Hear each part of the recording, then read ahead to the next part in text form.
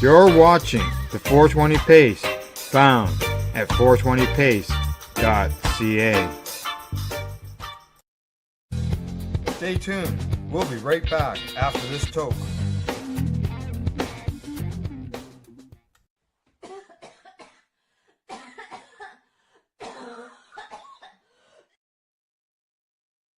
You're listening to the Pace Radio Network here at paceradio.net. The views expressed by the individuals during this broadcast are their own opinions, and they may not be the same as those of their group or other organizations they may be involved with. All medical advice during our broadcast is not a medical opinion and should be checked with your medical physician.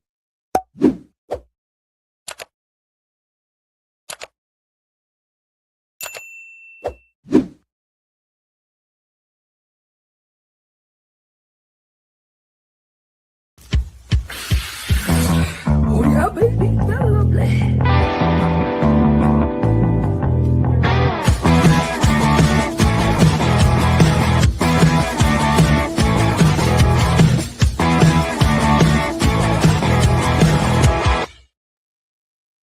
Good morning and welcome to Psychedelics and Cannabis Educational News for March the 9th here at paceradio.net and 420pace.ca. You notice I'm alone. Cindy has the day off. She's actually probably just getting into the airport in Nova Scotia. She was here in Ontario over the weekend, and she said that her plane got in before showtime, but it wasn't enough time for her to get to the house, get set up, and so on and so forth. So hopefully she had a good ride home, good safe ride, and she will return on Thursday. Don't forget, help us spread the word around, like and share our broadcasts, all our broadcasts here on the network, and help people get informed. So, all right. So for today's news, as I said, I've got 5 stories. I've got one that our governor who wants to shut down a voter-approved medical cannabis program. If people approve this, it's voted for this and they approved it. Would you pay? So we're going to learn a little bit about that. Health Canada, they've got a reminder for producers as well as Germany. Over there, they allow cannabis social clubs where people can get together and grow and reap the benefits of that harvest together. So we're going to learn a bit about what's going on there. And we're going to start off with a story where some veteran groups in the U.S., they want to have better access to natural medicines. So we're going to get started there. And that comes to us from a story from Marijuana Moment. As you see, the headline says, Veterans Group urges Congress to expand psychedelics and marijuana access to mitigate suicide crisis. Multiple veterans groups advise congressional lawmakers about the need to continue exploring psychedelics and cannabis as alternative treatment options for the military veteran population of Hill. Now, at the series of joint hearings before the House and Senate Veterans Affairs Committees last month and recently, representatives of veteran services organizations testified about the need to promote innovative approaches in mental health treatment, in part to help mitigate the suicide crisis that's disproportionately impacted those who served. Now, Dan Wiley, National Commander of the American Legion, said recently that the organization's #1 priority is ending veteran suicide, which involves finding alternatives to conventional therapies because pills and therapy have objectively not worked. We need stronger transition programs, innovative therapies, and improved safeguards to medication management, he says, while going out of his way to add that after a decade with the American Legion, he says this allows for veteran research on how it can reduce drivers of suicide. Now, the American Legion does not support use of illegal drugs, but we strongly support research that could result in new effective treatments. It's no secret. Um, where were that could result in okay. It's no secret that far too long doctors have prescribed opioids, which are destructive and addictive to our veterans. And the American Legion by resolution supports alternative therapies, Wiley says. Also, other representatives from the Wounded Warrior Project addressed the Joint Committee, providing members with testimony that emphasized the urgency of expanding research into innovation and emerging therapies by investing in new treatment approaches that provide personalized, effective care for mental health and substance use disorders, including psychedelic assisted therapy. They say with more research and commitment, psychedelic assisted therapy provided within U.S. borders and through the VA can become the next beacon of light for those hoping to overcome their mental health struggles. Now, Karen Whitmore, Commander in Chief of Veterans of Foreign Wars, spoke to the issue in written testimony ahead of a joint committee hearing recently referencing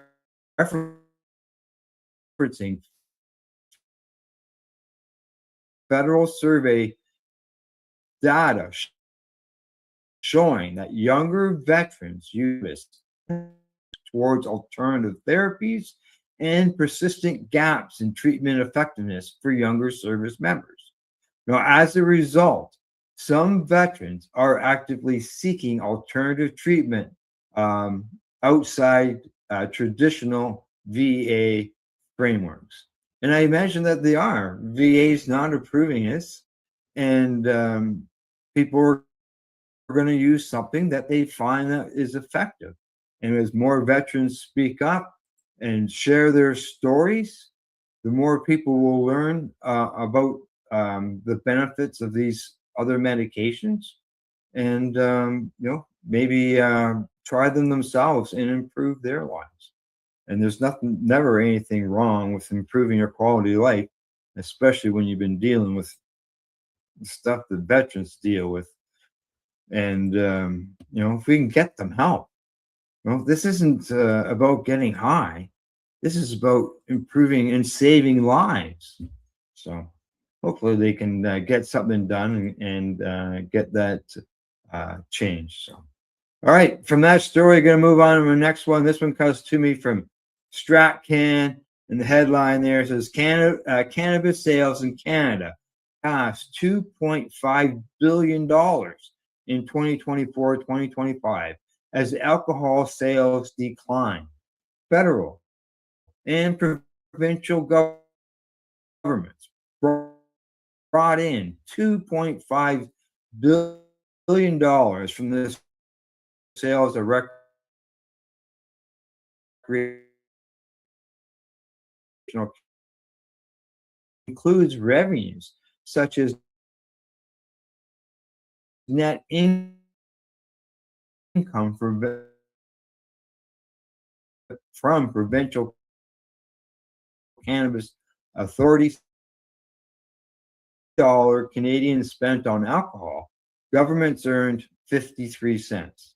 For every dollar Canadian spent on cannabis, government earns 45 cents.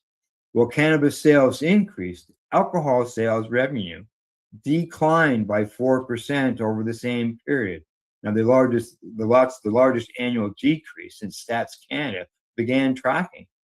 Now, sales of the recreational cannabis by provincial cannabis authorities and other retail outlets increased 6%, or $300 million compared to the previous fiscal year, reaching $5.5 billion in 2024-2025. Now, despite this growth, the rate of increase was down from the 11% increase in sales in 23-24 and a 15.8% drop in the 22-2023. Now, the price of recreational cannabis also decreased by 1%.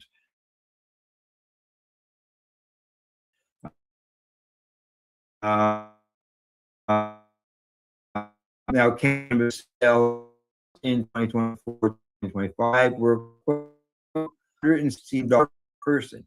Quebec had the lowest with $105 per person. Large product formats like edibles, vapes, and concentrates. Mind you, I believe that is changing. Now, as I mentioned, it's changing. Quebec began allowing sales of cannabis sales in November of 2025 and only allows the sales of limited edible products. So those sales are just getting started. Now, dried cannabis flower remained the largest cannabis product category in terms of sales, but extracts continue to gain market share. Now, inhaled cannabis extract was the fastest growing recreational cannabis category in the 24-25 year. That's up 13% year over year, reaching nearly 1/3 of the total sales. Now, sales of cannabis edibles, they declined by 2%, while its market share declined from 4.3 to 4. Now, dried flowers market, their share declined from 61% in 2023 to 59% in 2024. Now, Canada has collected more than $5.4 billion in federal cannabis taxes since legalization, with 4.2 billion of that going to the provinces and territories. And I know right now I have some cannabis friends out there that are asking, where's all the money going? All that money that I've just rhymed off, where's it all going? Exactly. We'll take it easy there, Wayne. Thanks for the comment.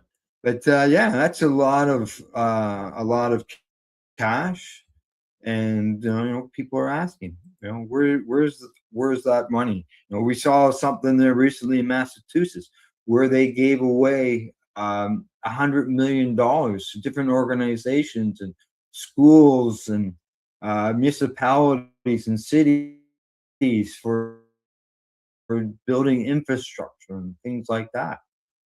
It'd be nice if we could see something here in Canada from our provinces, from our federal government, just to give us a bit of an idea on what it's doing. So, all right, move on from that story on to our next one.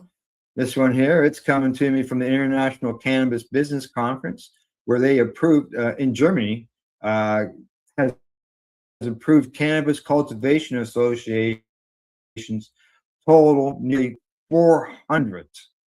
That's a lot of associations.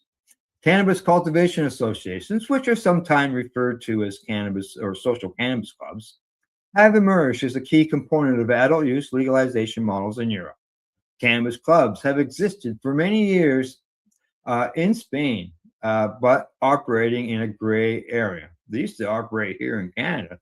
I know that in Toronto alone, there was a dozen of them, but that was like 5 years before legalization.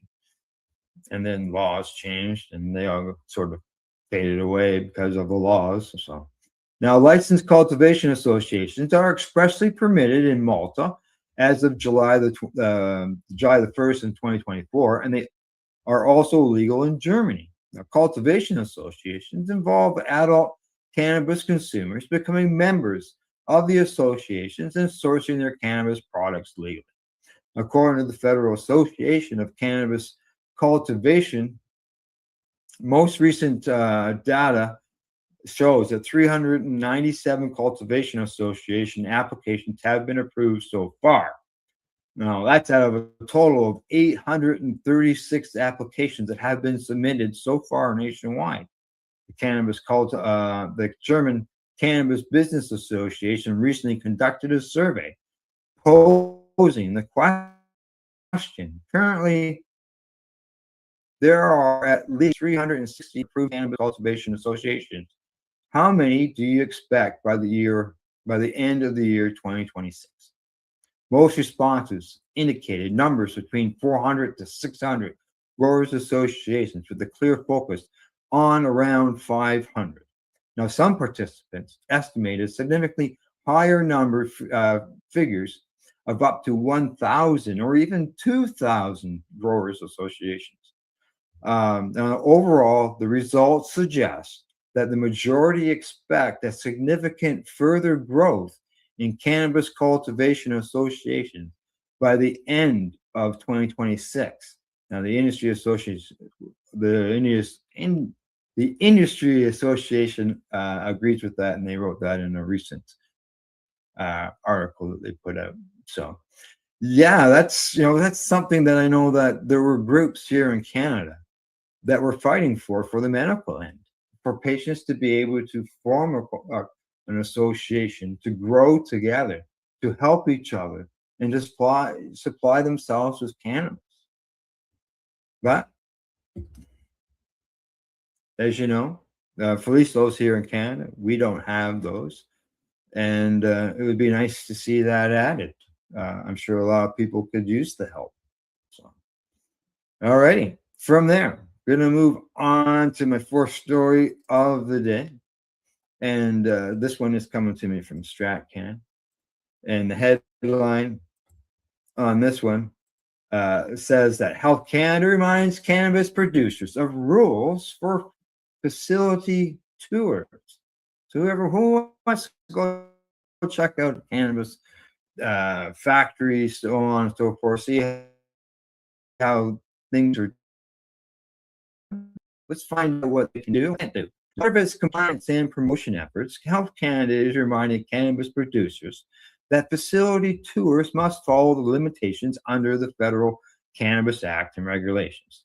Specifically, the memo notes that tours must not include public access to operations or storage areas for standard license holders or access to storage areas for micro license holders.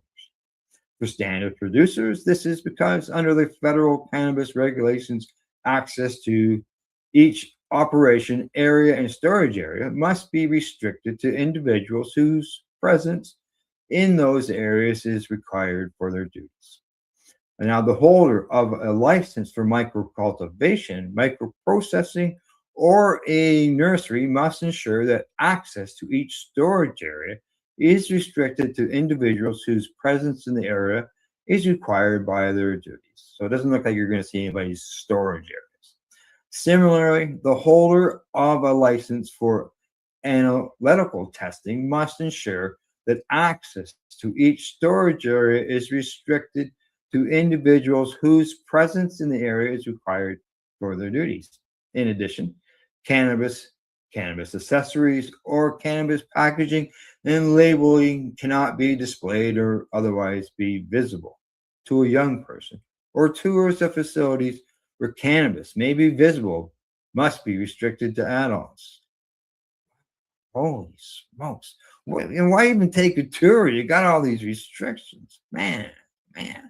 Now, any marketing and promotion about or during facility tours must also comply with all applicable federal and provincial restrictions, including requirements related to age-restricted promotion. Now, federal license holders should also carefully consider whether any services offered during the tours or other activities could be perceived as inducements. That's right. They're not allowed to have inducements. So, in other words, you can't offer something. Like you go in the liquor store, you can see a big bottle on the shelf and a little bottle attached to it. Yeah, no. Can't do that. Now, lastly, rules regarding on-site consumption during a tour are overseen by provinces, territories, and municipal jurisdictions, not federal law. So if your province, there's no reason other than they just don't want to, but why not a province allow these consumption places to happen? There's lots of people out there that can use them. People that maybe spend a bunch of money on a condominium that the condominium association now tells them that they can't use cannabis in the unit they just paid over $1 million for. Yeah, no. All right, now Alana Davies, CEO of Dabble Cannabis, an outdoor cannabis grower in Vancouver, on the Vancouver Island, says that the guidance does not offer any real clarity or support. I don't think there's no support there, especially for outdoor growers who are unable to allow visitors inside their actual cultivation areas because of these restrictions. So you're gonna go to a cannabis place hoping to maybe see all these different kinds of cannabis, and this doesn't look like you're gonna see any. Now, outdoor farms are unable to designate their own operation areas without a costly fence addition, which really defeats the purpose. It's a shame Health Canada puts time, effort, energy into these clarifications and guidance documents instead of creating policy that actually works for and supports what the industry is trying to achieve, a successful legal market. It's still, stigma, all that stuff is still going on heavily in the government and provincials, municipal, federal. Yeah.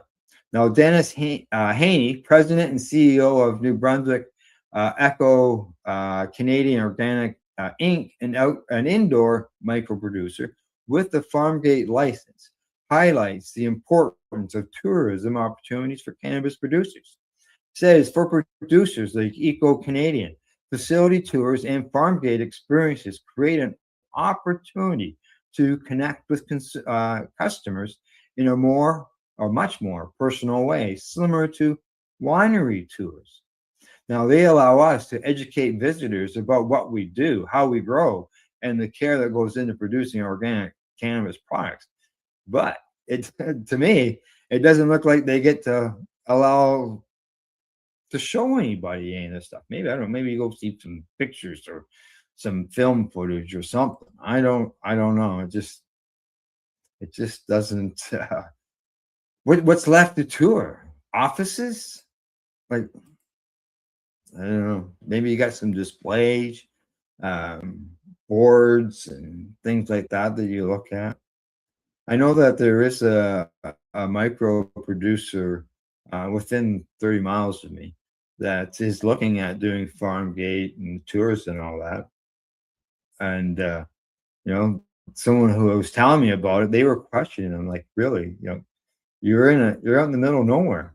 Who's gonna come and see it? So, I don't know what the end result is, but maybe someday I'll find out and go see for myself and what you can actually see at these tours. All right, time for me to move on to my last story of the day, and this is the one that really irks me when voters vote on something and they approve it, and then the government's got to go along and twist and turn it around and try to make changes. And here we go. This coming to me from normal.org. Headline says Oklahoma governor reiterates call to shut down state's voter-approved medical marijuana access program. Really?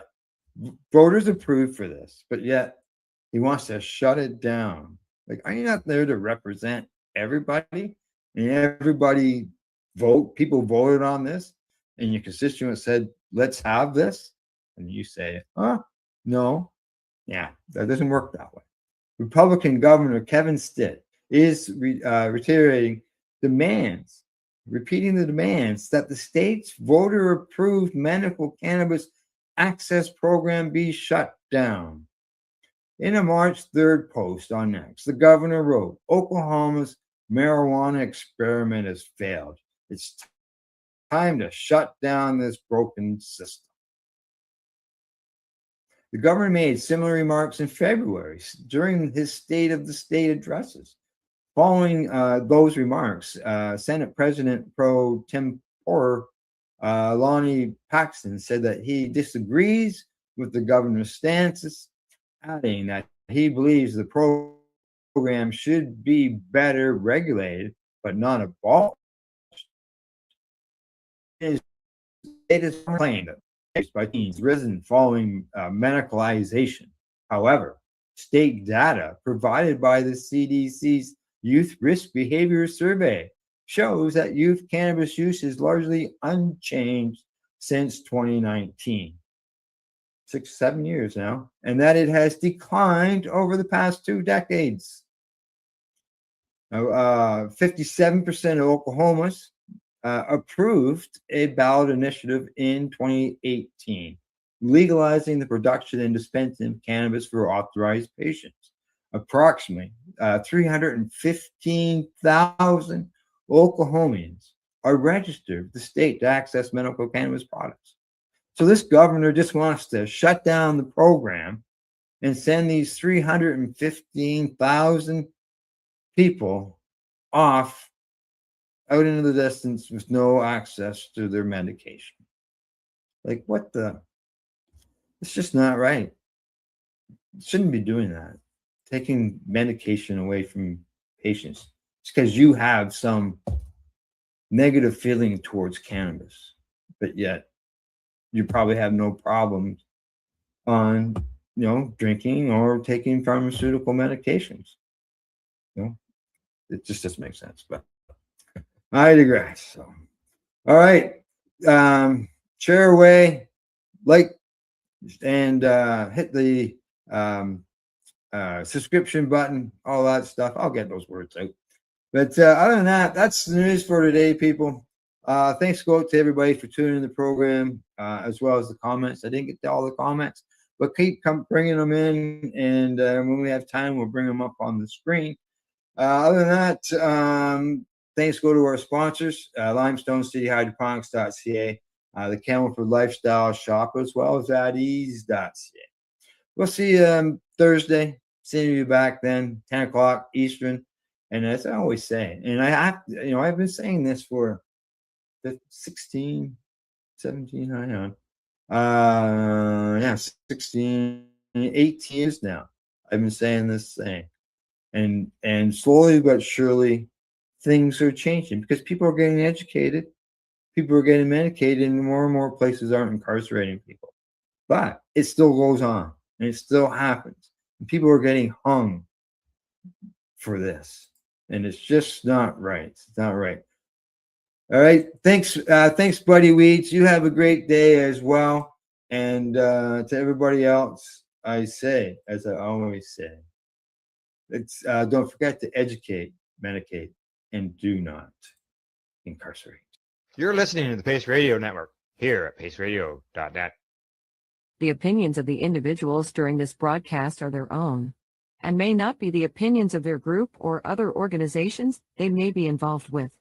All medical advice during our broadcast is not a medical opinion and should be checked with your medical physician.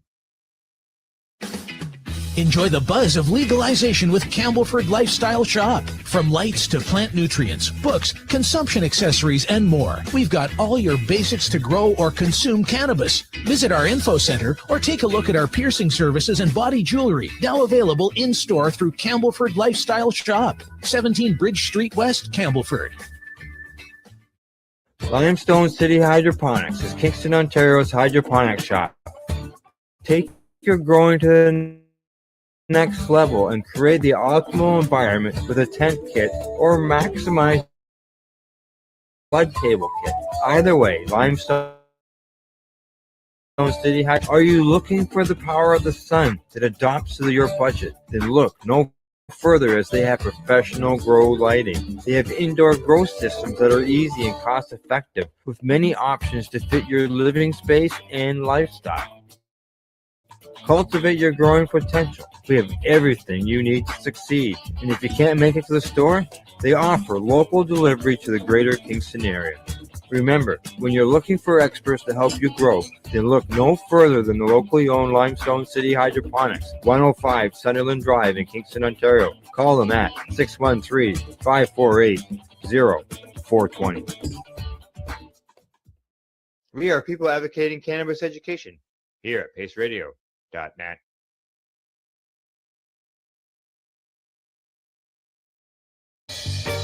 You're watching the 420 Pace, found at 420pace.ca. Stay tuned. We'll be right back after this toke.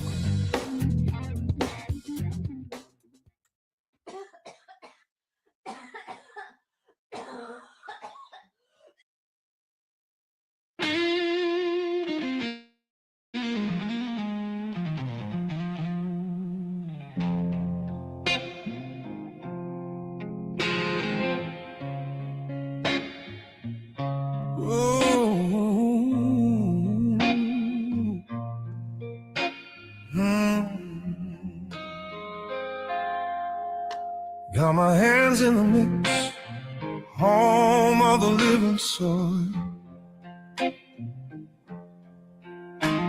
Every clump has a story, dressing up love on the top.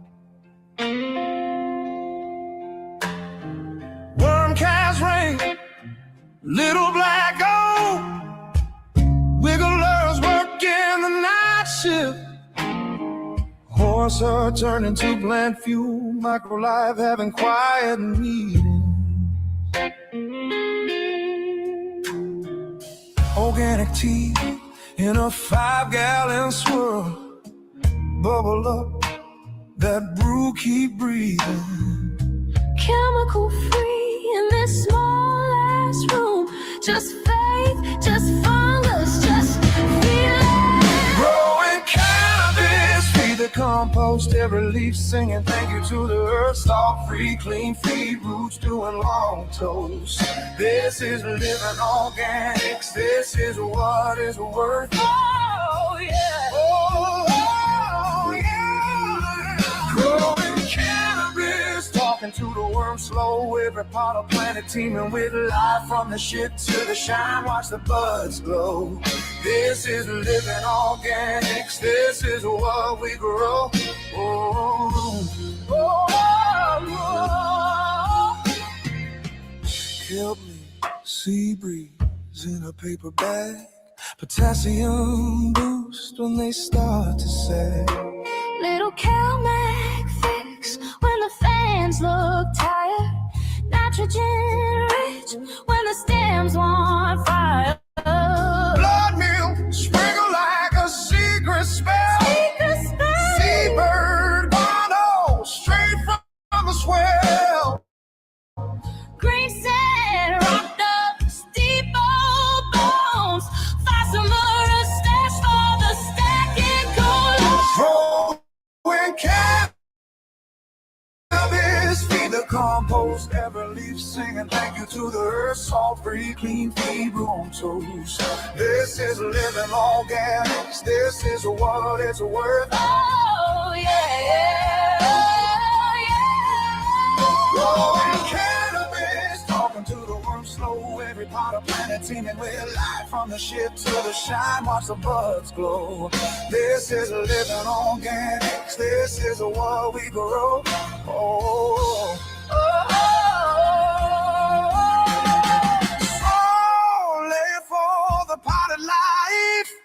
Sparks that go deep, microlife that freaks. Besides the soil, the leaves perk, making everyone smile. Add that bad crap, grow those buds sweet and sticky. Trichomes everywhere, glistening the flash.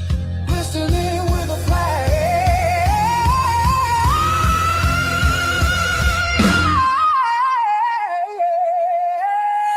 Growing cannabis, feed the compost, every leaf singing thank you to the earth. Salt free, clean feed, roots doing long toast.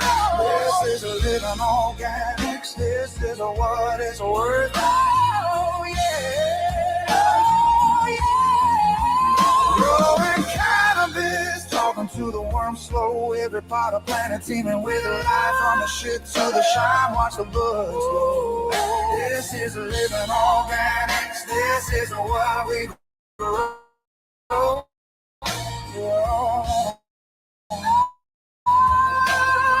yeah. Fruit peels and kitchen scraps, dry them, grind them up, turn them into powder, feed that soil. Add your tea and feed, add your old pot and mix, and more worm dope, spin that composter round and round. Oh yeah, yeah, yeah. Growing cannabis, feed the compost, every leaf singing thank you to the earth. Salt free, clean feed, roots doing long toast. This is living organics. This is what is worth. Oh yeah. Oh, yeah. Growing cannabis, Talking to the worm slow, every part of planet teeming with life, from the shit to the shine, watch the blood flow. This is a living organics, this is a world we grow. Oh, oh, oh, yeah.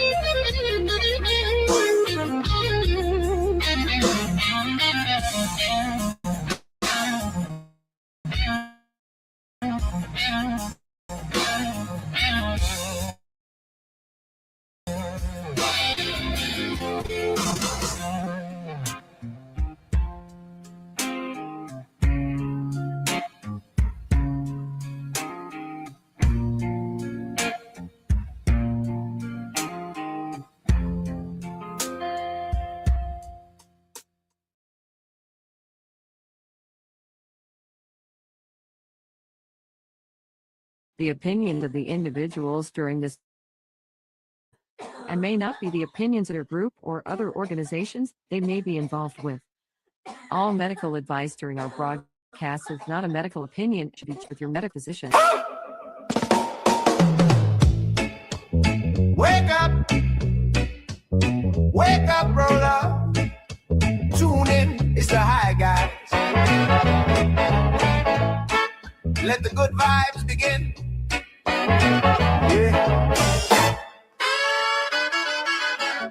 Yeah.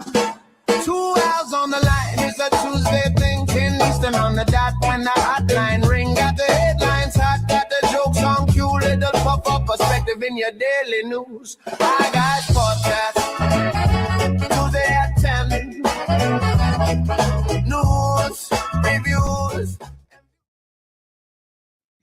Hi, guy. Hey, man. Hey, this is trippy. I know, I like it. It fits in the right spots. Does it? Well, kind Wow. of, sort of, yeah. You know.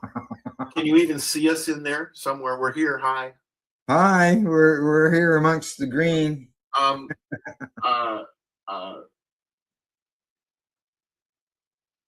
I've You're forgotten speechless. everything I wanted to do today. Did you? No. Everything's ice here, man. The great melt has started, but it's sunny during the day. Well, it's not so much today, but yeah. It's nice out there this morning down this end of the country. It's Province. -8 right now, and yesterday everything, the great melt has begun. Yes, it has. So everything is melting during the day and freezing overnight. I slid halfway down my driveway the other day.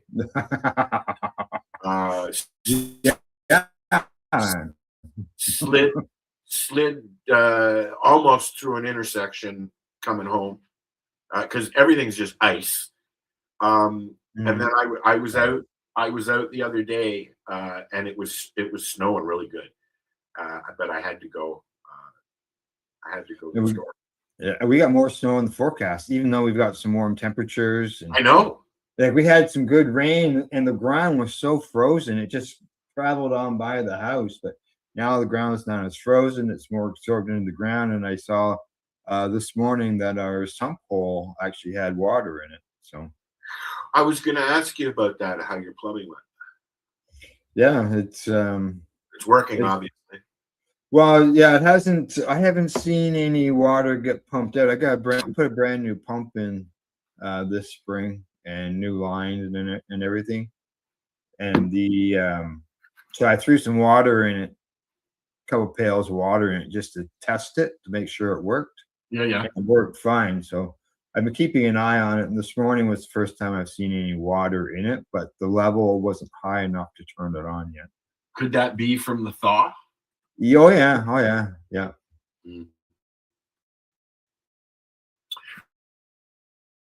Because at the thaw, there was probably a month and a half of swimming pool down at the fire pit kind of Oh, like I'm sure, your yeah, old yeah. backyard, Bottom of the hill, yeah. No wonder.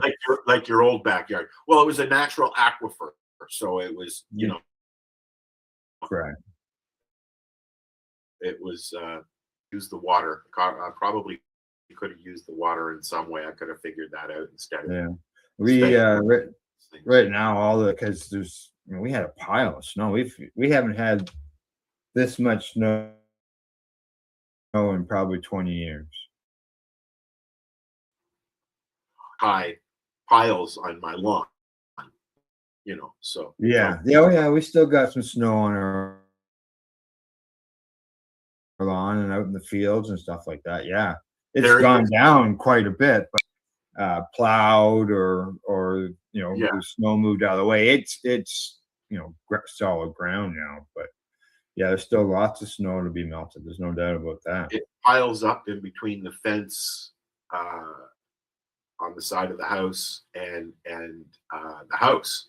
So there's at one time there was probably 8 feet of snow between the house and the fence. Yeah, no, we made sure uh, that there was no snow along the house, trying to reduce any chances of a flood. Yes, yeah. So you've been shoveling around the house Yeah, I've been shoveling around the house. Yeah, with a snowblower, obviously. snow blower, shovel. Yeah. So I have a slot. I have a slot that the car fits in, oh yeah. and there's snow Yeah. all around it. And then it snowed a couple of days ago, and it was like I couldn't even see across the street snowing. Yeah. And then it goes into the wind. It's we got wind all the time, right? Because of the lake. The lake's been very angry, and you can see these big sheets of ice floating by every now and then. Okay. Nobody on the sheets of ice like you. Not yet. Well, they had to send out the rescue crew because there was like 30 people on a sheet of ice I there. heard about that. Yeah, the snow ice fishermen. Yeah. That I've watched. I watch a lot of those Alaskan shows, like Jewel Family and all that, and the Coulters, and it's amazing how thick that ice goes. Now it doesn't freeze. Lake Superior does not freeze. It's just too wild. But in between the island and the beach, we'll say, or the land, mainland, it used to freeze in there, kind of like Toronto Island. You used to be able to literally walk across the island harbor. We would go out on the lake and watch the ice sailing. They would sail around on the lake, sail around the lake. That doesn't happen here anymore as well. But it's been told to me that there's a family of caribou that live and have lived on the island, on Slate Island, for many, many years because it used to freeze and they would walk over. Now they have no way to come back. So they just made house there. And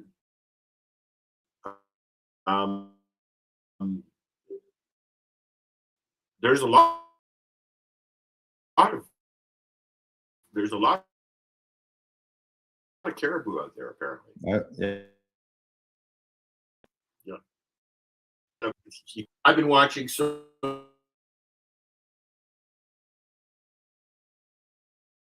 many documentaries about Lake Superior just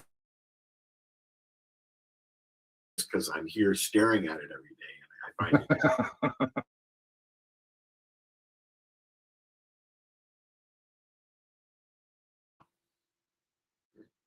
It looks closer than that in the photo. It does. It's 13. What did I? It's. I'm sorry. It's not a mile and a quarter or a kilometer or whatever you want to call it. It's 13 kilometers from the mainland to the island, to Slate Island, and it only looks like 100 feet. Oh, right? Because of the distance, yeah. right? Yeah. What was I going to say? Now I've lost that thought. Oh, I don't. what are you Welcome smoking? to Hi, guys. What are you, what are you smoking today? I have I haven't talked to you in a while, so I got some Highway brand. Highway is a legal entity here in yeah. Canada, and it's called Indica. Is that good? You can't remember the name. I think it's called I can't remember. Al. I think it's the Is slow that what way. it's called? It's the Indica. They have an Indica. They have a. I like this. I like Highway because they are always changing the strains within the Indica and the hybrid and Okay. the So sativa. they don't grow a consistent. You're not getting a consistent strain, but I don't know because they only have listed their name for it and that it's an indica or a sativa. oh yeah. But I do know that they rotate it to keep it fresh, right? Like, I mean, I'm getting sick of going. The one complaint that I have about the legal store in Canada, since we're on the subject, is the fact that you can't sniff or touch or see the bud, although the windows are going to change that. There's already been a couple that I've seen with windows. Yeah, that's seen as well. But the fact that you can't even look at it or smell it, the only thing I've developed a test. I call it the squish test. No, yes. And I've bought a couple of bags that have tricked me. Because once you open it up, they're really hard and dense, and they just turn to powder. Oh, right? Most companies in Canada put a what do you call it? A humidity pack in there. correct. Yeah, I've seen that. Yeah, well, you buy the pens. You don't buy straight. Normally, yeah. I got a cart story. I'm just waiting for you to finish. That's all. Oh, go ahead. Oh, I haven't had a cart in a long time because my pen broke. Oh, I had a cart in the pen, and it I guess it leaked, and it stuck, and I tried to pull it apart, and the little tiny piece that takes the power from the pen to the cartridge broke off. Oh yeah. I've had the piece that's on the battery itself. I've had it actually pull right out. That's the piece. I pulled it out and I tried to put it back in, and no. Yeah. So I used to have it here beside me, and I need a new pen. I want to get. I think the next one that I'm going to try is an all-in-one. I haven't tried an all-in-one. What I'm worried about is in the past I've gotten samples of the all-in-ones, and I think I have 4 or 5 of them that are half full, but the battery died. Yeah. When you can't recharge them, right? So right. Yeah, no, I usually buy the carts. It's because as you know, I don't smoke joints in my house. It's not that you don't. You're not allowed, Al. Come on. It's been that way for 20 years. So it wouldn't have worked out for me. There's no, mind you, even though I say that, but in our first house, I had a ventilated space. I smoke freely around the house. That's all. Yeah, I smoke freely in the house, even when I have Airbnb guests. I've been caught sitting in the living room smoking a joint, and Buddy comes up and he goes into the fridge and he grabs his bottle of wine that he had in his fridge. His wife was in the room; they were watching a movie, So this is our drug of choice, and he walked into the bedroom. That's all that he ever said. I kept hiding it. You know, I'm like, I should say I used to have right on the advertisement that my house is 420 friendly. Correct. Which will go back up when I resume Yeah. during the season. Put note in it. Owner consumes cannabis. That doesn't mean you have to be. Correct. And I have respected guests and gone into my office, or you know, I'm not going to leave the house unless the weather's nice, obviously. But you know, Yeah, I had this winter. I had a ice hut. ice hut Yeah. up on the back deck, propane tank inside, the heater on it, and Which you didn't actually use much. I used it. Oh Did yeah, you? yeah. I even got tested at minus 20, minus 30 degrees out there. Now it wasn't a fully insulated tent. They call No. It's they a call nice it yeah, they call it weather resistant. So it's thicker than a tent that you go camping in, because there is 2 layers and there is some insulation in between. This is really thin insulation, but there is some insulation in it. And yeah, I could sit or stand in there and be nice and warm, and it did the trick. You need a table. Yeah, I didn't have a table. And then there's 2 other problems. High winds, because I could only anchor down certain ways. I was a little concerned about high winds, and heavy snowfall. I walked out one day. It was the it had an inverted roof. Yeah, and the unfortunate thing is also that they only last a season or 2 when they're out on the ice. They don't last long. I could see that. Yeah. In retrospect, I think that like the tent I had there at the farm, it lasted a season, and then unfortunately the top flap ripped off while I was home, and exposed the roof, and so the couch got wet, and you know, Yeah. all that. But I'd still have it if it wasn't for the fact that David ripped it as he was putting it away. Oh. Ripped the whole bottom off as he was trying to fold it. Yeah. Yeah. No, it worked all right. You know, I ended up putting 4 holes in it though.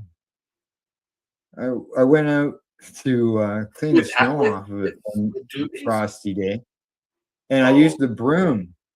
I used the broom to knock the snow off, and it went and through. I freaking popped a hole in every window because they were frozen. They were frozen, just thin plastic, right?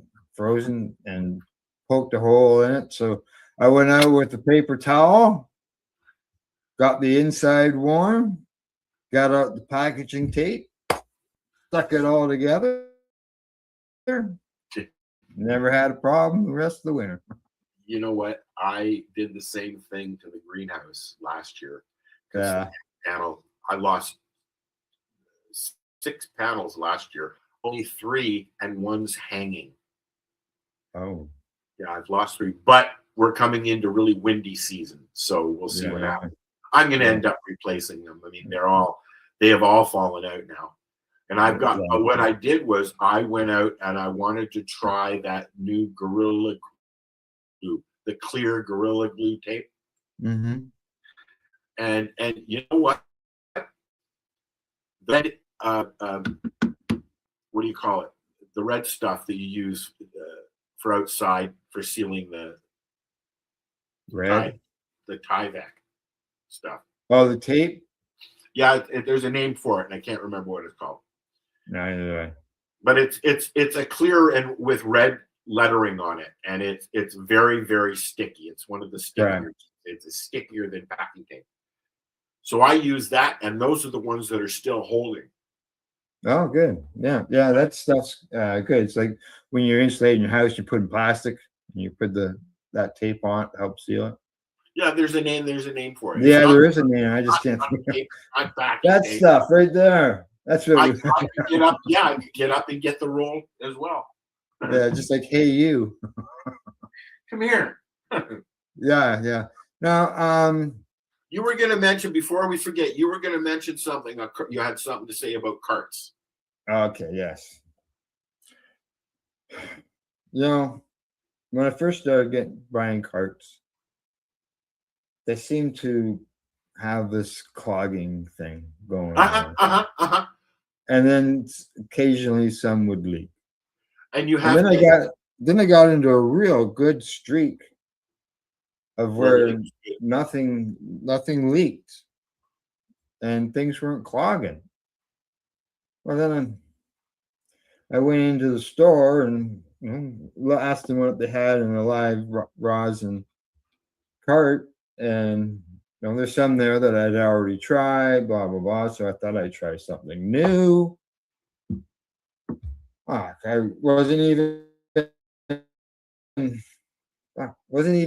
a quarter gone. The thing was already plugging up on me. I've had that happen many times. And then it wasn't even half gone, and it was leaking all inside my battery. Also had that happen. Oh, again, yeah. It's just like, I've had them in the past, and then they stopped, and I thought, okay, good. They've gotten better at them. And then they got another one. So here's a little tip. With your shatterizer, I keep forgetting the camera's not up there anymore. It's down here. With your shatterizer tool that comes with your shatterizer, yeah, you heat up this end, the end without the scoop, and just put it in the hole, and it will clean it out. In the hole. Just heat it a little bit with a lighter, and then you have to take your cart off. There's a hole that goes. Okay. I thought on the shatterizer itself. You use your tool to clean that out. It won't clog as much. That's where it clogs. Like I can feel it. I'm spinning it around, taking it out, and you can feel it in the thread. Like hopefully it didn't mess up my battery. It's easy to clean out.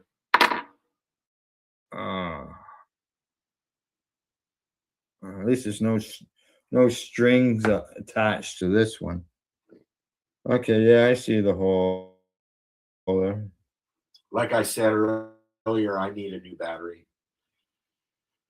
Although, you know what? I've noticed a big difference between using my shatterizer and using a cart pen.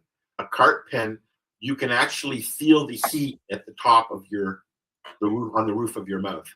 Where with the shatterizer, it's got a little cap in there that stops the direct heat from coming out the hole, like a little diffuser for your smoke. Yep.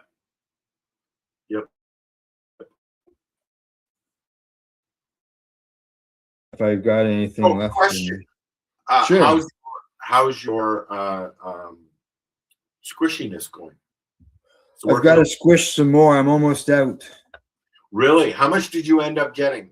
Oh, I don't know. I just squish when I need it and don't even worry about what I got. You know what? I need to start doing that, and when I have the product to do that, I will start doing it. I like my squishy, as you know. Yes. And Matt makes sure that he keeps me in shatterizers. I'm never without one, really. Well, yeah, I'm gonna put some. Come on, get off of me. So, I made a song. Did you? Called the 420 Pace. All right. And now you made a song, so we should tell everybody what's going on. I guess that you've been playing with Suno. Yeah. So have I. I know. So we're going to add music to the broadcast. I've been doing that for a while. We listen to about 20 songs on 420 Pace or What show? On the other one there that I do. Yeah, You know, I don't know how I used to keep track of shows because I used to do 7 shows a week. Mm-hmm. All yours. No, actually I had more going, but Yeah, you had one in there. yeah. Yeah. I don't know how I kept up because I'm having a hard time keeping up now, I tell you. Yeah, one time we were running. I had 10 broadcasts a week. I think we had 16 shows, I think, at one Something time. like that. Yeah, at one time. But now people say one thing and do another, so we just do our own thing. All right. So you did the song. Yeah. You're gonna do something with it. Everybody's going like, "Where's the song, man?" We there. Same time, same seat. Wait for it and white bike. Roll out the mat, press play. Same little chair, same ashtray. Neighbors know it's that showtime. Laughing at the clock as it slides by. I got the snacks in a brown bag, notebook full of wild plans, big flags. We tune in, tune out, feel straight. Calendar lock for the same day. Yeah. We doing it, doing it. The 420 pace, daily vibes, weekly waves in the same space. From sunrise talk to the late night glow. It's a ritual, you already know. We doing it. The 420 pace. Every laugh leave a mark we can't erase. Link up, kick back for the show. Same time next week. Say yeah, say yo. Chat about life, chat about love. Little side eye when you call my bluff. We disagree, then we crack up. 2 cups, 1 couch, 1 love. You drop gems in your soft tone. I drop jokes when you grab your phone. Clips and bits for the crew to see. Don't post that, but you still click send on me. We doing it, the 420 pace. Daily vibes, weekly waves in the same space. From sunrise talk to the late night glow. It's a ritual, you already know. We doing it, the 420 pace. Every laugh leave a mark we can't erase. Link up, kick back for the show. Same time next week, say yeah, say yo. One spark, one joke. Then another from the weekdays just to the weekend cover. If you miss one, you feel that hole. Like a skip step in a tight road road. So we line up time like tracks in a crate. If you come in late, still we'll wait. Cause every day, every week, same place. We're living life on the 420 pace. Doing it, the 420 pace. Daily vibes, weekly waves in the same space. From sunrise talk to the late night glow.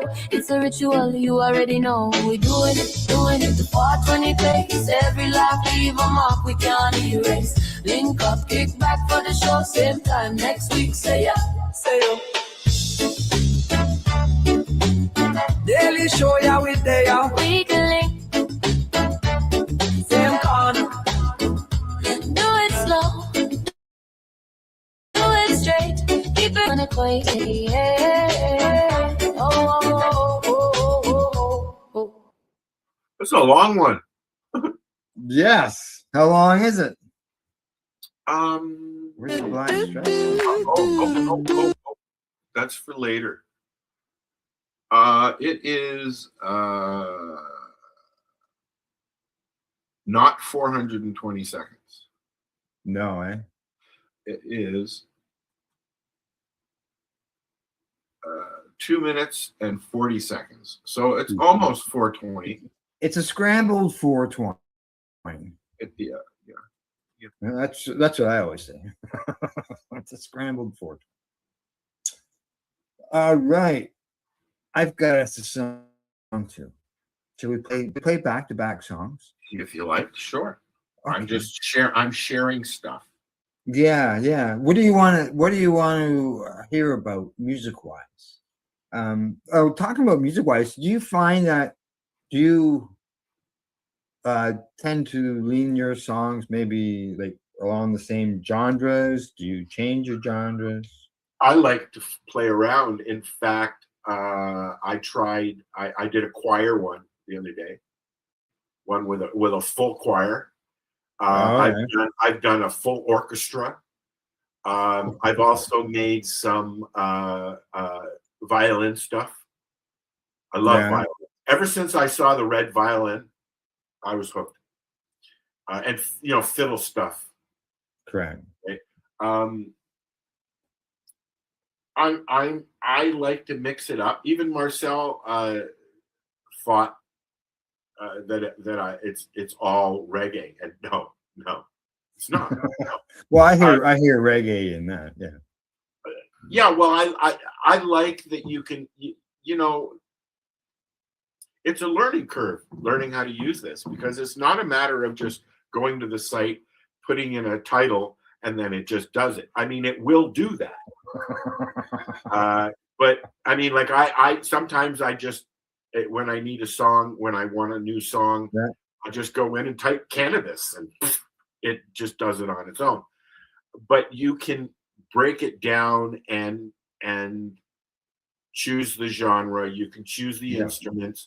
You can choose the type of voice. If you use the same styles, you can save your style so that you can consistently use it. So it uses the same voices, the same genre. So you can create what they call a persona. Right. And then kind of use that to keep your genre the same. So keep all your music sounding similar. Well, I'm doing two things. I'm giving us music to listen on shows. I'm also using it for segments and stuff like that, to create segments and stuff like that for segments and stuff like that. The intros going into the segment. Yeah. And the outros. Yeah. Right. And then for our Saturday thing, the one I just played there will be chopped up and used for advertising. This is when it's on, blah blah blah blah blah, or something, right? As I did with our. The opinions of the individuals during this broadcast are their own. Disclaimer. That was actually our whole intro. Right. But I discovered. I know we're talking about music, but I've discovered that Google has a access point. I mean, it seems to me everybody is using ChatGPT to work with their whatever else they're doing. I'll give you an example. Suno uses ChatGPT to generate lyrics or to fluff up a lyric or whatever. If you go to ChatGPT, you can create now pictures. I should bring up an example, but I don't have it. Well, is what about our screen here? Is this not an example with the? This is an example of. I went on. I came up with what I wanted in there, and then I took it from ChatGPT and I put it into the Facebook chat thing where you can manipulate stuff and added things. It's just really easy. Okay. Now, I'm having arguments with a lot of people about AI stuff these days. It's the hot topic. A lot of people hate it. They despise it. But what they don't realize is pretty much everything on TV now, everything during podcasts, and there's some element of AI going on. Now, saying that, I mean, I've been doing this online in graphic arts and photography since I was in my teens. And, so, I mean, up until a year or so ago, I was doing it myself. But people don't seem to understand that it's just another tool for me.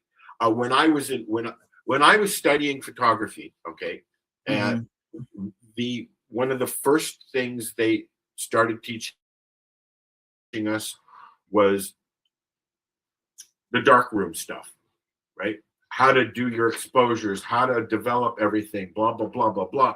But at the same time, in another class, they were teaching us how to use Photoshop. And back then, photographers and people are like, oh, yeah, that's Photoshop. Look at that. She doesn't have tits like that, because the fashion industry was just latched right onto it, and they were using it to manipulate photos for advertising.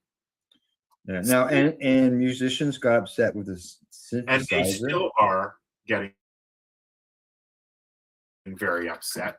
There's actually a lawsuit going on between musicians and Suno. Apparently, when they were building the interface, they were sampling thousands and thousands of different artists, their themes, their genres, the way they play, their notes, their voices. So if you want to, you could, like, there's been some similarities.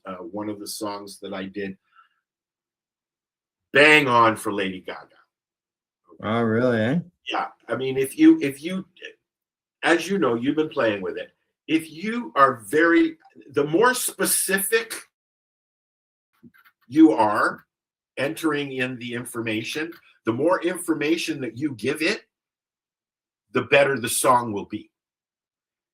Okay. Oh yeah, I can see that. Whether or not you want to add lyrics, or you want to just give it a topic and a genre for its own thing. Correct. So back to what you asked.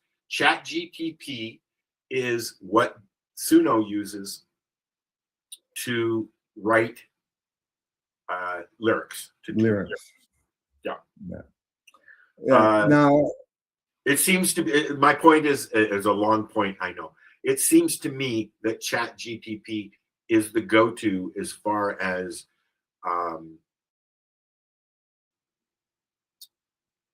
text stuff goes, writing and images and stuff like that. It doesn't. I'm sure it does do video, but not on Chat. Yeah. No, I don't personally. I don't go to Chat GPT or however you call it. I don't go to the website or anything. Yeah. You know what? They have embedded it into Google. They've embedded it. Google recently, I'm sure they've been using it for years, but they've recently outed themselves and said that, yes, we are using AI now. That's what YouTube is using. That's why Facebook is so fucked up right now, because they're switching into AI mode and letting AI take care of all of the stuff they don't want to. Right? Yeah, and banning sites and not that used to be all manual. You used to have to do that. When back in the day when I was doing websites in the 90s, we had to perfect ways to ban people from coming on the site, because there were so many people, and then somebody would come in and disrupt the chat. Back in the day, text chat was the basis of the internet. The IRC, the Internet Relay Chat. That was what started it, because you have the internet, and then people want to talk. Let's use it for. Now look where we are. We've gone through Skype. Skype was the shit when it first came out in the 90s. Now it was the number one thing going. Now it's gone, completely gone. ICQ was the first messenger service, and then AOL came out with theirs, and MSN came out with theirs. But ICQ was the first person-to-person messaging service. Now back to music. Yes. You mentioned about putting some words in and expecting a song or whatever. My first song that I created, I put in like 5 words. Yeah. And then I hit create. Yep. Well, the song is 5 words. Those 5 words get repeated, but I didn't delete the song. Like That's the not- instrumental part of it is good. I kept that. I actually got loaded. I got it. I've got it here on the list of videos. But I've been playing with instrumentals. Yeah. yeah, I put in. I didn't know that you had to. You could push the button to create lyrics and stuff like that. If I you learned look, that are you doing it on? Are you doing stuff on your phone or are you doing stuff on your both. computer? I'm doing both, Okay. phone and So, computer. You'll get this then. The Suno app is, unfortunately, I'm sorry, Suno, it's very flaky. It crashes a lot. Although it's getting better. The website itself, if you notice, there are different things that you can do on the mobile and then on the website. Yeah. It's laid out differently. But if you look at the very top of your screen, you can do simple and just put in one word and it will write a song, lyrics and everything, music, everything for you. Or you can go custom. Or you Custom. can go into custom. On our phone, yeah. I Right. found that. And you can use and put in lyrics that you want. Yeah. So you can put the lyrics in completely. You can put the music in as well, and then have Suno fill in everything, right? Like it will literally take whatever you put into it and create something you like. I've even had some stuff that I'm listening, jamming out, and it's like, and then it starts. Oh. So yeah, but anyway. Okay, I'm gonna play a song. Okay. Now my songs are done differently. I put as I've been going along, I've been putting more input into changing the lyrics that it creates. So it's not just the chat GPT doing it. I'm putting in for words into it. I'm using it for, I'm going to say, historical and history reasons. Yeah, you're writing about festivals and some of the stuff that I've done in the which past. I'm doing the same thing a little bit. Yeah. So I'm just trying to figure out, and then I've had some that I just made for some fun as well. Yes. I'm just trying to decide which one I want to play first. Well, okay. What I do is I take the song, the music, and I've put pictures to the music. Yes. Yes. Some of the pictures match the music. Some of them don't. Some of the songs are based on the articles I wrote for Treating Yourself. And then, so I've sort of, over time, it's evolved in my look that you end up with. But I think right now I'm going to start with, okay. I'm going to go decisions. I'm going to go with the 710 code. I just heard. Did you? So I'm going to play it, and then I can go through and explain a little bit more. Well, I guess I can talk about a bit going into it. Is with this song, I've taken the pictures, and it sort of shows the layout of how things are done, the process. The one is this the one that got banned? It was either this one or the one about the hash. No, it was the hash. It was the hash right. when they got banned on YouTube. Then I appealed it, and YouTube put it back up. Which is usually what happens in most cases. People don't realize that. They go, "Oh, my thing got banned." Oh well, and they don't follow through with it.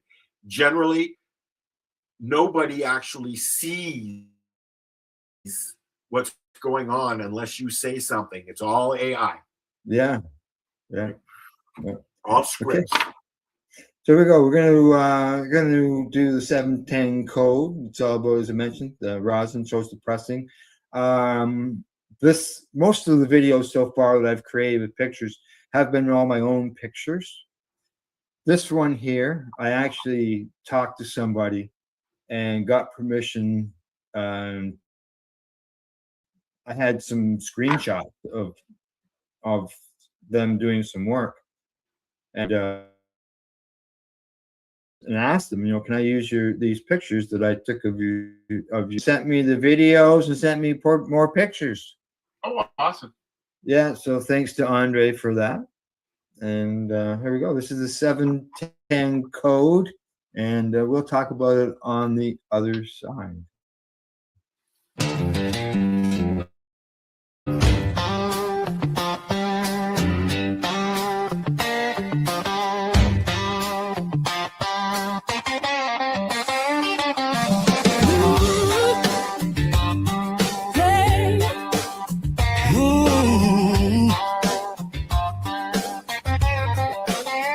Got the slab on the table, Little brick, all pressed, all gold. 5 tons in the steel frame waiting. Whole room hush when it flows.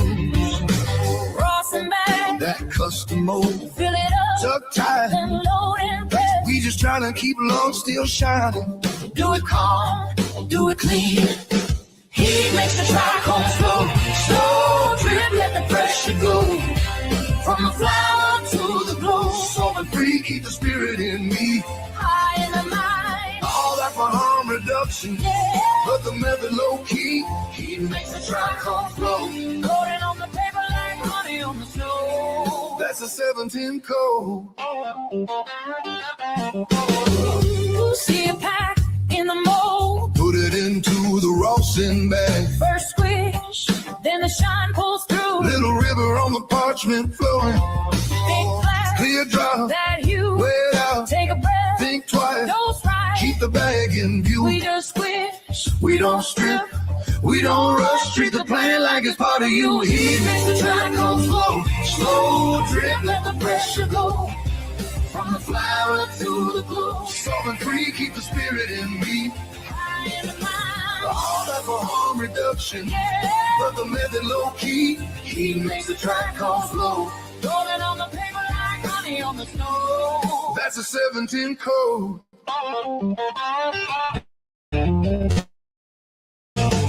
Smooth as silk, Brittle like glass. creamy like milk. Put in your rig Light the torch, or push the button. Get you medicated like nothing. He makes the trichome flow. Slow drip, let the pressure go. from the flower to the glow. Soft and free, keep the spirit in me. High in the mind, All that for harm reduction, yeah. but the method low key. He makes the trichome flow. Rolling on the paper like honey on the snow. That's a 710 code. Feel it in your toe, feel it in your head. Body temperature, Up it goes. forehead sweat. Where's the bed? Things calm down, body sweats disappear. Wow.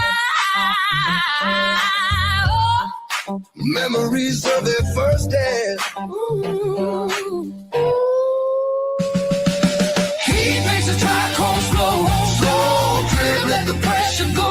Let the pressure From go. the flower to the glow. Soul and free, keep the spirit in me. Keep the spirit in me. All that for harm reduction, Yeah. but the method low key. He makes the trichome flow. Rolling on the paper like honey on the snow. That's a 710 code.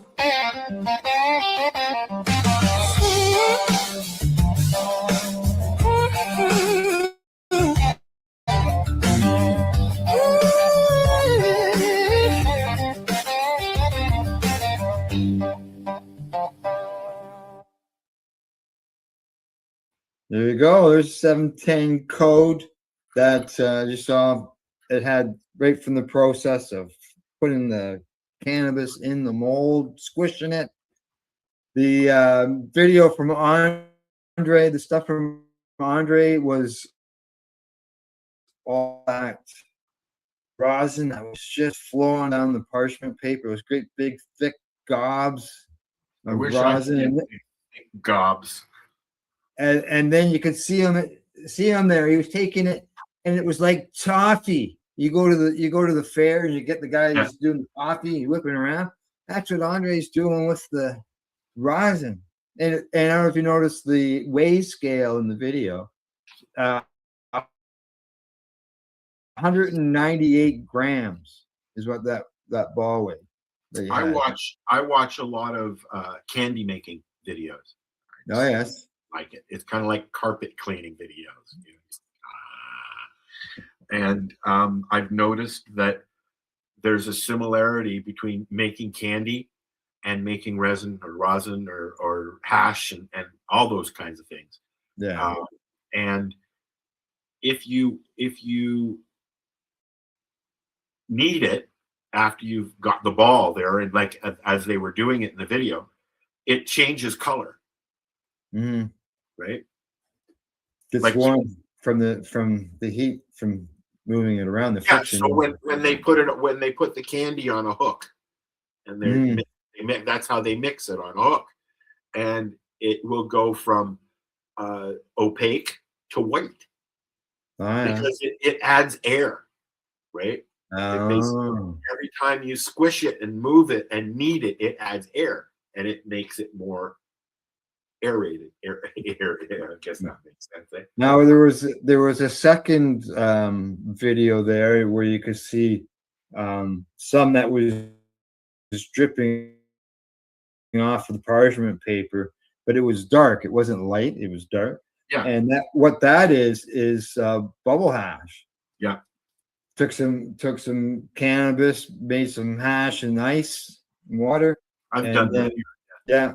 Froze it, and then we stuck it in the squish into the press, and just ran out. I missed the originals, the amount when it first came out. It was just like a flood. That's the thing that's the part that stops me from using what I have available, because I don't want to waste it. And you put 7 grams in, and you might get 1.5 grams. And that's a lot of product to use to make 1.5 grams that's only going to last you, in some cases, a day, depending on how you're using it, right? No, 7 grams might only last a day, too. Well, that's my point. As herb versus sometimes, you know what? I probably go through 1/4 a day. Yeah. An ounce will last me 4 or 5 days, maybe a week. But do you remember? Do you remember when 1/4 lasted you a month? Or more? Jesus. Oh, those are the days. those. Well, it's also the way it was grown and all that. And back in the day, you were usually getting guerrilla grows in Canada outdoor, and outdoor is usually very puffy, which is nice. I'll take us from that to something that I saw in the news that I was really wrong.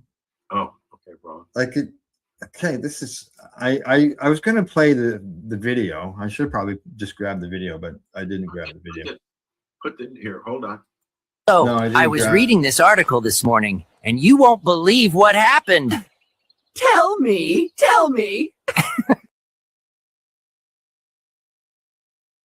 Well, I will tell you. Just so you know, that was my first attempt at AI. Was it? Yes, it was. Yeah. The in Arizona. What? Where? The state of Arizona. Yeah. They've made a new law. And the new law is excessive smoke, excessive cannabis smoke, or odor. Well, that's not good for renters. The law basically stipulates that what could happen is you could be sitting on your deck in your own property, and your neighbor doesn't like the smell of it, and if they complain enough, the police could come to you and they could arrest you, and you could get 30 days in jail For smoking a joint in your own house. on your own property. Yeah. Yeah. Doesn't matter whether you're on private property or public property. If the smoke is a nuance to somebody, you're risking 30 days in jail. Oops. That is just It's not, I mean, okay, I get it. Okay. I don't particularly enjoy, although I let people who come over if they want to smoke a cigarette. right. Doobies, I don't care. What's the difference between one smoke and the other? There is a difference. Okay. Mhm. But I let people smoke in the car because everything's so far. I got 3 hours to go up to Thunder Bay, and I got 3 smokers in the car. Roll your windows down. Roll your What do I windows care? down. You know, I kind of get pissy because I can't smoke a joint while I'm driving down the highway, but you can have a cigarette. Well, excessive cannabis smoke is listed as being capable of being detected by a person on the private property of another person. But isn't it in Canada? It's So, like, the odor of in Canada, anyways. The odor of cannabis is not a reason Yeah. for you to be stopped or investigated. And I'm okay, going somewhere so, with that. But keep so going. cannabis smoke or odor. So let's say cannabis odor. It would get you jail time if the odor is capable of being detected by a person on the private property of another person. So This is in basically, Arizona. yeah. So like if the smoke is on your clothing, the odor is on your clothing. Yeah. I get it. Yeah. I always smell like weed, so that I couldn't live in Arizona. Yeah, well, yeah, exactly. Like, wow. You know, on another story, I don't know if you saw this one. A woman was approached while she was sitting in her car at in a parking lot, I believe, and the window was cracked open and smoke was coming out of her window. And a police officer asked what was going on. He found her, or she found her, slumped over, sleeping. And she had obviously just smoked a joint and fell asleep. And she was detained and arrested and charged with a DUI. Yeah. I don't know the outcome, but it'll be interesting to see what happens, because in Canada, as I mentioned, the odor of cannabis is not enough to detain you or even Not for driving, yeah, correct. Yeah. But yet there are ways around it, obviously. If you're found slumped over in your car with smoke still coming out your window, you know. Well, I've got a music video that would break the law in Massachusetts. People would be going to jail for this. Well, if you're in Massachusetts, don't watch it. Yes, exactly, because it's quite visible. We'll be right back. It's just 4 minutes long.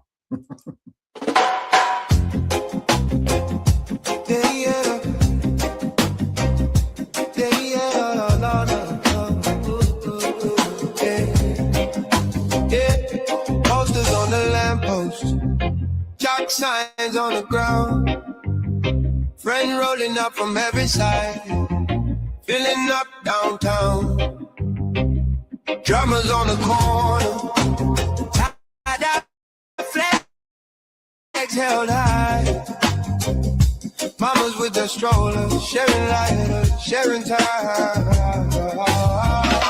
We get high on the streets, high on the streets. Steps in rhythm, hearts on me. From the vendors to the bands, we raise our leafy hands. We get high on the streets, high on the streets. Hey, at the marijuana market. we all agree we're not hiding anymore. With a cloud outside door. With a cloud outside your door. Glass pipes on the blanket. Brownies in a pan. Clipboards, pens, petition. Change starts hand to hand. Saxophone is wailing. Kids dance on the curb. Cops watch from a distance as we chant each burning word. We get high on the street, high, let's hit the hearts on. From the vendor to the van, we raise our leafy hands. We get high on the street, high on the street. Oh, at the marijuana march, we all agree we're not hiding anymore. We're the cloud outside your door.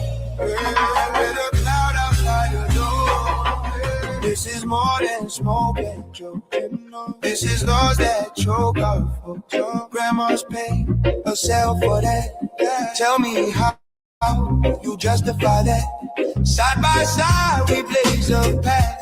Turn that stigma into laugh, into living, into rights, into days in open life. We get higher, high on the charts. Steps in rhythm, hearts on the window to the bed. We raise our leafy hands, we get high on the street, high on the street. So at the marijuana march, we all agree. Call it protest, call it peace. We're a marching, laughing flame, yeah. Till the law remembers our name. Oh, got trinkets and things. Musicians are jamming on electric guitar strings. Yeah. Friends gather round now with stories to tell, breaking these old laws. Yeah, yeah, yeah, yeah. Oh, we get high on the steps in rhythm, hearts on windows on the bend. We raise our leafy hands, we get high on the street, high on the street. Hey, at the marijuana march, we all agree. Call it protest, call it peace. We're a marching, laughing flame. Yeah, to the Lord remembers our name. Oh no, oh no, no, no, no, no, no, no, no,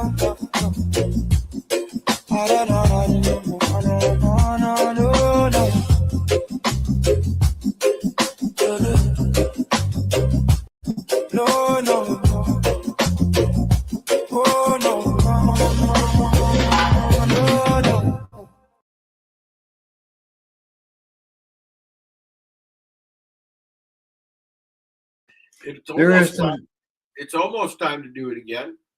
It sure is. Exactly. It is. Yeah. Another, month and a half, I guess, eh?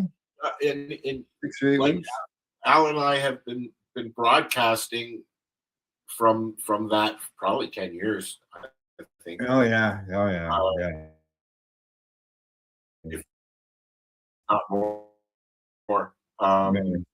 And it's something I enjoy. Yeah. And like you can see back then, the crowds were just massive. And now in the park, and there's pictures there of if that was held in Arizona, people would be going to jail because the smell of smoke, the clouds were huge. I remember outside. I remember the first event that I went to. It was the last Freedom Festival that they used to have at the Global Marijuana March. We'd go to the march, and then there was a big stage. Lots of big bands used to play, and they did it for many years. The first event that I went to in Toronto was that, and that's where I met Casper. Hung out with Marco. I don't think we knew each other then, but I know you were there. Yeah. But we've continued going, and now, I mean, there were upwards around 50,000 people there. Yeah. Okay. Yeah. Walking down Yonge Street, they would have to block off Yonge Street. There were so many people. maybe 100 people last year. Maybe. Yeah. Maybe. It was the core cannabis community people that have stuck it out. The diehards. And the kids, because they think it's cool. Okay, yeah. I see we've got a commenter on I there. was just going to bring it up. Yeah. It was a good crowd. It was a very big crowd in those early. That was even the early days because it's been going on for so long.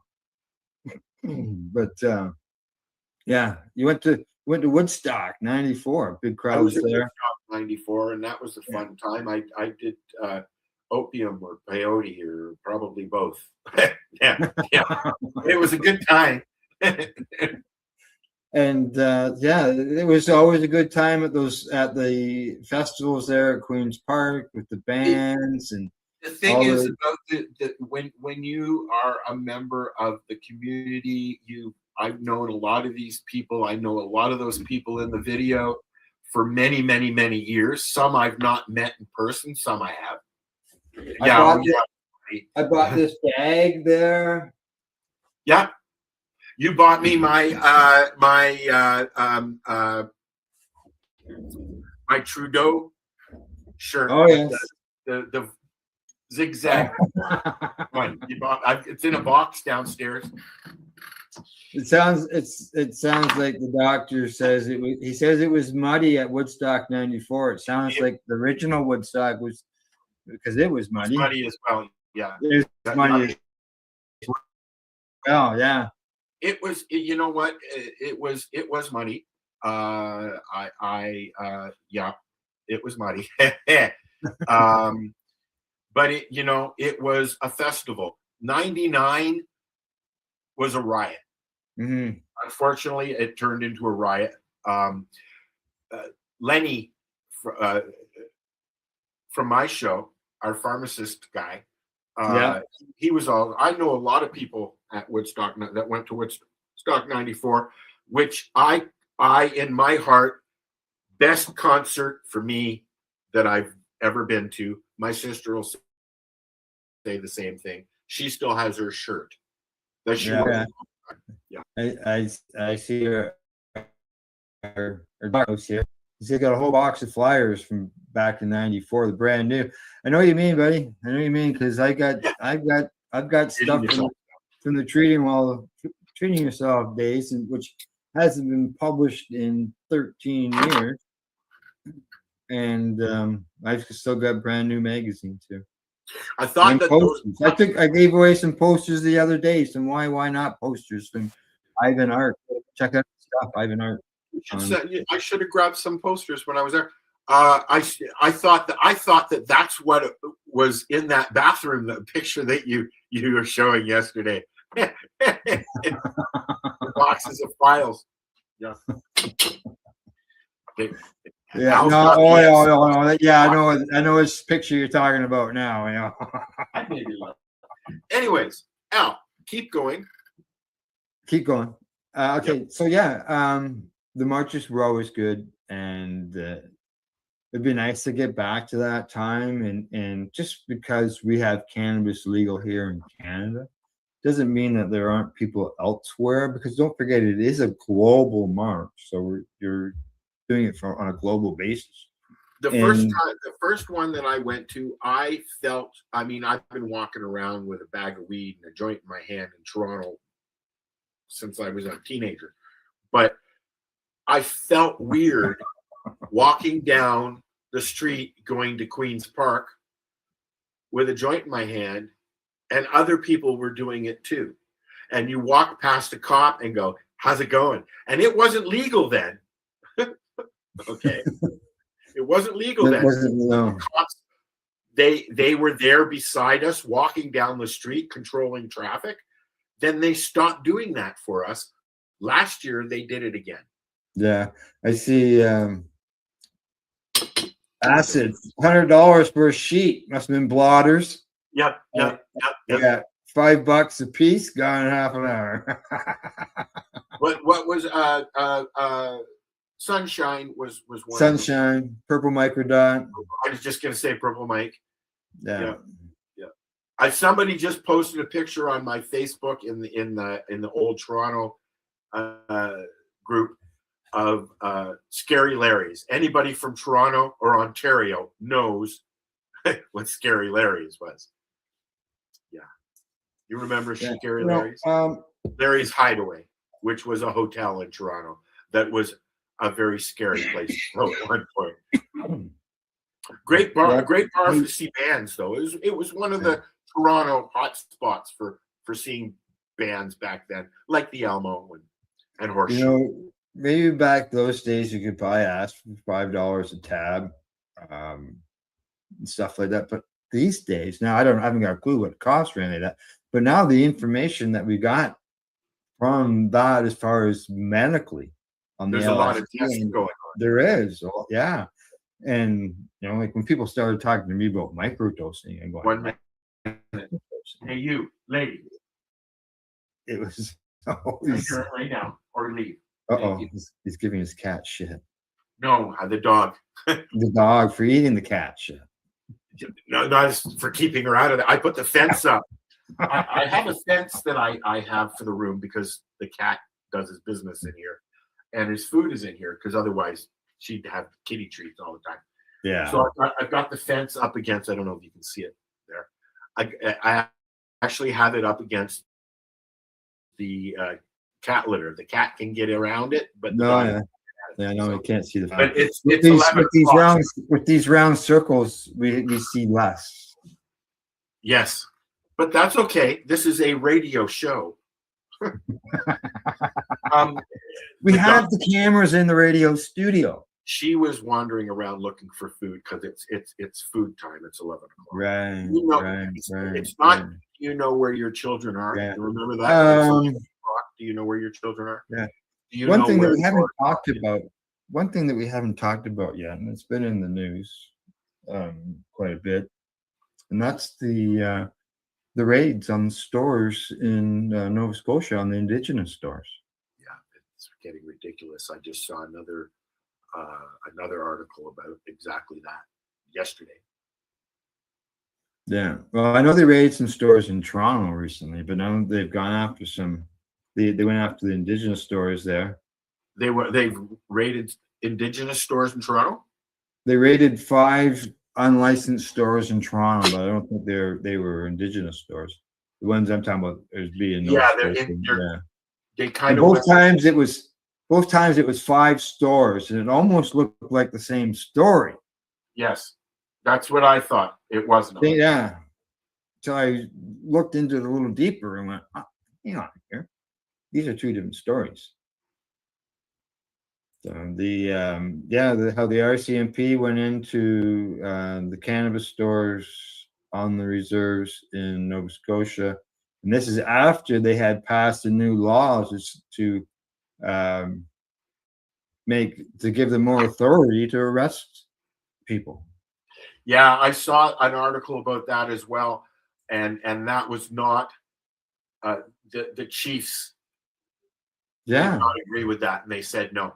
No, yeah, exactly. They and the Chiefs want to get together with them and do something, but let's not just have it. This is our way or no way. Well, being the RCMP is federal, they think that it's going to be that way. But that's what I wondered.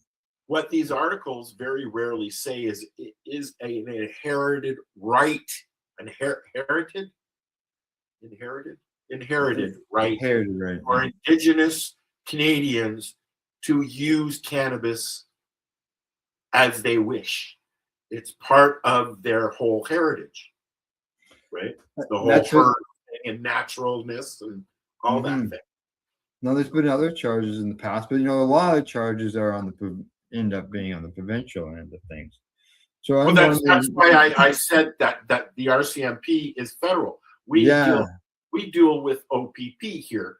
Right. So that's why I wondered, could this actually make them, if they fight, by the sounds of it, they're going to really fight this as far as the reserves in Nova Scotia. So, is this something that they got federally charged by the RCMP? could they actually get this to the point in a high court like the Supreme Court of Canada, where their treaties or where the government is told that the treaty rights are valid? And that would be a question for Jack or Paul. Yeah. Right. I mean, they're the ones that are in the know about that legal stuff. Yeah, because there are, some of them rated in the past, but this is several locations, several reserves, and you find, one of the chiefs. I remember when the police just aren't nice about it, and unfortunately. No. And I remember I just recently saw the video of when the police came, which was a district operating downtown for a long time, and as they were coming in, this was a task force, and as they were coming in, they knocked a person out of their wheelchair who was trying to come out. Yeah. And they just have no care in the world. The only thing they want out of it is more kudos for them. Look what we did. Here's the stash. So they get. We arrested 6 people. It's ridiculous. I saw. I don't know if you've been involved in a raid, Al.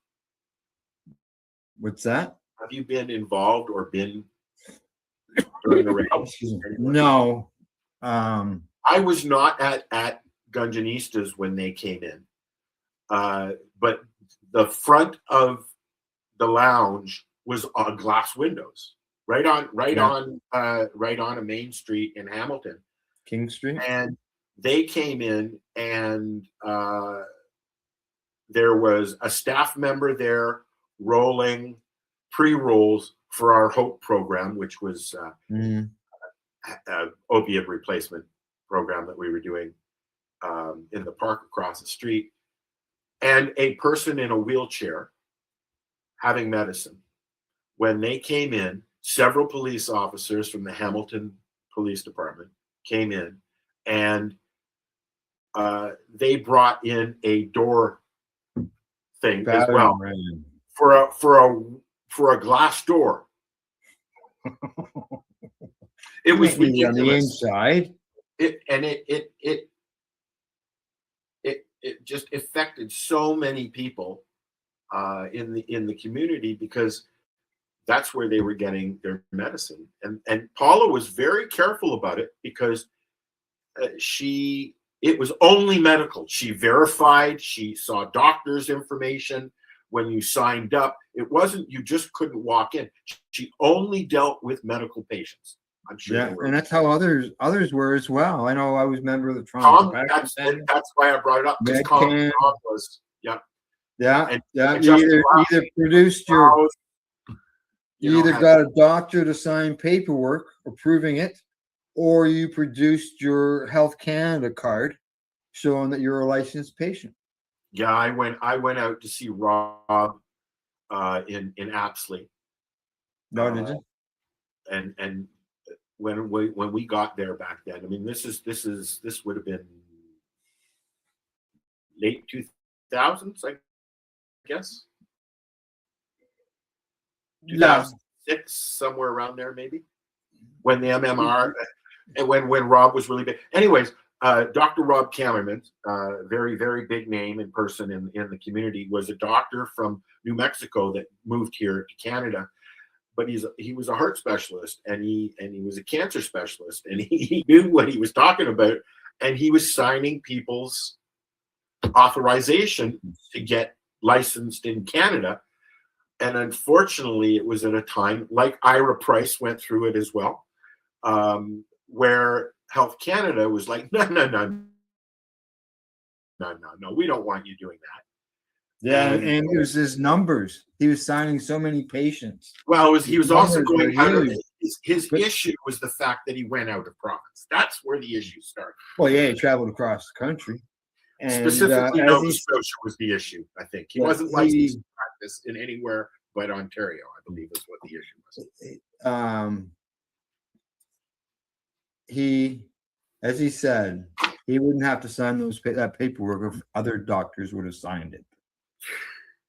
Ira was the first doctor in Ontario to bill OHIP. OHIP is our provincial insurance for everybody.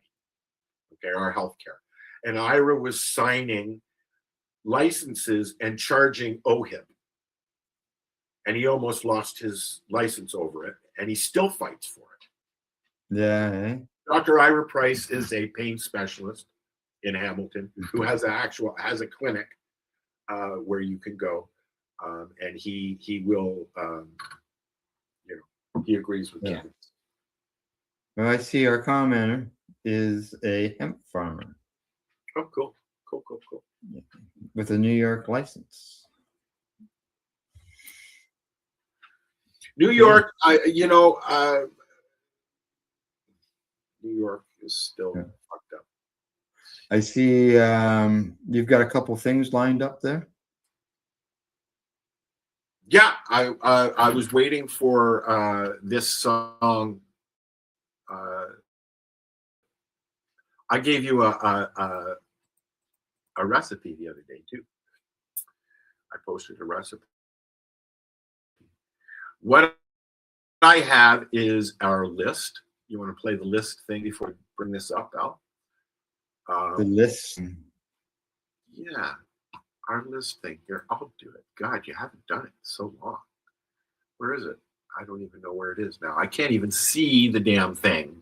Good morning there, Buddy Weeds. How you doing, buddy? There's Buddy. I was just saying I haven't seen Buddy in a while. Yeah, I saw him yesterday during the news. He commented at the end. Yep.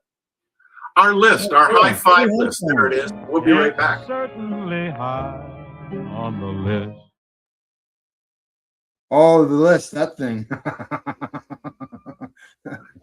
So I found a video that I found interesting.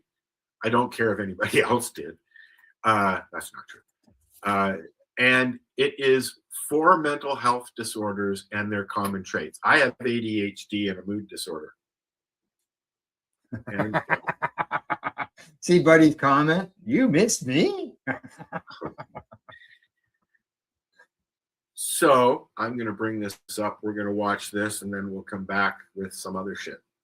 Okay. Or crap. Oh, look at that. It fits. Yeah, if our computers don't crash. Yeah. 4 mental health disorders and their common traits. Here's what each one actually looks like. This could change everything. 1. BPD, borderline personality disorder, intense emotions that shift rapidly, deep fear of abandonment, relationships swing between extremes, impulsive behaviors you regret, chronic emptiness inside that nothing fills. 2. OCD, obsessive compulsive disorder, intrusive thoughts you can't control, compulsions to reduce the anxiety, need for perfect order or control, overwhelming guilt if rituals aren't done. You know it's irrational but cannot stop. 3. ADHD, attention deficit hyperactivity disorder, trouble focusing or finishing anything, but hyperfocus intensely on things you love, impulsivity without thinking, constant restlessness or fidgeting, emotions that feel too big to regulate. 4. PTSD, post-traumatic stress disorder, intrusive memories or vivid flashbacks, avoiding anything that reminds you of trauma, heightened startle response to normal sounds, nightmares or serious sleep problems, emotional numbness or complete detachment. Which one do you relate to most? Comment below. Save this and follow for mental health education that matters. I'm here. Rosa was whining.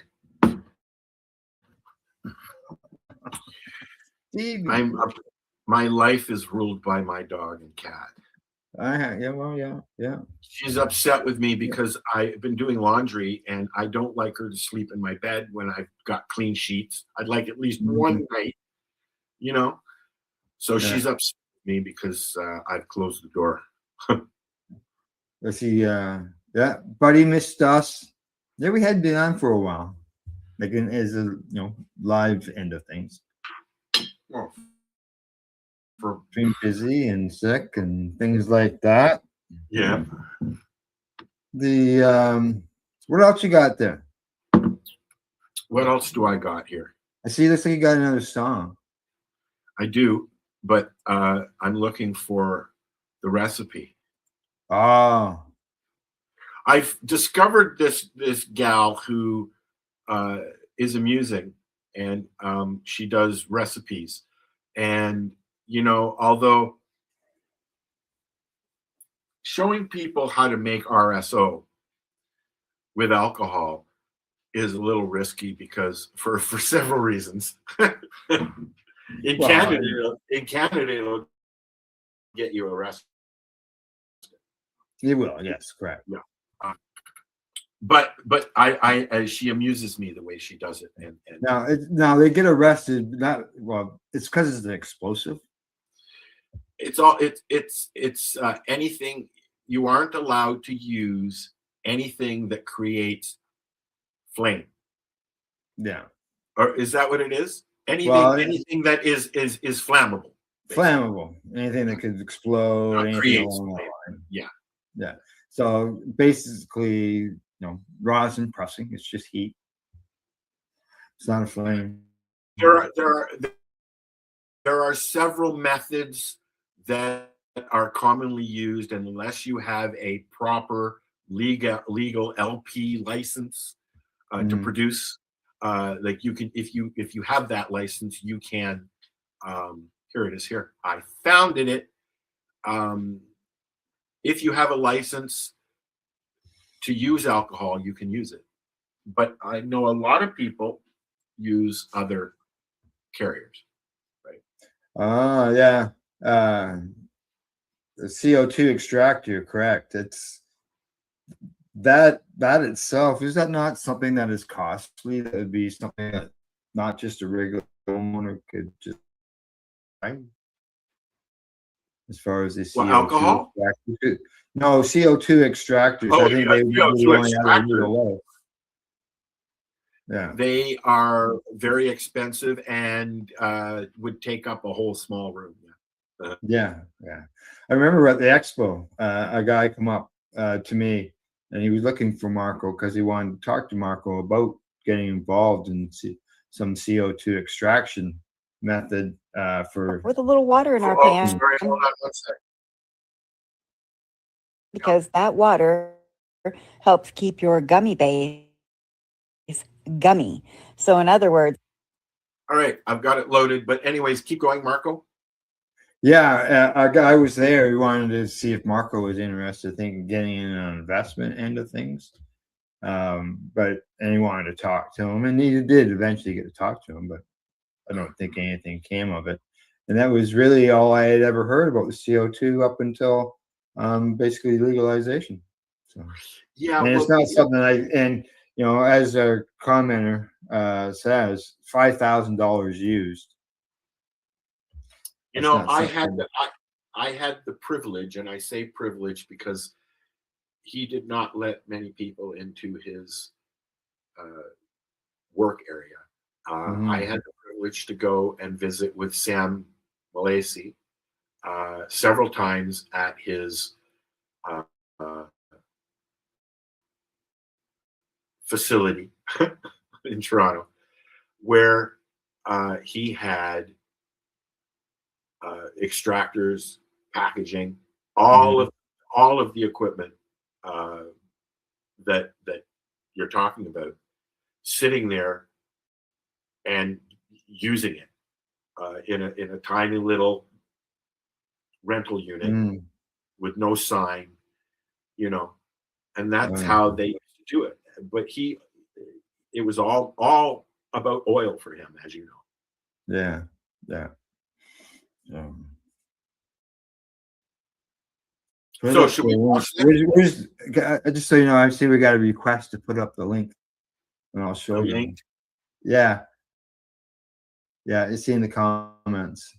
It says it's not expensive to run a CO2 machine, and he says put up the link, and I'll show you. I don't know what the link is though.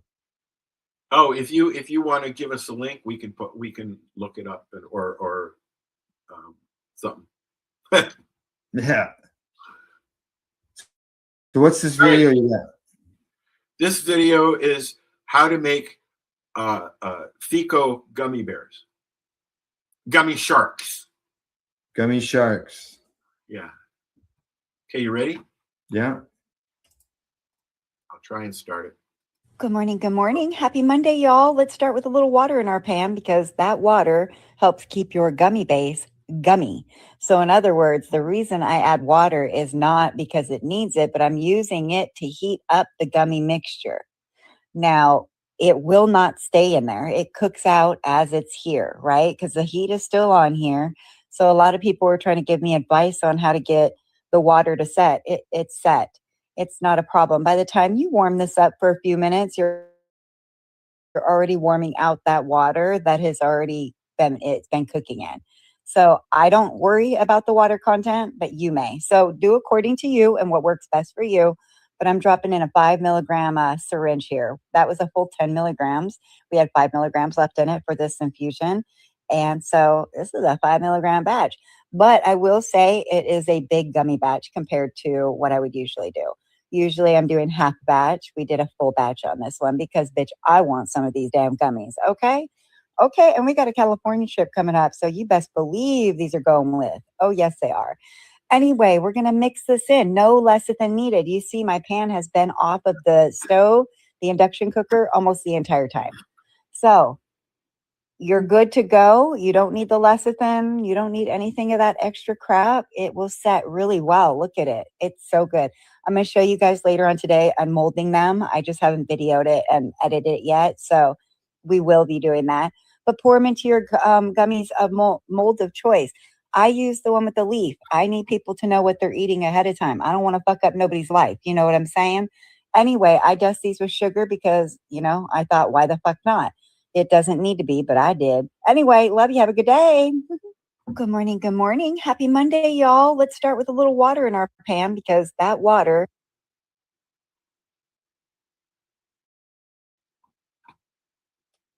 I don't know what's happened now. Oh, I know what's happening. Go back here. There we go. Yeah. So yeah, the first thing I was going to say, oh no, she's using water because that's one of the things I was told. I've never made gummies, but it was one of the things I was told was the water was a problem for mold down the road. But it cooks out, right? Yeah, it cooks out. Okay, so everyone has their own way of doing things. Okay. I figured it out. Oh, Buddy Weed asked if that was Vanessa. I was her name. No. Next to one of her videos, I'll be sure and look though. Right. I see that? Did you want to check out the CO2? Yes, please. Yeah. All right. So, I'm just looking here.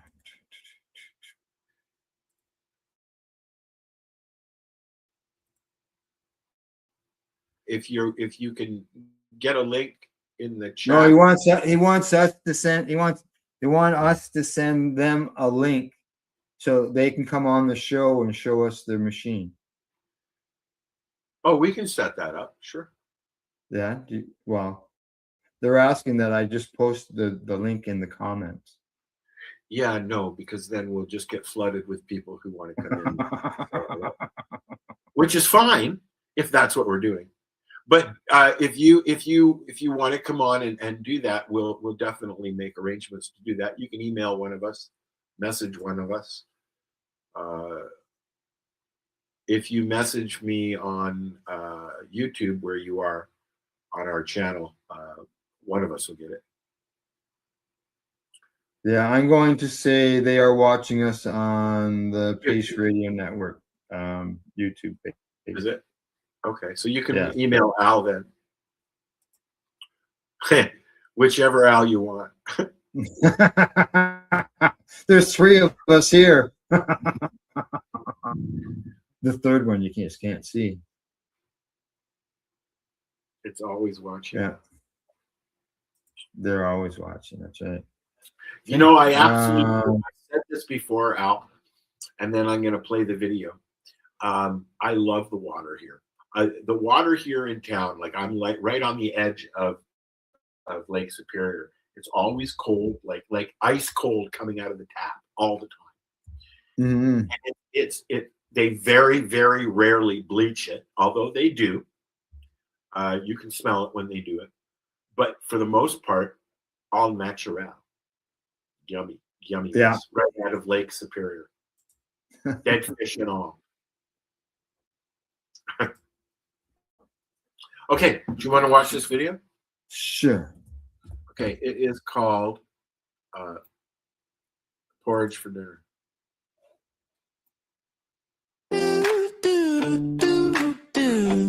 Porridge for dinner.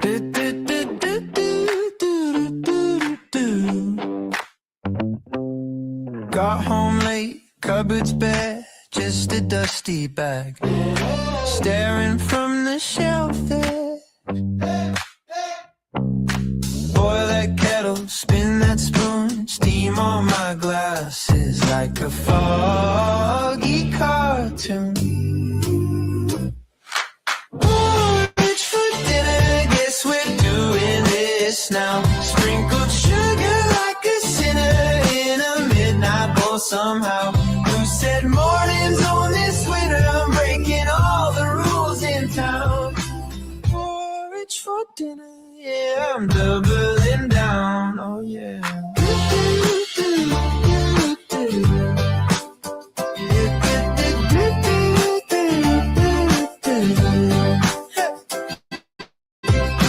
Phone keeps buzzing, friends go out, I got oats and a hoodie, I'm staying in the house, throwing berries, stirring jam, call it chef special, though it's all that I have. Porridge for dinner, guess we're doing this now. Sprinkled sugar like a sinner in a midnight bowl somehow. Who said mornings on this winter? I'm breaking all the rules in town. Porridge for dinner, yeah, I'm doubling down. Cold takeout menus on the fridge, I choose the part. Cross that bridge, gold in a bowl, thrift store crown. One little secret when the sun goes down. Porridge for dinner, guess we're doing this now. Sprinkled sugar like a sinner in a midnight bowl somehow. Who said mornings on this winter? I'm breaking all the rules in town. Porridge for dinner, yeah, I'm wearing that crown.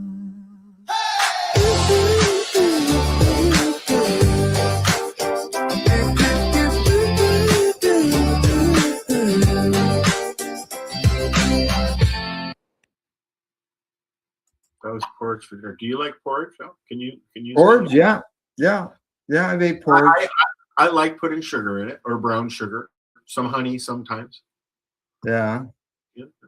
No, porridge is good stuff. I like Nothing porridge. wrong with I don't mind oatmeal as well. porridge. I guess it's the same, yeah. but you can get your cream. What is it? Cream of wheat, and then you got your oatmeal. Those are the breakfast porridges. Are there others? Yeah, you can.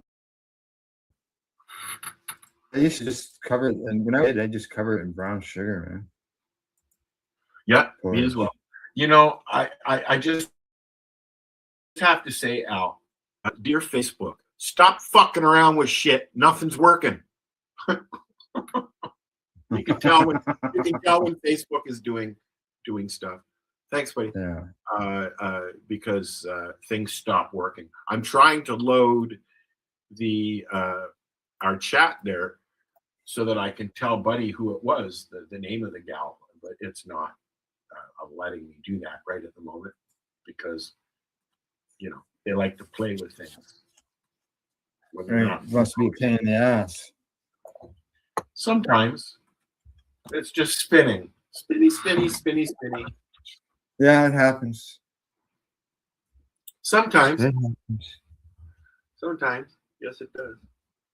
So, what else we got, Al? I've got one song that I want to play.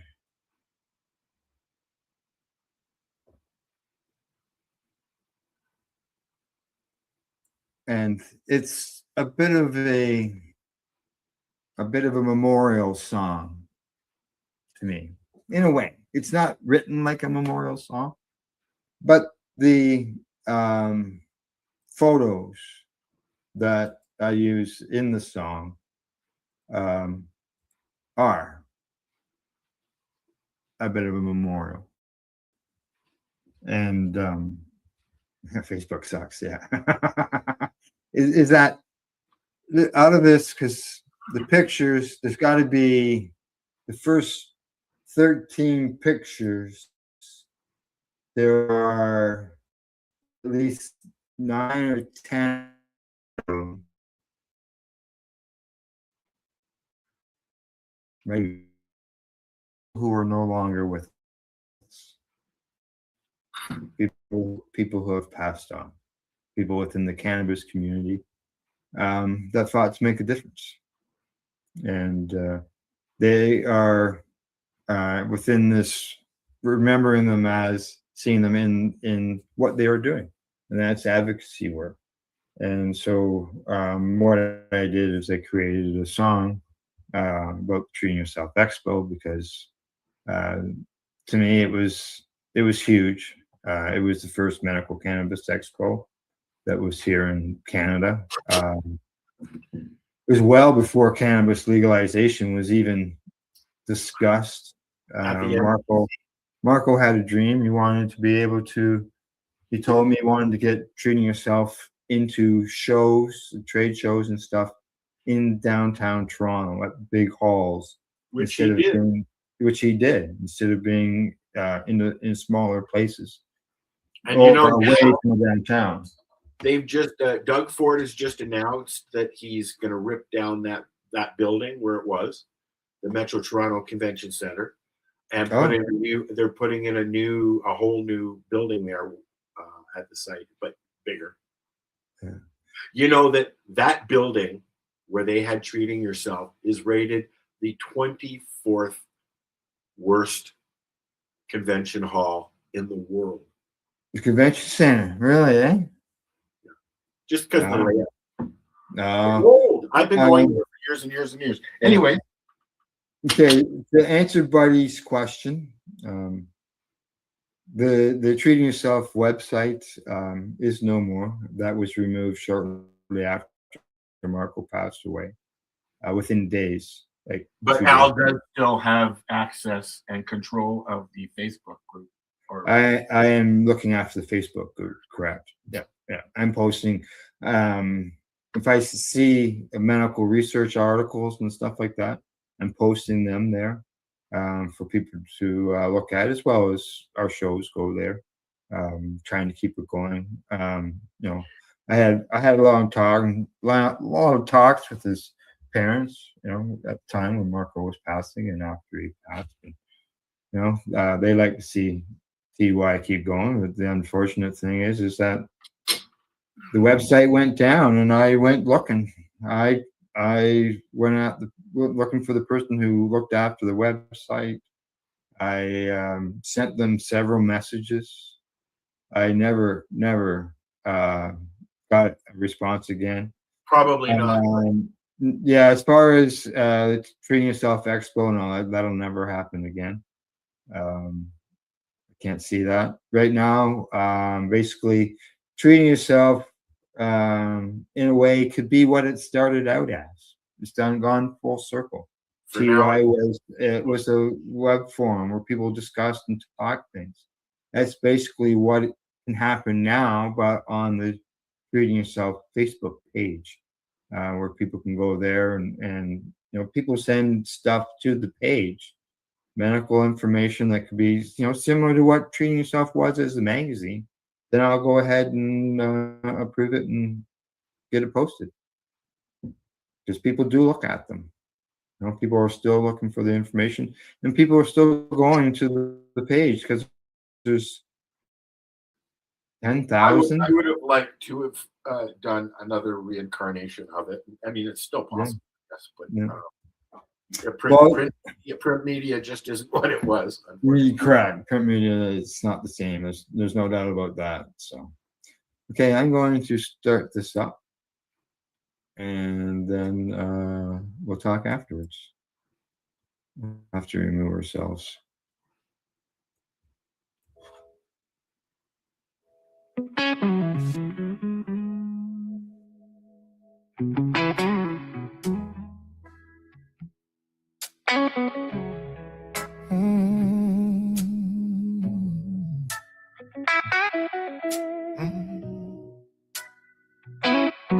Laying York swinging, badge on my chest, anticipation growing. Got a pocket full of samples and a bag in my bed. Sitting side by side, everybody has a dream. We're talking higher business, higher education. Shake that deal, smoking sticky buds. Turn that spark into a brain. Higher business on education. All weekend long at Canada's first Medical Cannabis Expo. Medical Cannabis Expo. International vendors, comedians and artists. Global marijuana, music awards. Growers with dirt and nails, lawyers in suits, reading through the guide. Lawyers in suits, reading through the guide. Medical Cannabis Expo. We're talking higher business, higher education. Smoking sticky buds. Turn that spark into a brand. Higher business and education. Shake that deal, smoking sticky buds. Turn that spark into a brand. Higher business and education. All weekend long. Canada's first Medical Cannabis Expo. International vendors, comedians and artists. Global marijuana, music awards.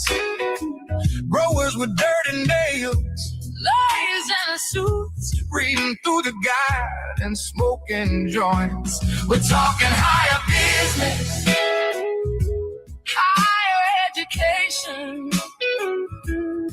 Shake that deal, smoking sticky buds.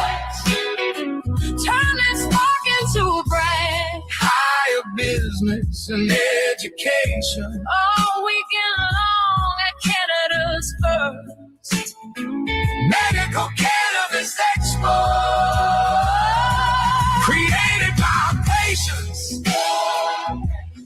for patients. We came to educate at the Treating Yourself Expo. The competition was hot at the glass blowing contest with teams from Japan, USA, Europe, and Canada. On stage were Dr. Bob and researchers talking medical cannabis with their slideshows and educational information. Patient organizations and advocates in their booths talking with show attendees, sharing medical cannabis stories and experiences. We're talking higher business, Higher education. shake that deal, smoking sticky bud. Hey, turn that stock into brand. Higher business and education. Oh, we can own at Canada's first Medical Cannabis Expo, created by patients.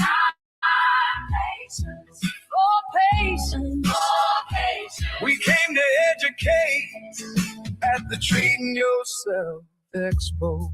World Cannabis Community under one roof, talking cannabis legalization. Long before the politicians started, real plants of all sizes, showing crystal covered buds, curious people and patients, testing buds for the TY cut. Which bud smells, looks, tastes best? People gathered on the back balcony. People gathered on the street, People gathered in the world's largest vapor lounge, sharing their joints. hits from the bong or a bag of vapor. Everyone had a story, Everyone talking about ending cannabis prohibition. and improving medical access. We're talking higher business, Higher education. shake that deal, Smoking sticky buds. hey, turn that spark into a band. Higher business and education. All weekend long, you're Canada's first. Medical Cannabis Expo. Created by patients. All patients. For patients. All patients. We came to educate at the Treating Yourself Expo. As people departed, the Treating Yourself Expo of 2010, they were saying, Wow, this is awesome. this is incredible. How'd you guys pull this off? This is so professional looking. The best expo I've ever attended. We're talking higher business, higher education. 2010, they were saying, wow, this is awesome. This is incredible. How'd you guys pull this off? This is so professional looking. The best expo I've ever attended. I miss those days.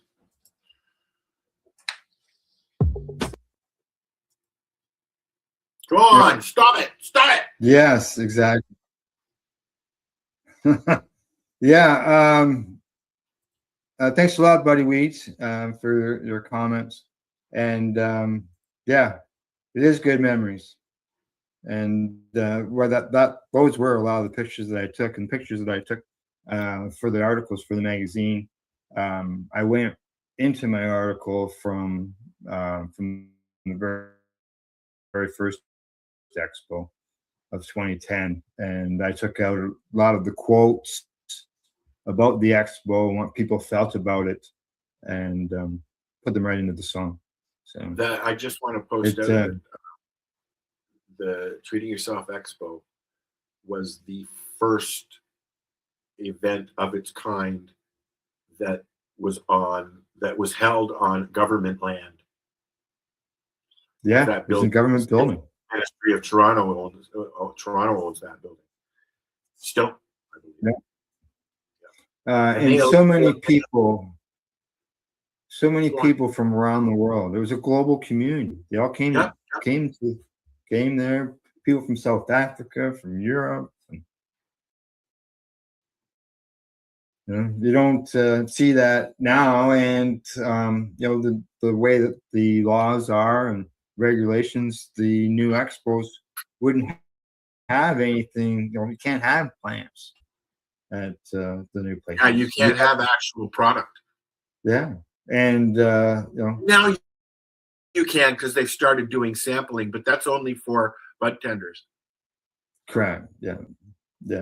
So, but it was a great time. It was a 4-year run, and yeah, I went to 3 of them. Did you? Yeah, I didn't go to the first one, but we went. Marco was very insistent. Yeah. There was people I got to meet that I only got to talk to online and stuff, and others, or the musicians. As I said, the Marijuana Music Awards were held there. My first experience was walking into the first one that we went to, and like almost instantly sitting down with Dr. Bob.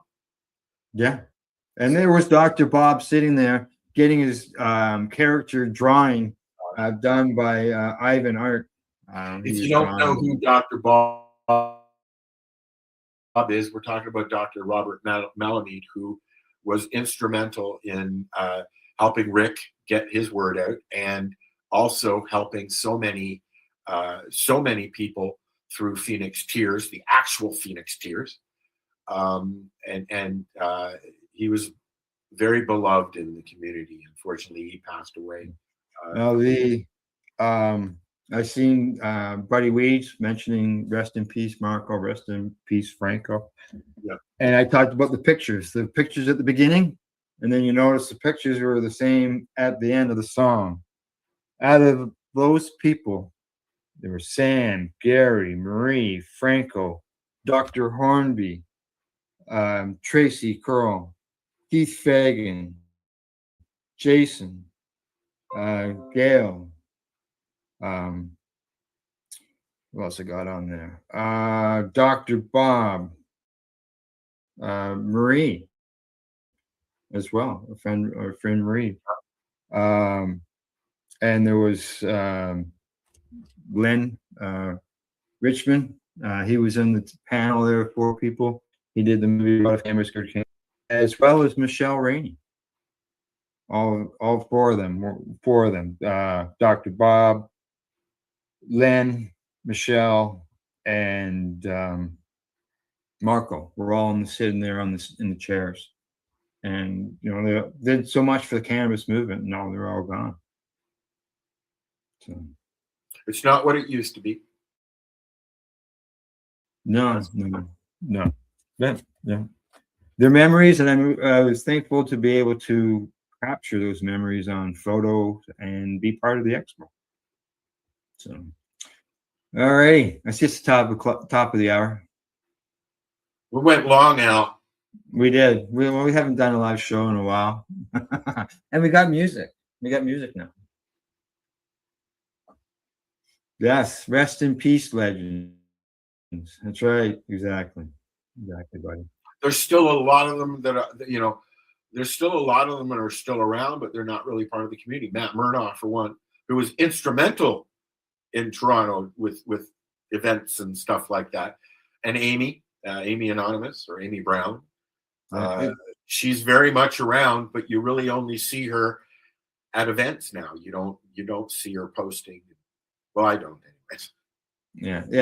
Well, yeah, things have changed. I'm gonna say, the 4 years of COVID, things changed over those 4 years. The way things were done. Also, the thinking of people, the way things are. You're welcome, Buddy Weeds. I'm glad you caught the show as well. And don't forget, if you don't catch us live, you can always catch us afterwards as a podcast. But we like the interaction and talking with our viewers, as you well know, buddy. Yeah, and also, if you want to watch shows, we've got a lot of them on the 420 Base website and our YouTube channel. The reason I'm bringing that up is because Facebook is now deleting things, videos. Oh yeah, they have been for a while now. 30 days. Yeah, no, I for the last year. And so if you want to watch old stuff, you can catch us on the 420 Radio website or on the 420 Base website, and Al has a bunch on page share as well. Yeah, it's just what I have found now when I go back onto some web pages where I posted shows, all I see now is content not available. Content not available. Yeah. So they only stay there for a month and then they're gone. Which is why I'm posting when I share stuff. I'm usually sharing it from our YouTube because they don't go nowhere unless I delete it. Right. Yeah. Because it's not stored on Facebook. Yeah. Like it used to be. Yeah, exactly. All right. Anything else? No, it's time to go and make lunch. Time to go make lunch. Exactly. It's that time here. Other than that, I think that's it. Sounds good. Okay. I think we've got. Can you share the website link? Buddy is asking website link of the video. I can get that for you, buddy. Just a second now. 420pace.ca, 420radio.ca, paceradio.net. He might be. I'm thinking he's looking for the link to the video. That would be on Al's YouTube page. Yeah. What do you mean something went wrong? That's what my page tells me. Oops, something went wrong. Oh. Okay. I'm on my way. No, still it says something went wrong. What the fuck? Al? Oh, yeah. Did you break things? I'm clicking on your videos, which would be my videos. So I click on that and it says, oops, something went wrong. Well, this is what I'm saying. You know, the internet needs to fuck off sometimes. Yeah. I've shut down the browsers. I'm reloading. Let's see what's going on here. No, it won't let me. Is it on your thing? I'm gonna crash if I try anything. It's in my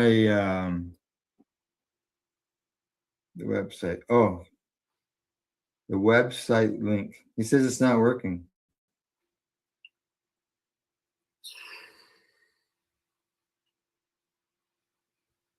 Well, so it must be. He must be talking about what you're offering. Our website. Is our website down? No. No. No, it is not. Oh. Well, I do know. I am looking. Oh, look at that. It came back. 420 Radio is there. 420 Pace is there. Oh, okay. Because we've moved our provider.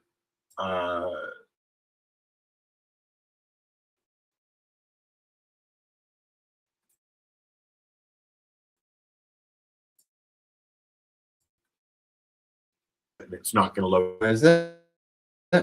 Yeah, it's up. I'm looking at it. Subscribe to our channel. It's free.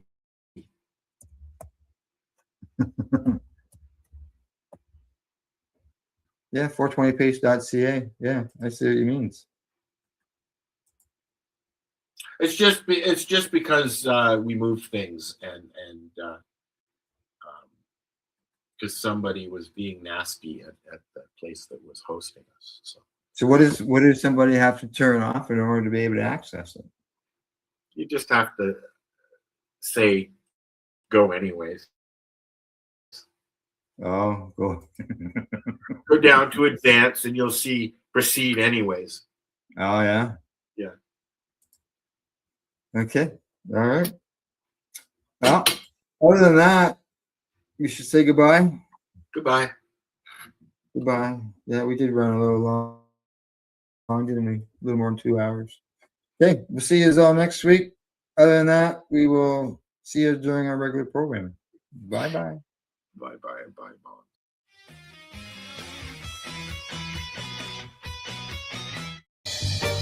You're watching the 420 Pace, found at 420pace.ca.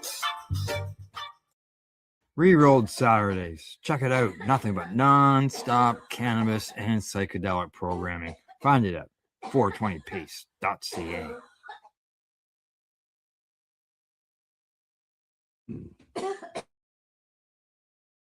You're watching the 420 Pace Reroll Saturday.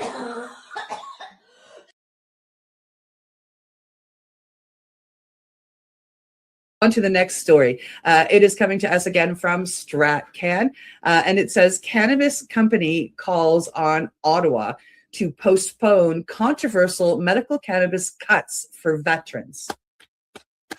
As a veteran who is being affected by this, I am very happy to hear. I know of a number of licensed producers and cannabis companies that are on this, and it's nice to see it being reported on. A major Canadian cannabis producer is urging the federal government to pause planned cuts to the medical cannabis program used by thousands of Canadian veterans. According to StratCan, Aurora Cannabis is calling on Ottawa to delay changes that would lower the reimbursement rate for cannabis prescribed through Veterans Affairs Canada.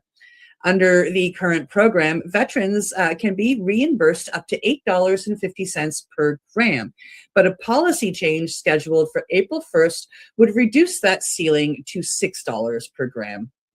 The federal government says the change reflects falling cannabis prices in the broader market and could save about $4.4 billion over 4 years, though critics argue that number may not add up.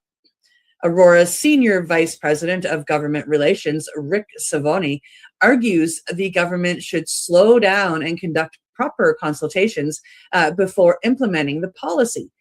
He called for a formal consultation that includes veterans, clinicians, patient advocates, and licensed cannabis producers. Involve the people that are involved. The company is also urging Ottawa to conduct a health impact assessment and ensure that veterans currently relying on cannabis for medicinal treatment don't suddenly lose access or face disruption in their care. The program itself has grown dramatically over the past decade. Veterans Affairs Canada has reimbursed over $1 billion worth of medical cannabis since 2011, with tens of thousands of veterans now authorized to access the treatment. For many veterans, cannabis is used to help manage conditions such as chronic pain, post-traumatic stress injuries, and sleep disorders. Advocates say sudden reimbursement cuts could force patients to switch products or reduce their treatment. As the April implementation date approaches, the debate is highlighting a larger issue: how governments balance healthcare budgets with patient access to emerging therapies.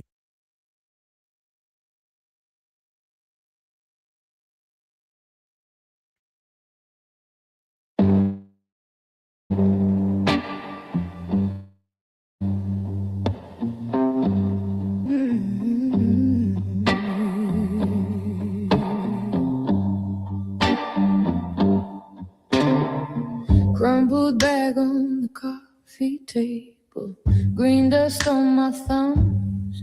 You laugh, say my eyes look ancient. We ain't even started to run. Past the grinder, past the time. Ashtray full of last week's plans. You light up, I watch the flame dancing in your shaky hands. Cannabis, you keep me honest. Slow my head when it's all too strong. Little bit of hash on the edges, mix it in and it all feels calm. From the pipe to the tall glass tower, every breath just drifts along. Spark it up, let it burn, let it burn. We're singing to the fire in the bong. Hell yeah.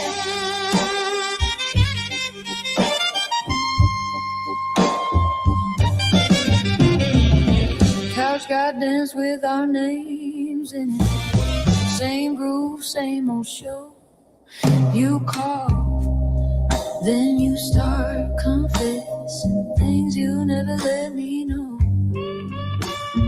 Cherry glowing in the dim, whole room smells like late July. I lose track of every worry. Watch the circles climb and die. Cannabis, you keep me honest. Slow my head when it's all too strong. Little bit of ash on the edges, mix it in, and it all feels calm. From the pipe to the tall glass tower, every breath just drifts along. Spark it up, let it burn, let it burn. We're singing to the fire in the bong.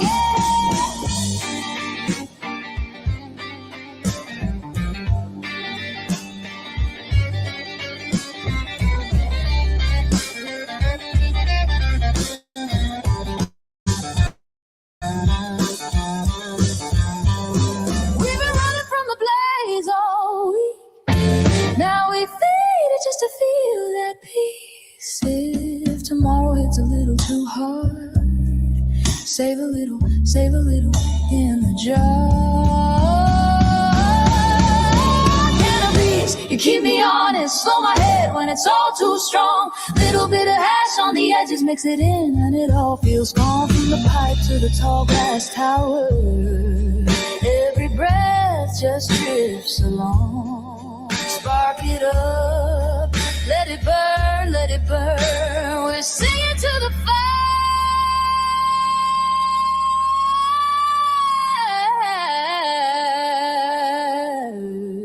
in the bong.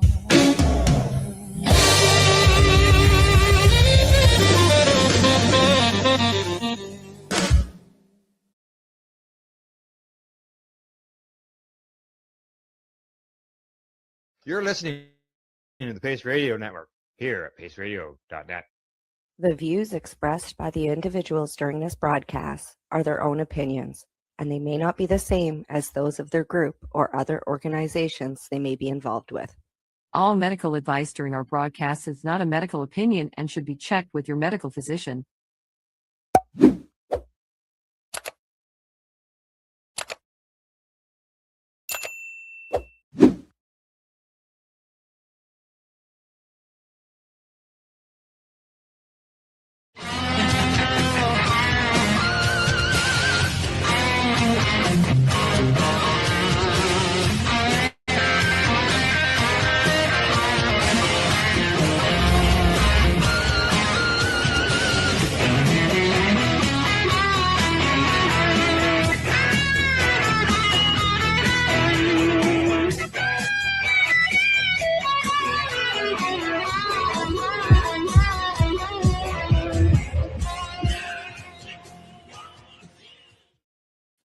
Good day and welcome to the Mushy Moment for Tuesday, March 10th, 2026.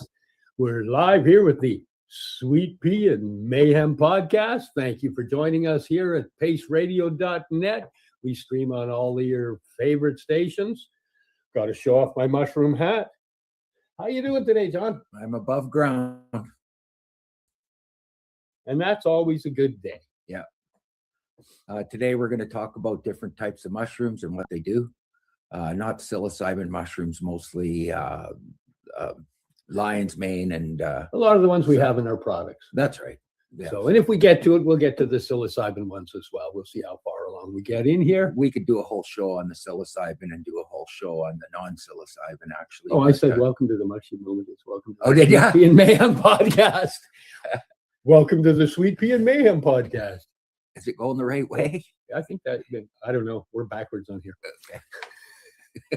We'd like to thank Cindy, who's working as our producer behind the scenes, because I'm still kind of floundering trying to make this all happen. And Al from Pace Radio for letting us have this show. Today, we're going to kind of bring up some mushrooms, talk about them, the health benefits. Basically, it's the 10 biggest health benefits for a bunch of the mushrooms that, one, are good for you, and two, we use in our products. Should we just get right to it? Get on her. Okay. So I'm going to bring up lion's mane. My favorite mushroom. Okay. So, top 10 benefits of lion's mane. Enhances cognitive function and memory. Lion's mane stimulates nerve growth. I guess we're going to go through every benefit. We've got a list here.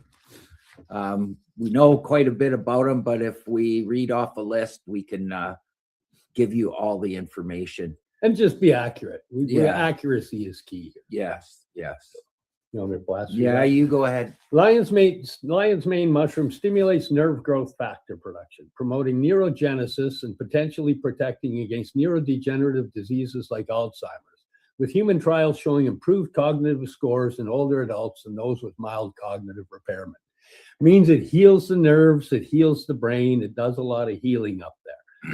I think the synapses of the brain, I think, stimulates them just like a psilocybin mushroom. And maybe that's why they help with anxiety and depression. That's what I think. And anxiety and depression is the next one. It reduces symptoms of anxiety and depression. Its anti-inflammatory properties and ability to regenerate brain cells in the hippocampus may alleviate mild mood disorders, with studies indicating improvements in subjective stress and emotional well-being. Plus, it looks cool. Yeah, supports immune system function. They contain compounds with immunomodulatory effects, enhancing the immune response and fighting infections through antimicrobial and antioxidant activities, meaning they're antimicrobial and antioxidant, which, helps the old immune system. Yeah. And reduces inflammation and oxidative stress. They're rich in antioxidants that combat free radicals and minimize the chronic inflammation linked to various diseases. And anything that drops down inflammation reduces oxidative stress. Yes. Promotes gut health and digestive wellness. They act as a prebiotic, not a probiotic, but a prebiotic. So it actually gets your body to create its own probiotics. And it supports beneficial gut bacteria and shows potential to prevent or treat stomach ulcers by inhibiting the H. pylori growth. Yes, very good for your gut.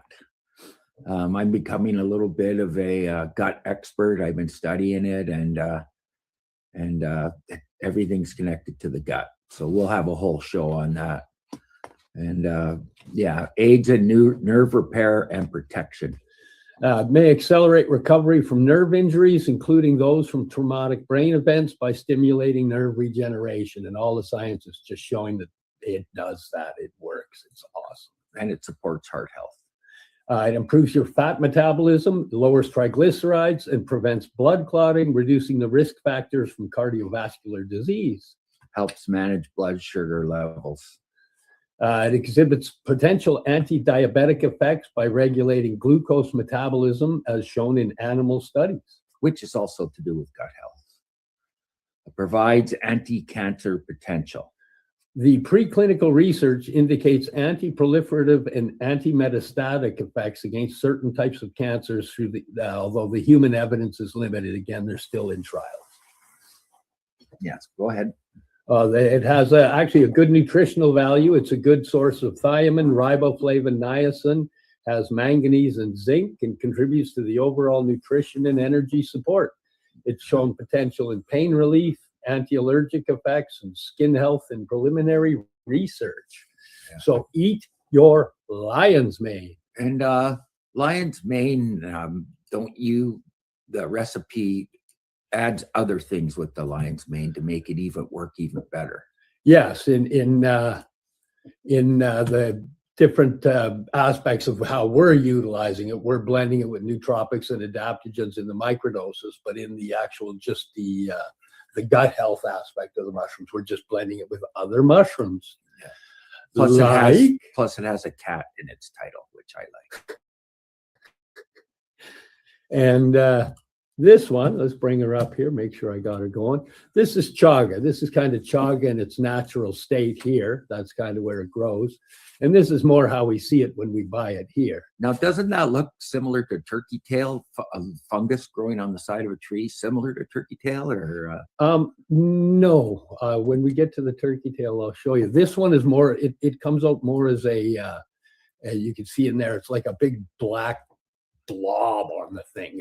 It's a weirder growth. Looks like a cancer cell. Yeah, it looks quite cancerous, but it isn't. In fact, what are the 10 top health benefits of chaga? Powerful antioxidant effects. The chaga is exceptionally rich in antioxidants, polyphenols, and superoxide dismutase.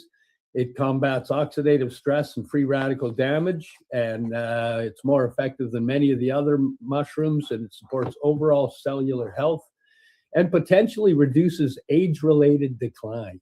It's been used for thousands and thousands of years by monks and healers, and it's a very powerful healing mushroom. Yes. Reduces inflammation and antioxidant stress. And that's one thing we'll find with most of them. That's one of the big things I've really noticed. They all seem to be really kicking ass in the inflammation and oxidative stress area. Yeah. They demonstrate strong anti-inflammatory properties by inhibiting pro-inflammatory cytokines and pathways, help with chronic inflammation linked to various diseases, and it's backed by preclinical and a lot of review studies. Yes, and it boosts the immune system function. By exhibiting immunomodulatory effects, enhances the immune response, stimulates immune cells, provides antiviral and antimicrobial activity. Again, another one, antiviral and antimicrobial.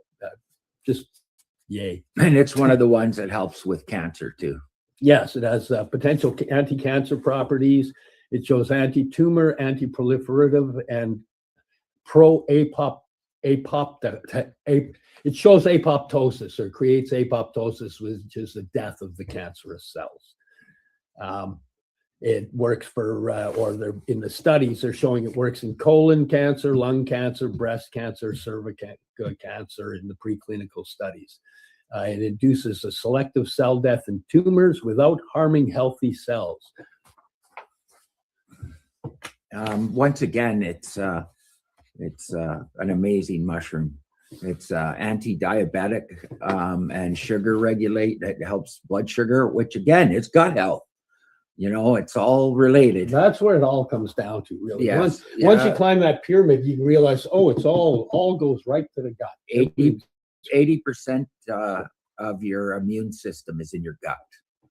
So you feed your gut properly and nourish it, and it will bring the nutrients in and keep you healthy.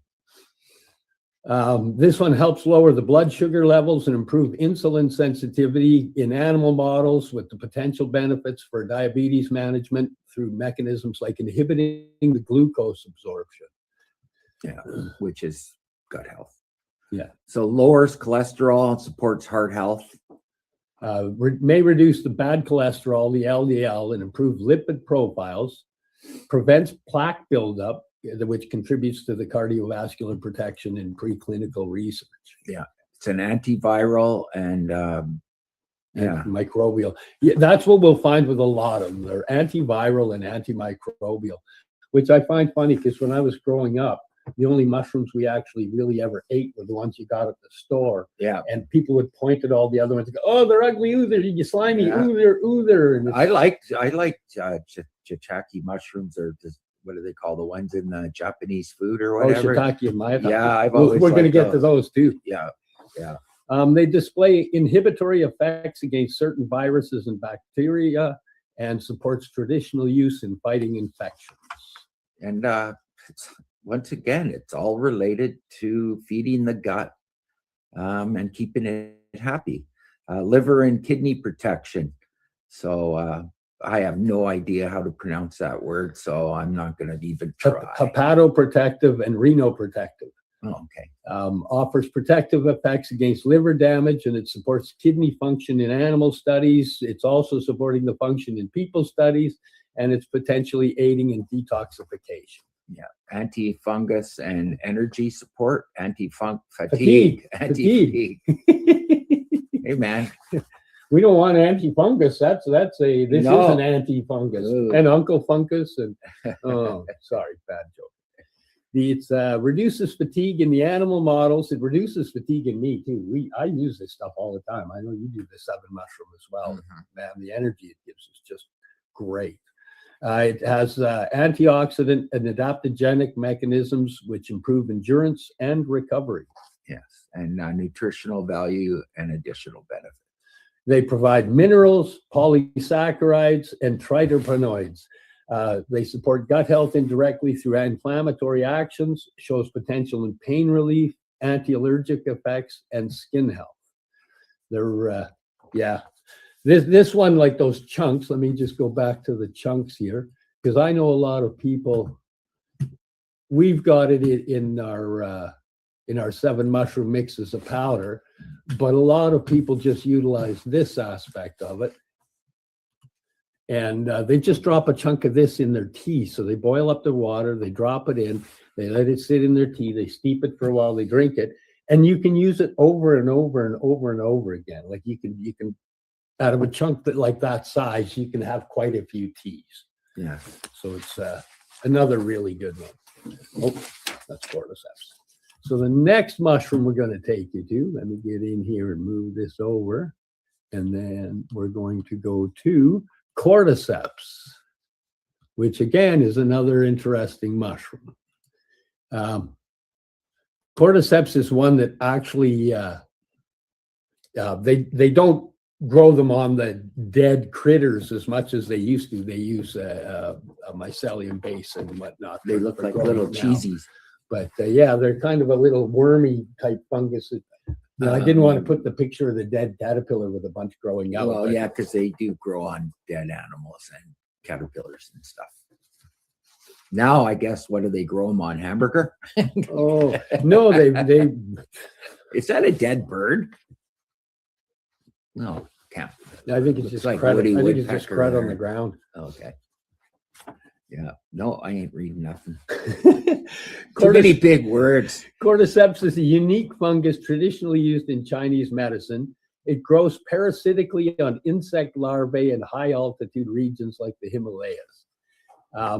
It has medical, nutritional, and health related benefits. The ones we're going to give you are going to be in order of importance based on strength and frequency of evidence from the different studies.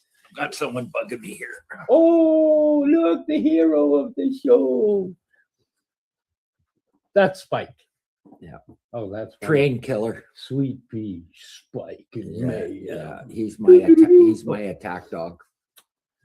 So this stuff boosts energy, reduces fatigue. Cordyceps increases the ATP production and oxygen utilization, improving endurance and exercise performance in studies on athletes and animals. It may delay muscle fatigue by lowering lactic acid buildup. Once again, the gut. Yeah, it all comes down to gut. Yeah. Enhances immune function. By stimulating the immune cells like NK cells, macrophages, and T cells, boosting overall immunity and showing potential in immunomodulatory effects in clinical trials. And when it stimulates immune cells, that's also when it's talking T cells. T cells are stem cells, so it also creates stem cell growth in your system as well, which is healing. Potential anti-cancer properties. Cordycepin exhibits anti-tumor activity by interfering with DNA and RNA synthesis and cell proliferation in lab and animal studies. Human evidence is preliminary, but so far it's showing anti-cancer properties. Supports kidney function. Clinical studies showed improved renal function, reduced nephropathy in transplant patients, and protection against kidney damage from toxins or diabetes. That's massive. Yes. That's great kidney. Yeah, anti-inflammatory effects. It reduces inflammation markers like IL-1 and IL-6, potentially aiding conditions such as asthma, arthritis, and chronic inflammation in human and animal research. And antioxidant benefits. And almost all of the mushrooms are antioxidants. Yeah, they're they're just so powerful. Yeah. They fight oxidative stress and free radicals, contributing to anti-aging and cellular protection, as demonstrated in various pharmacological reviews. In other words, they're doing the testing and it's coming up with it. Yeah, absolutely. And improves heart health. It supports cardiovascular function by reducing inflammation, improving blood flow, and shows cardioprotective effects in preclinical studies. And blood sugar, and helps fight diabetes and regulate the blood sugar. And that's another one you're going to find with them. Like mushrooms are just, they're awesome, and people don't eat enough of them. Yeah, They supports liver health. Enhances hepatic function and protects against liver damage, as seen in studies in hepatitis patients and animal models. Yeah, exactly. And enhances libido and sexual function. Traditionally used as an aphrodisiac, it may boost sex drive and hormonal balance, with some evidence from animal studies and traditional use. Nobody's touching that. No, nobody's touching that one. Let me get on to the next one. The next one's a really, really powerful mushroom. It's the red reishi, and it's been used in traditional medicine for years. The Chinese have been using it for tens of thousands of years. And it's quite a beautiful mushroom, too. Ooh. Let's bring this one up. I like that. That looks like a turkey tail. Turkey tails are just a bit of a different color. Yeah. Yeah. And that's not growing on the side of a tree, is it? Or is it? Yeah, it is. Yeah, that's on wood. Yeah. Red reishi mushrooms, or Ganoderma lucidium, typically grow on decaying hardwood trees in the forest, thriving in humid, temperate climates. Reishi mushrooms are harvested, dried, and prepared for consumption as teas, extracts, or supplements. Mm-hmm. Yes, and boost the immune system once again. The immune system. Yeah, they enhances the immune function by affecting your white blood cells and inflammation pathways, potentially helping fight infections, supports overall immunity, and it helps both with healthy individuals and those that have conditions like cancer. A lot of people. This is another one that has anti-cancer properties. Again, because it has the high polysaccharides and the triterpenes, which would be triple terpenes, which may promote cancer cell death, inhibit the tumor growth, and improves the quality of life when used alongside chemo. So this is one, a lot of things you can't use along with chemo because they keep you rolling too good, and the chemo needs to get you to a point where the cells can die off and regenerate. This is one that works good in conjunction with the chemo. Well, that's what chemo does. It kills everything. Yeah. I remember when I was doing chemo, I went anemic because all my red cells were dead. Yeah. So, ouch. Mm-hmm. Reduces fatigue and improves well-being. It's shown potential to alleviate fatigue, depression, and stress, possibly by modulating immune responses and providing the adaptogenic effects. And supports heart health. You're going to find almost all of them do this for sure. Yeah. Hang on here. Click on that. It lowers blood sugar, triglycerides, and cholesterol while increasing the HDL, contributing to cardiovascular protection through although the human results are mixed, but the people we know, they've been doing pretty darn good with it. Yes. Yeah. And antioxidant effects. Again, heavy antioxidant. It's rich in the polysaccharides and the triterpenes. It combats oxidative stress and free radicals, reduces cellular damage, and supports overall health. Anti-inflammatory effects, once again. And you're going to hear that word, triterpenes and other compounds, reducing the inflammation, which help conditions like arthritis and metabolic disorders. Helps control blood sugar. Again, another one. Again, with the polysaccharides, it improves the insulin sensitivity and your glucose metabolism. It shows promise for diabetes management in animals and human trials. And they're all absorbed through the gut. So you have a healthy gut, you will be healthy. So I can't stress enough how much this needs to be absorbed with gut health. So if you abuse your gut, you're going to get sick. It has liver protection, which is also through your gut. into your liver and your other organs, kidneys. Yeah, it actually promotes liver detoxification as well, which is awesome. Now, is that getting rid of the fat that surrounds the liver, or is it internal of the liver? Because a lot of people are talking about the liver damages. A lot of it is the fat around the liver, not the one where the alcohol, where it just keeps hitting and damaging the inside of the liver, but around the outside of the liver. I wonder, I'd like to look into that. Just off the top, I would think that by repairing the inside, it would help the outside repair, kind of like us as well. Get it in the gut and the outside repairs. Yeah, and antimicrobial and antiviral again. Yeah. Inhibits bacteria, viruses, including HIV and coronavirus. Other pathogens as well. It's attributed to the bioactive compounds, which of course are the polysaccharides and the triterpenes, etc. Yeah. And nutritional support. And general vitality. It provides proteins, minerals like potassium, magnesium, calcium. It's got vitamins, it's got fiber. It contributes to energy, stamina, and overall wellness. I'd say, I don't know, out of all of them, this one has the longest history. That's from what I've been studying. Ancient Chinese medicine has been using it for eons. So, yeah, that's a good one. Especially for the cancer and the gut health and whatnot. Next, we're going to do turkey. And these also work, they work with people, and we talk about how they're doing it with animal studies. But we have a 7 blend of the mushroom mix that is for dogs, and we've just watched miracles happen with that as well. And we can see it with the dogs, where people, you can't see it as much. So we actually get to see what it does to the dogs, and then it's helping the people too.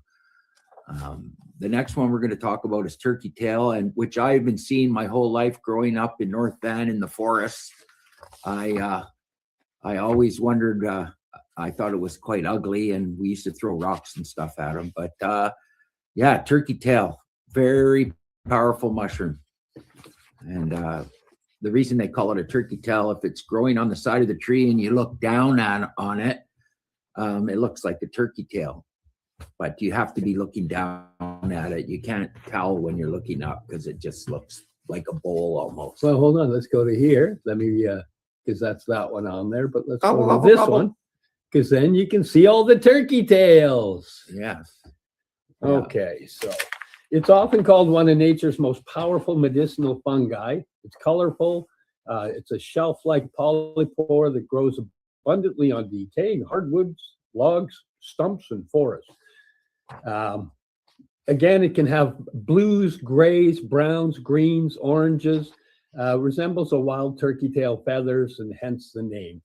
It's another one that's been renowned for centuries, like reishi, in traditional Chinese and Japanese medicine. Most of the ones I saw growing up were grayish brown and the odd red colored one or whatever, but yeah, mostly gray growing up. Now I want to look up, because colors are different things in the what they do in the gut as well. I want to look up what the different colors do now. If I'd known, I could have been a turkey tail tycoon. Yeah. So these are massive, again, in working with cancer treatment. These are ones that are powerful for use while you're doing cancer support treatment. It's high in polysaccharide K. It's high in polysaccharopeptides, PSPs. The extracts are approved in Japan as adjuncts to chemotherapy, radiation. Multiple meta-analysis and trials show the improved survival rates in gastric, colorectal, and some other cancers. Reduced recurrence risk, better quality of life, mitigated side effects like immune suppression, like super, super powerful. Yep. I love my turkey tail. Powerful immune system modulation. Here we go again. Immune system. Yeah, it acts as a non-specific immune booster. It enhances natural killer cells, your T cells against stem cells, cytokine production. Overall balance, it stimulates immune response against infections, pathogens, and diseases, while it helps regulate the overactive immunity. 80% and I'll say it again, 80% of your immune system is in the gut. So we're going to do a whole show just on the gut and the science behind it, and how the brain is connected to the gut. There's more nerve endings in the gut than there is in your spinal cord. So gut microbiomes and prebiotic support. So it functions as a prebiotic to promote beneficial gut bacteria growth, improves microbiome balance, enhances digestion, and supports mucosal immunity. Human trials are showing positive shifts in the gut flora after use. Yeah, and a strong, here we go again, antioxidant. It's high in phenols, flavonoids, and other compounds that combat oxidative stress and reduce cellular damage and protects against free radicals. Yeah, and anti-inflammatory in fact. Again, helps lower chronic inflammation through cytokine modulation and immune balancing. May aid in conditions involving inflammation with supporting lab and clinical data. That's why I think CBD is an anti-inflammatory, and I think the mushrooms and the CBD together, I think they go quite well together. That's what we've seen in the dogs anyways. We seem to see that the CBD and the mushroom mix with the dogs seems to work better. Works pretty damn good for me too. Yeah, for sure. Antiviral and antimicrobial properties. Again, it exhibits activity against certain viruses, shows some evidence for HPV support. It fights against bacteria. The polysaccharides contribute to fighting infections and pathogens. And liver protected. I'm seeing a pattern here in all of these. Reduces liver inflammation, fat accumulation, and damage in preclinical models. That does both of them there. It does the fat as well. Yeah. Supports detoxification and liver health by mechanism. Now, there's some smoothies that you can drink in the morning on an empty stomach that also dissolves the fat around your liver. And we'll get into that on another show, all the different smoothies you can take in the morning. I take a whole mess of things with apple cider vinegar. You're not supposed to drink apple cider vinegar straight. It's got to be mixed with something. And I also have started to put cloves and star anise in my tea in the morning, and my psoriasis is clearing up since I started doing the cloves. So it's doing something for sure. Blood sugar regulation and anti-diabetic potential.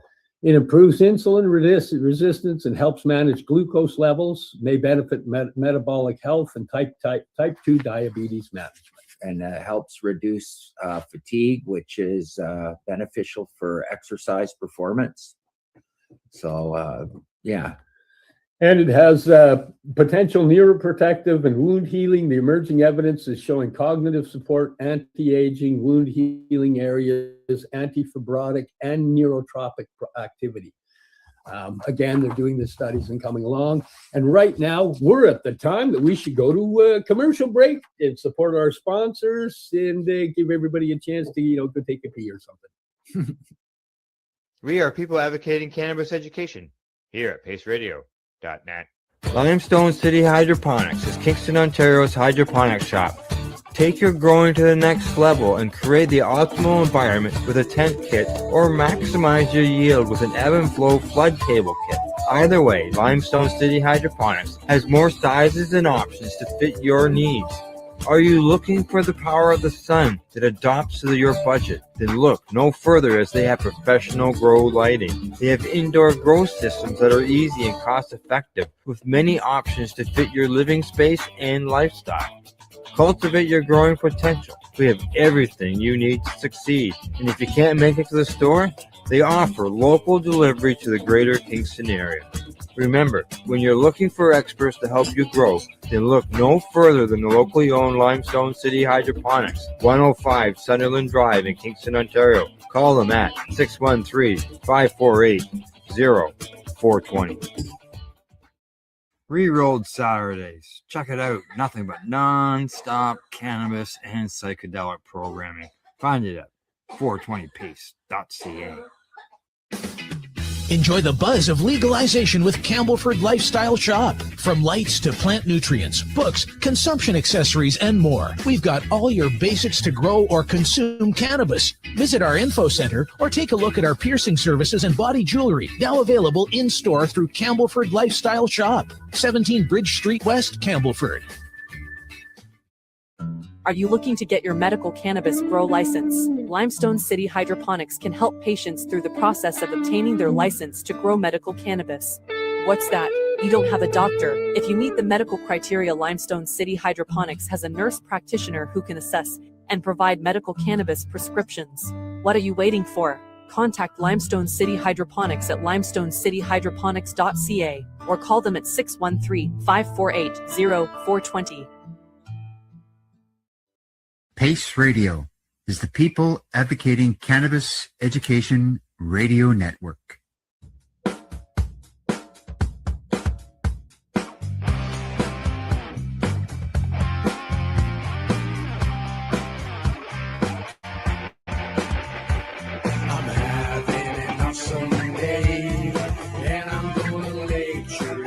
That way.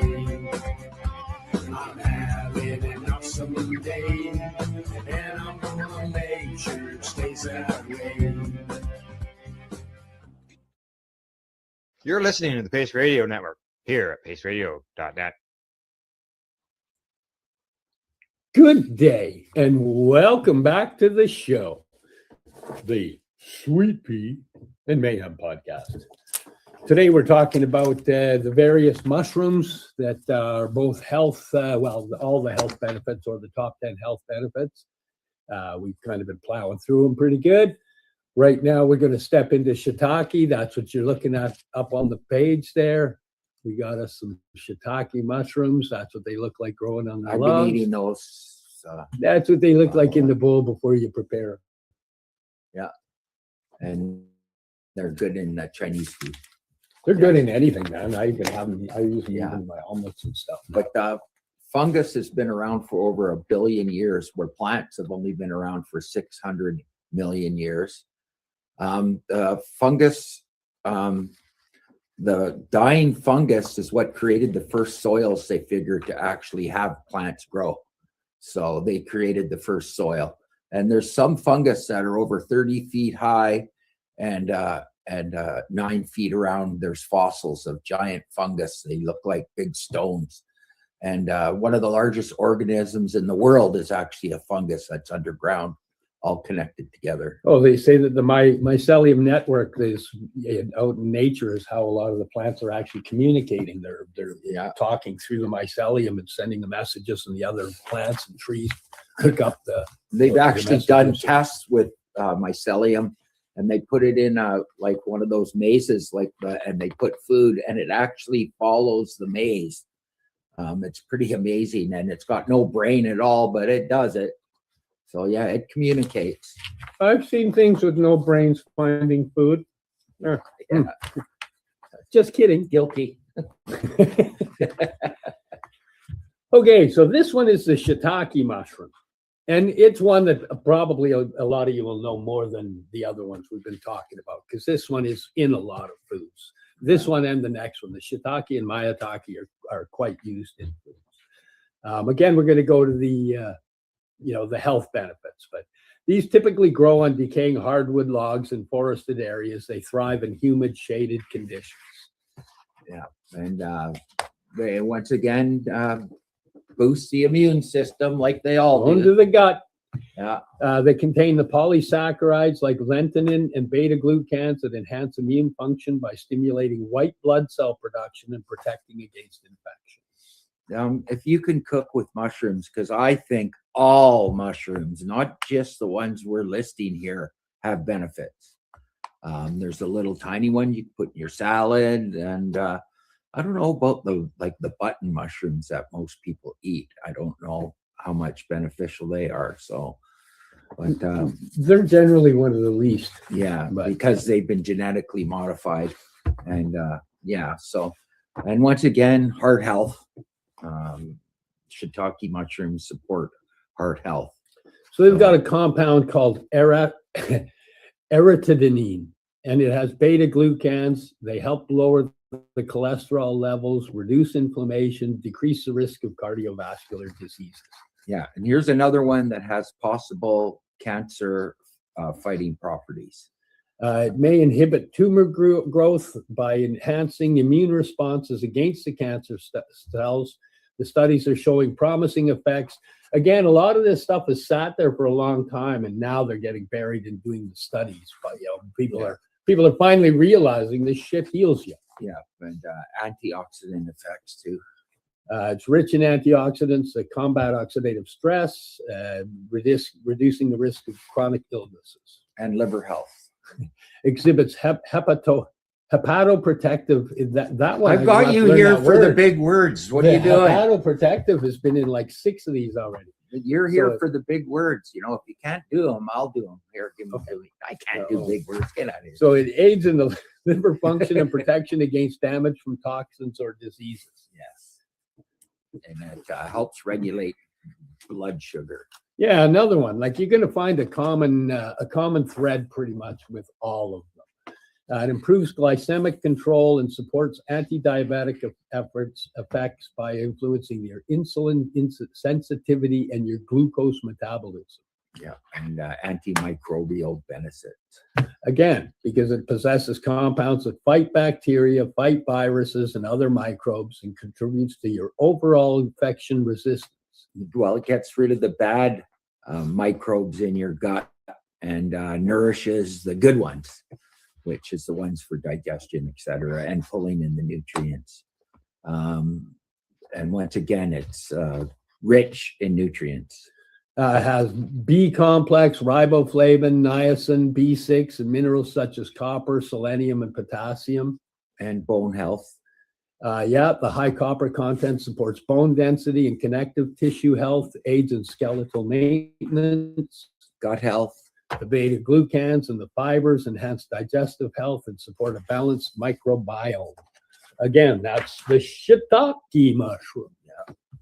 Let me bounce into here. I'm going to bounce this out. We'll go up. That. We're going to go to maitake. So this will be, that's a nice shot, eh? Oh, Going I like in the that. woods like that. That's a nice looking mushroom. And when you see them grow for the restaurants and stuff, they actually deliver them to the restaurants like that in a big bundle. Yeah, this is the one also called hen of the woods. Here's another, just kind of another little shot of it, but I do like the other one better. So I'm going to go back to it and leave that one. Yeah, I like that one. And the top 10 health benefits for maitake. Again, these are all ranked by evidence, strength, and prevalence in research. It's known as hen of the woods. It's a fascinating fungi prized for its earthy flavor and potent health properties. And they're using them a lot in high-end restaurants now in cooking because of their earthy flavor. And they boost the immune function. They're rich in beta glucans and polysaccharides like D-fraction.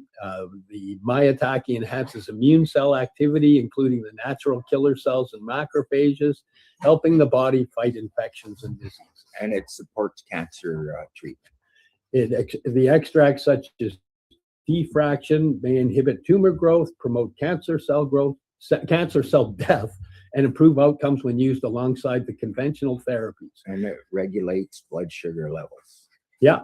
It helps to manage type 2 diabetes by improving your insulin sensitivity, lowering your blood glucose, makes it a natural aid for metabolic health. There you go. Oh, look at that. You know, as we go through, it's almost the same thing on every, you'd think it was the same mushroom. No, but some differences, you know. And lowers cholesterol and supports heart health, which is hand in hand. Yeah, it's the beta glucans help to reduce the LDL cholesterol. They improve your artery function and lower the risk of heart disease and hypertension. Now, don't forget there's foods too that could go with this that lower cholesterol and support heart disease too. So we're not going to always talk about mushrooms. There's other things we're going to talk about for lowering cholesterol and support heart health. But mainly, our business is mushrooms. It's just an amazing thing. Fights viral infections. Some of the compounds exhibit antiviral properties against pathogens like hepatitis B, HIV, and herpes, supporting recovery and immune response. Yeah, and rich in nutrients. Lots of nutrients. They're low calorie and cholesterol free. They're packed with vitamin D, B, potassium, and fiber. Contributes to bone health, energy, and digestion. I notice a lot of them have the potassium. Yeah. And promotes gut health. Once again, another one that promotes gut health. And it's a prebiotic source. Again, it supports beneficial gut bacteria, aids in digestion, potentially helps with weight management. Yes, and enhances brain health. The antioxidant properties protect against oxidative stress, support cognitive function, and potentially reduce age-related decline. Anti-aging benefits. It's high in polyphenols, combats free radicals, promotes skin health, cardiovascular protection, and overall longevity. Yes. Now, let me get in here, because now we're going to step into the world where some people might go, oh, what are you doing? Because these were all nutritional, and you can go to the store to get them, or you can go and harvest them. I like to do wild harvesting myself of this particular mushroom. This one is the Amanita muscaria. Prettiest mushroom. And probably the most famous of all the mushrooms. Yes. You know, it's pretty much I've actually done some artwork that we're going to put on our products that is closely related to the Amanita muscaria. I made the stems a little longer. Did some liberties. Yeah. took some liberties. But we actually pick these in the wild and dehydrate them, and they've got to be done a certain way, and we'll hit that as well. We'll get to that. Yeah. It's commonly known as the fly agaric or the fly amanita. It's a basodiamycete fungus of the genus Amanita. There's a lot of amanitas, and if you end up getting this, using it, etc., and you go and harvest, be careful with what you do, because there's a yellow one that looks like it that's Amanita pantherina, way more potent. And you have to do a certain thing. If you pick this mushroom raw and eat it, you will get sick. Yeah. Because it has ibotenic acid, which will make you sick. And it has to be decarboxylated, which we'll talk about in a few minutes here. It has to be decarbed at a certain temperature, and then that converts the ibotenic acid into muscimol. So these benefits that we're going to read you are from the already decarbed mushrooms. This isn't go pick it and eat it raw, and this is what's going to happen. We actually have a professional dehydrator that we treat the mushrooms with, and it takes quite a few days to do it right. And I take them for sleep, so with the golden teachers. So yes. So they're massive for stress relief because of the active ingredient muscimol. And Amanita muscaria is one of the highest, like the mushroom has one of the highest aspects of the muscimol. Insomnia reduction. Well, hang on, let me get through that. Yeah. Because one thing on it, a lot like psilocybin works on your serotonin receptors, but the Amanita with the muscimol works on your GABA A receptor. The GABA A receptor is where alcohol works. It's where benzodiazepines work, and it works in a different area of the brain. So that's why it's an insomnia reduction. Yeah, it reduces stress levels, promotes relaxation. The insomnia reduction enhances the GABA. It's called GABAergic activity. The muscimol helps alleviate the insomnia symptoms, and quality in traditional and modern applications. It's been used Siberia and a lot of other places for a long time, but it seemed to have got a bad rep and got hidden and got told, don't. Because people are eating them raw and getting sick instead of treating them properly. And just don't do that. Yeah, pain management. Muscimol exhibits analgesic properties, particularly for neuropathic and muscular pain through its modulation of neuropathways. and that's both in animals and in humans. When I was growing up, there was an old wise tale that if you took one of those white flakes off the top, you'd get so stoned and then you'd get sick and die. I heard about dying from them my whole life. You can't touch them. You're going to die. You can't touch them. You'll just you're get gonna die. sick, and then if they're treated right, you won't get sick at all.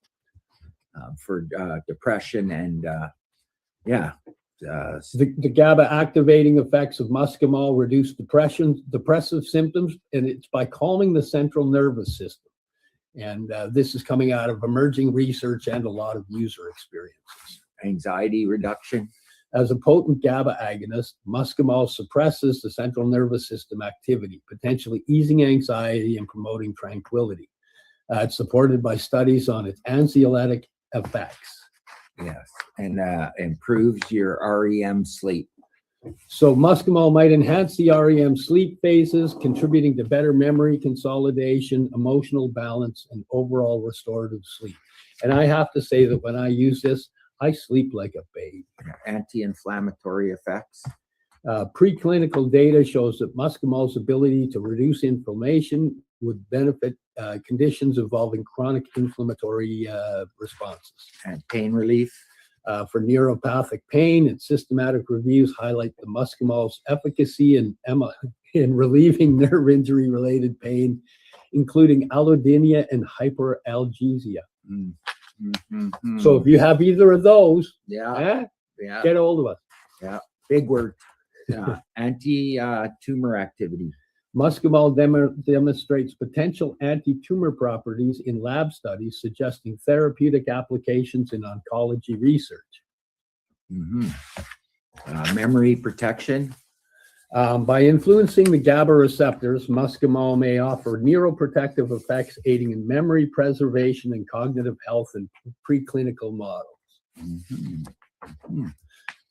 Amanita muscaria. This is the disclaimer, okay? Should never be eaten raw. The fresh mushroom contains significant amounts of ibotenic acid, a potent excitatory neurotoxin. It's a neurotoxin. Like a snake bite, like a rattlesnake bite.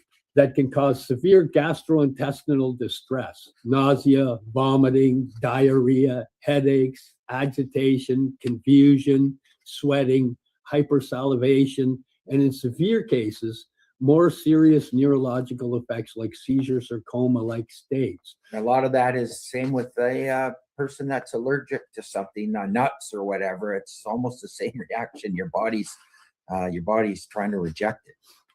And, so it has to be decarbed or run through a certain heat. Some people use a certain pH if they're using water to decarb it in water. We use a dehydrator and get it in a dry. And what is it? 80 degrees?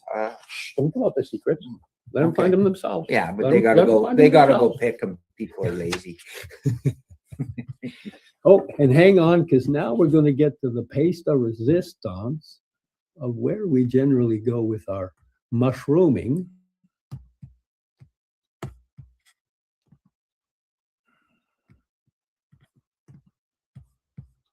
Golden Teacher. This is Golden Teachers. Now, this one is a magic mushroom. Yes. This one will get you high if you do too much. Yeah. In microdosing, it works to compress the amygdala, bring down your anxiety, bring down your depression, and keep you rolling. I use them for sleep. So middle of the night, my brain's racing. I take some of this and I'm out for 4 to 5 hours. This is the only mushroom we deal with. There's so many different kinds out there now. The penis envy, the only magic mushroom, gorilla, albino, Alaska brain fuck mushroom, and whatever. 200 and something different. Yeah, this is the only one we use because it's the one that's been used in medicine, and it ramps up slowly, and it's a gentle mushroom. It doesn't just come screaming in and just get you high almost instantly. It ramps up nice and slow, and yeah, it's a good mushroom. It's the only one we deal with. Psilocybe cubensis is what it is. It's a strain of psilocybin-containing fungi. It's valued in the emerging research. It's being used in mental health like crazy. They're using them for end of life patients now to deal with their dying. It's used for PTSD symptom reduction and trauma processing. Psilocybin-assisted therapy significantly alleviates PTSD symptoms by promoting fear extinction, reducing the flashbacks, and enhances emotional processing. That's how we met. We had post-traumatic stress, and that's how we met, was Golden Teachers and post-traumatic stress. That's what started everything. And now we've been in a documentary, and we've got a semi-thriving business, and helping a lot of people. And the Golden Teachers are the reason. They enhance neuroplasticity, and they help with brain rewiring. They induce structural changes in the neural circuits, increase synaptic density, and dendritic growth, which is the growth of the damaged neural pathways. It repairs them. They find that it desynchronizes the default mode network, which fosters flexibility to actually rewire fear-based patterns from PTSD and trauma. Yep. Miracle. The myelin is great for the remodeling for long-term neural health. There was a 2026, some research done in 2026 that showed that psilocybin and similar psychedelics repair the brain's insulating myelin layer, stabilizes disrupted circuits in PTSD for enduring recovery beyond short-term effects. It promotes brain-derived neurotropic factors, which is known as BDNF. So it boosts the BDNF levels, which are crucial for neuron growth and survival. And the data on this is 23 through 25. It's linked to improved neuroregeneration in trauma-related disorders like PTSD and traumatic brain injury. Yeah, and anti-inflammatory. It affects the brain tissue. But they're showing that it's rewiring the synaptic neurons in the brain, and it's actually a lot of people. They say that ancient cavemen that ate them caused one of the reasons our brain grew bigger. I don't know about that, but that's McKenna. It enhanced consciousness in the ancient people and helped grow the brain, but I don't know. I guess it's theories. I know. I like the theory. That's yeah. Not Dennis McKenna. It's Terence McKenna's. Yeah. They've used it for treatment-resistant depression. There's actually people that are getting licensed to use it legally to battle treatment-resistant depression. Relieves the depressive symptoms tied to trauma. Institutions like Johns Hopkins show lasting effects through the neuroplastic mechanisms. We actually supply these to a couple of psychiatrists. Not supposed to say things like that out loud, Oh, it's not legal. No, we don't do that. They show anxiety and existential distress. It was a dream. I had a dream. And they're showing potential for traumatic brain injury, TBI recovery, supports mood and cognitive improvements in TBI patients with comorbid PTSD. And that's 2025 trials. Like the stuff that's coming along with it is absolutely ridiculous. They're now testing it for addiction and substance use disorder, and they're finding that it facilitates behavioral changes by rewiring the reward pathways. Again, this research is 2023 to 2026, and it extends to trauma-linked addictions like opioids and alcohol. And on top of that, they have nutritional support and antioxidant properties. They're low calorie, they're fiber, B vitamins, niacin for brain health, antioxidants, which indirectly support neural repair through minimal in therapeutic context. They're low calorie because you only do 1/4 of a gram. Well, some people eat a few more. Yeah, if you wanted more calories, you'd see God. And let me kick this one out. Boink. Ta-da. And we were actually at the end of the show here. Yeah. So thank you for joining us. If you need to, you can always find this podcast. If you want to look up what the mushrooms do or which one does what, go back, go through it. The info's there.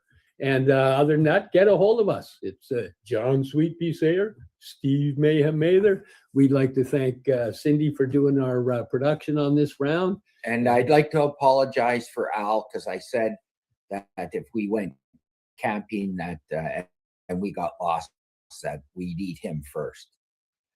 And then I saw pictures of him and he looked kind of bony, so I don't think he'd taste good, too good. Yeah, so we're going to send him some fattening foods to Yes. just kind of fatten him up, just in case. Well, he might taste like chicken. Hi, Al.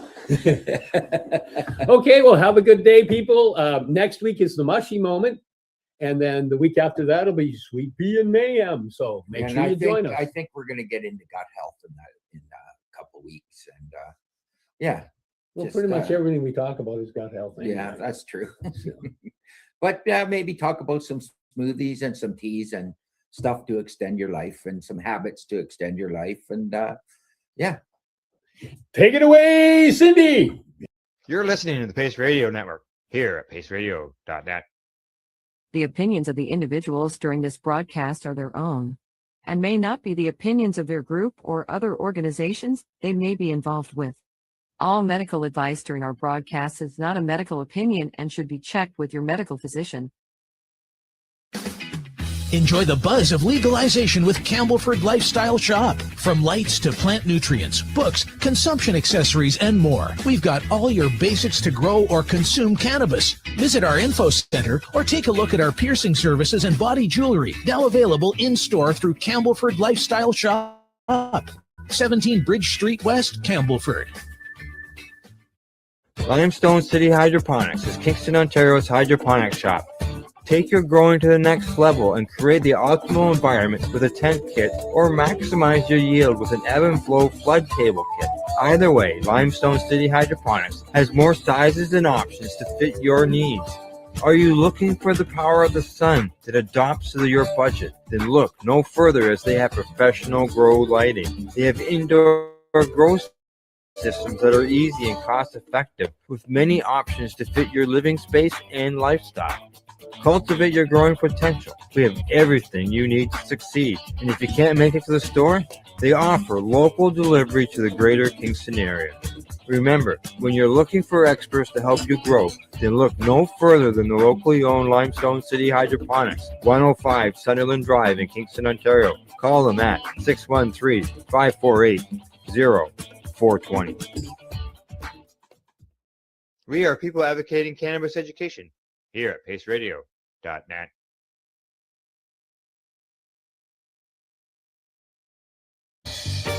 You're watching the 420 Pace, found at 420pace.ca.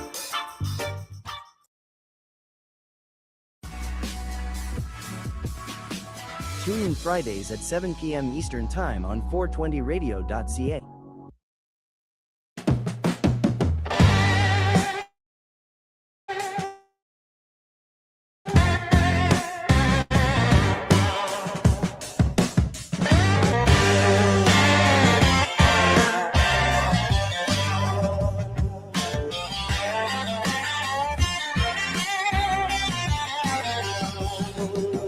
Found you in the cafe corner.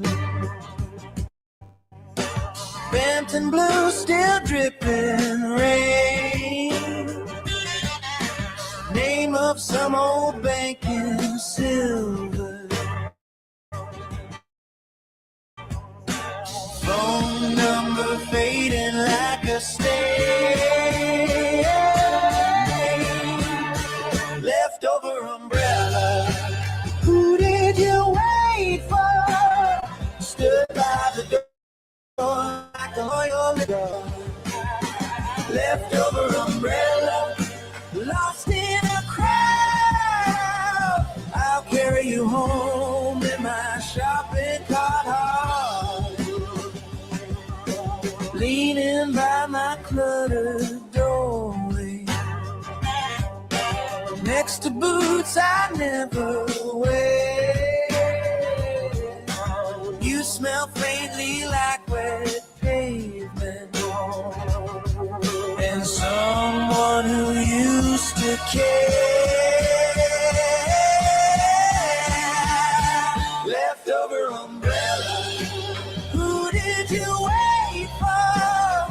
stood by the door like a loyal little girl. Leftover umbrella, lost in a crowd. I'll carry you home in my shopping cart.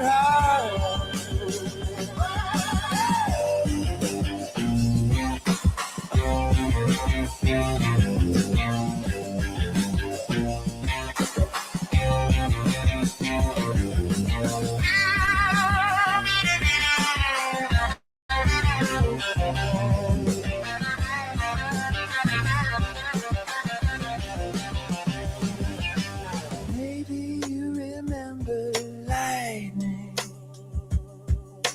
Maybe you remember hands.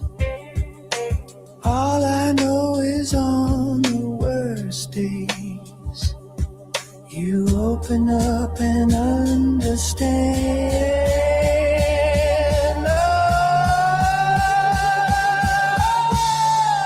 Oh, leftover umbrella, who did you wait for? Stood by the door like a loyal little girl. Leftover umbrella, stay if you want. I'll keep you around in my shopping cart.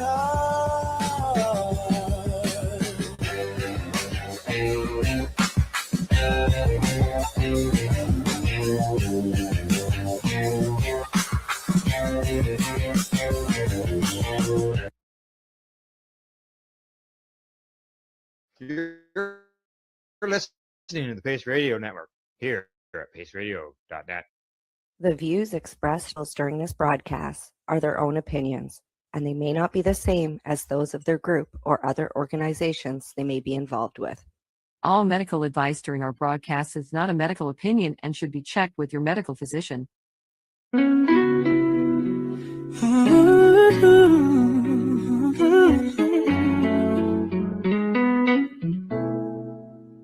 Look at all that money.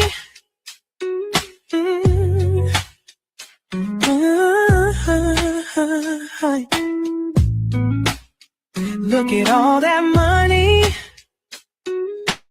Yeah, the money that they've spent. Take another look and take some time for him. Don't cut trees for paper, 'cause it hurts the environment. Stop deforestation, yeah, it's time for him. Well, an acre of hemp makes 20 barrels of oil, no need for pesticides to poison all our soil. People got no food, they got no clothes, they got no rent. Well, it's time for him. Yes, it is. It is time for hemp, and let's make time for hemp great again. I am your host, Casper Leach, and I want to thank you for tuning in to the big broadcast today. We have some interesting guests, and as always, I have some groovy joint hosts. And please, when you hear the word joint on the big broadcast, you know what to do. Isn't that right, Al Graham? Sure is. The right thing to do is to spark up a joint when you say joint. Yeah, baby. Or at least have a puff off of your pipe, right? Please, please. Exactly. And is that what they do at Pace Radio Network? Yes, at Pace Radio Network, we cover psychedelics as well as cannabis. We broadcast 7 days a week, and PACE stands for People Advocating Cannabis Education. And we are done in video as well as we have audio podcasts that go onto paceradio.net, our website. Groovy, baby. And I encourage people to make it a point to go to the website because the information that is found there is stellar. And speaking of stellar information, my next joint host, Al Bird, has written a stellar book. Hey, Al Bird, how you doing? I'm doing, and nice to see you guys. I'm doing very well, thank you. But my stellar information would be, of course, to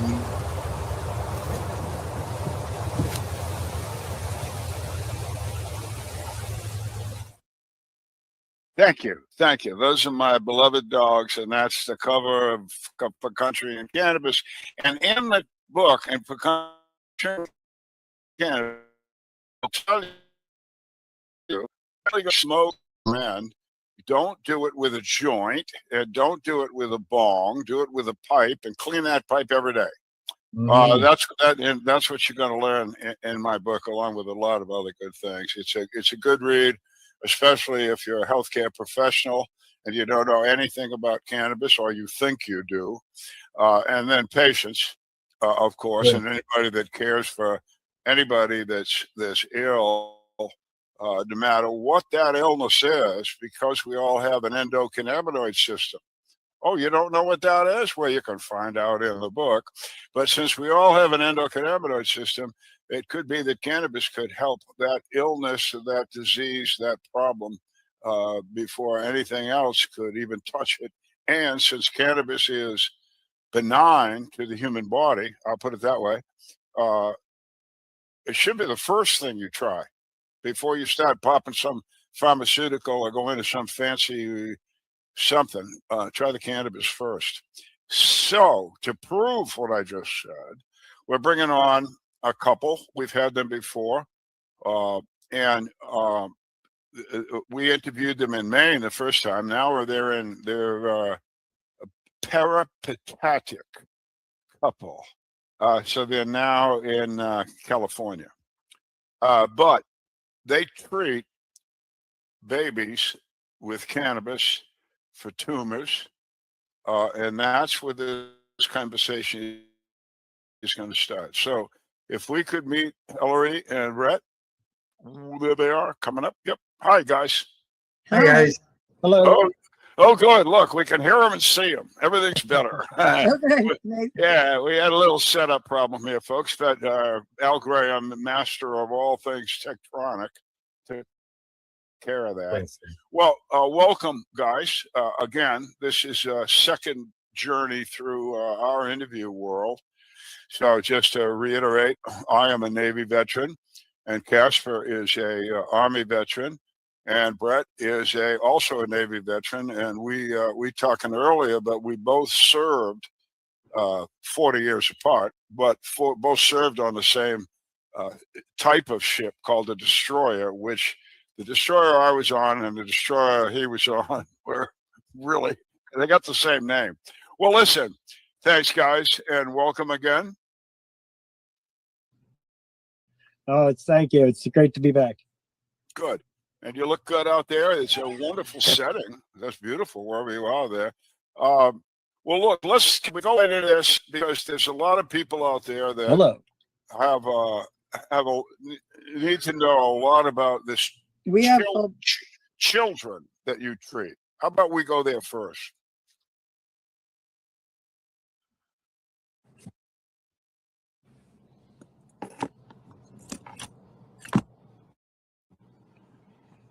Thanks for having us. Well, let's start with the kids that you treat. I think that's universal. Children have a good life. How do you help them? Well, what we've been doing is we start them using the full extract cannabis oil in drops, which we mix with MCT coconut oil. And we just bring it up at the first 5 days, 1 milligram at a time, and then giving it to them every 4 hours. And then we continue to move forward really gently. And then at day 5, we start doubling it. And before you know it, we have a full, wherever they are when their endocannabinoid system is full, we take it up about 10% and leave it there for about 30 days.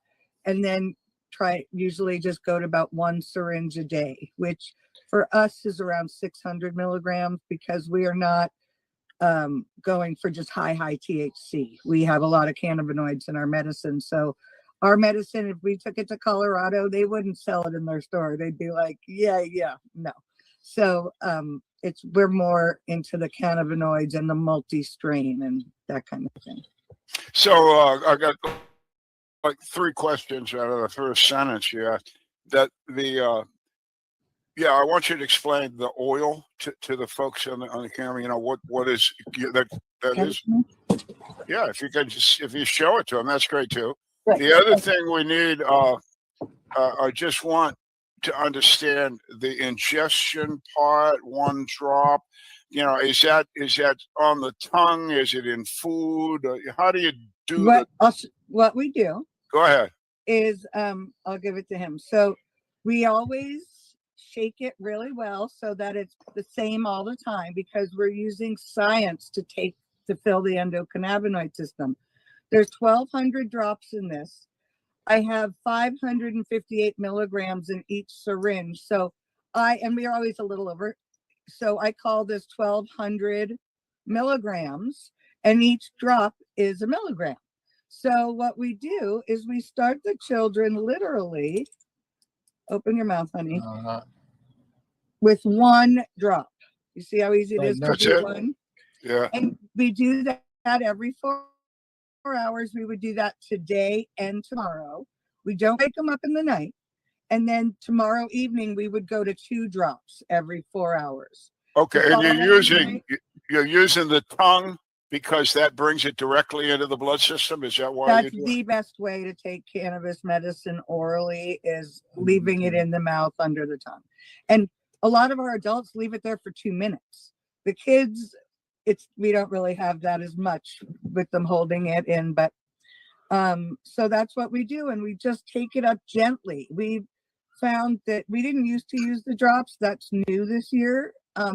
But we found that scientifically, starting really gently and just taking it up that way. And we also use the spine and the back of the neck with the full extract cannabis oil and the belly button.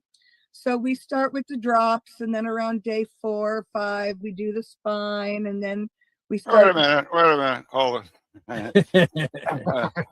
Yeah, so let's do the spine. You do the spine. What I do it. does that mean exactly? That means we take the full extract cannabis oil, and we lie the child down, and we go from the back of the hairline straight down the spine, drawing a line thickly. You probably use about depending on the size of the person, but you use about 1/2 gram.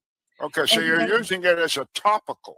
Absolutely. Yes. Okay, yeah. I'm just, people out there, they're not as familiar with what you and I are talking about here. We want to make sure the neophytes out there get it. So now you're using this as a topical at the same time. Now, would you be using it as an ingested product? Right, exactly.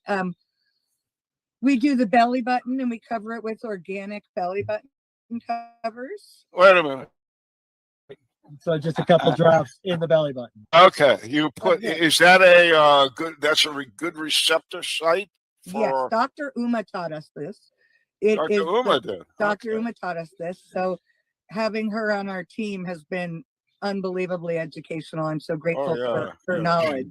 Yeah, she's incredible. Yeah. Okay, so the belly button is a good receptor site, and that belly button that goes to the blood system as well, or where's that going? Using it topically does not get into the blood the way that orally does. Right. The only reason I know that is that none of my truckers have ever failed a drug test. So I don't know, like a scientist, I'm a farmer, so a scientist would really need to explain why that is. But this is the salve that the truckers and arthritis for pain, and no one's ever failed. So that tells me that it doesn't get in their blood. Right. So all these things, the dropper and the salve, are just made from the FICO itself, the full extract cannabis oil.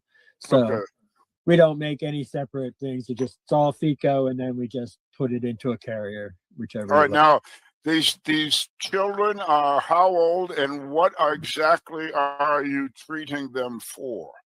Well, we treat actually every cancer the same. Our youngest child right now is 7 months, and she has an osteoplasma brain tumor. She has a brain tumor. See, unlike pharmaceutical doctors, we treat every single cancer the same. We don't need a biopsy. We don't need surgery. Don't even need a name. Yeah, we don't care. So I don't keep track of what the children have. I keep track of their blood work and their scans And their progress, right? Yeah, and their health. But because I'm not a doctor and I don't play one on TV, that's what Dr. Uma does with my patients. So I do talk to all the parents and put all the kids on the medicine. He makes the medicine. But some of the scientific stuff, I've surrounded myself with the best people in the world, and I just refer that kind of stuff to them. Okay, so back to the children, 7 months old. I've preached for a long time that you can give cannabis to a child if needed, and it wouldn't hurt them. And obviously, you're proving me right on that. And this child, this is a brain tumor. Yeah, we have a bunch of children. We have another little boy named Roy.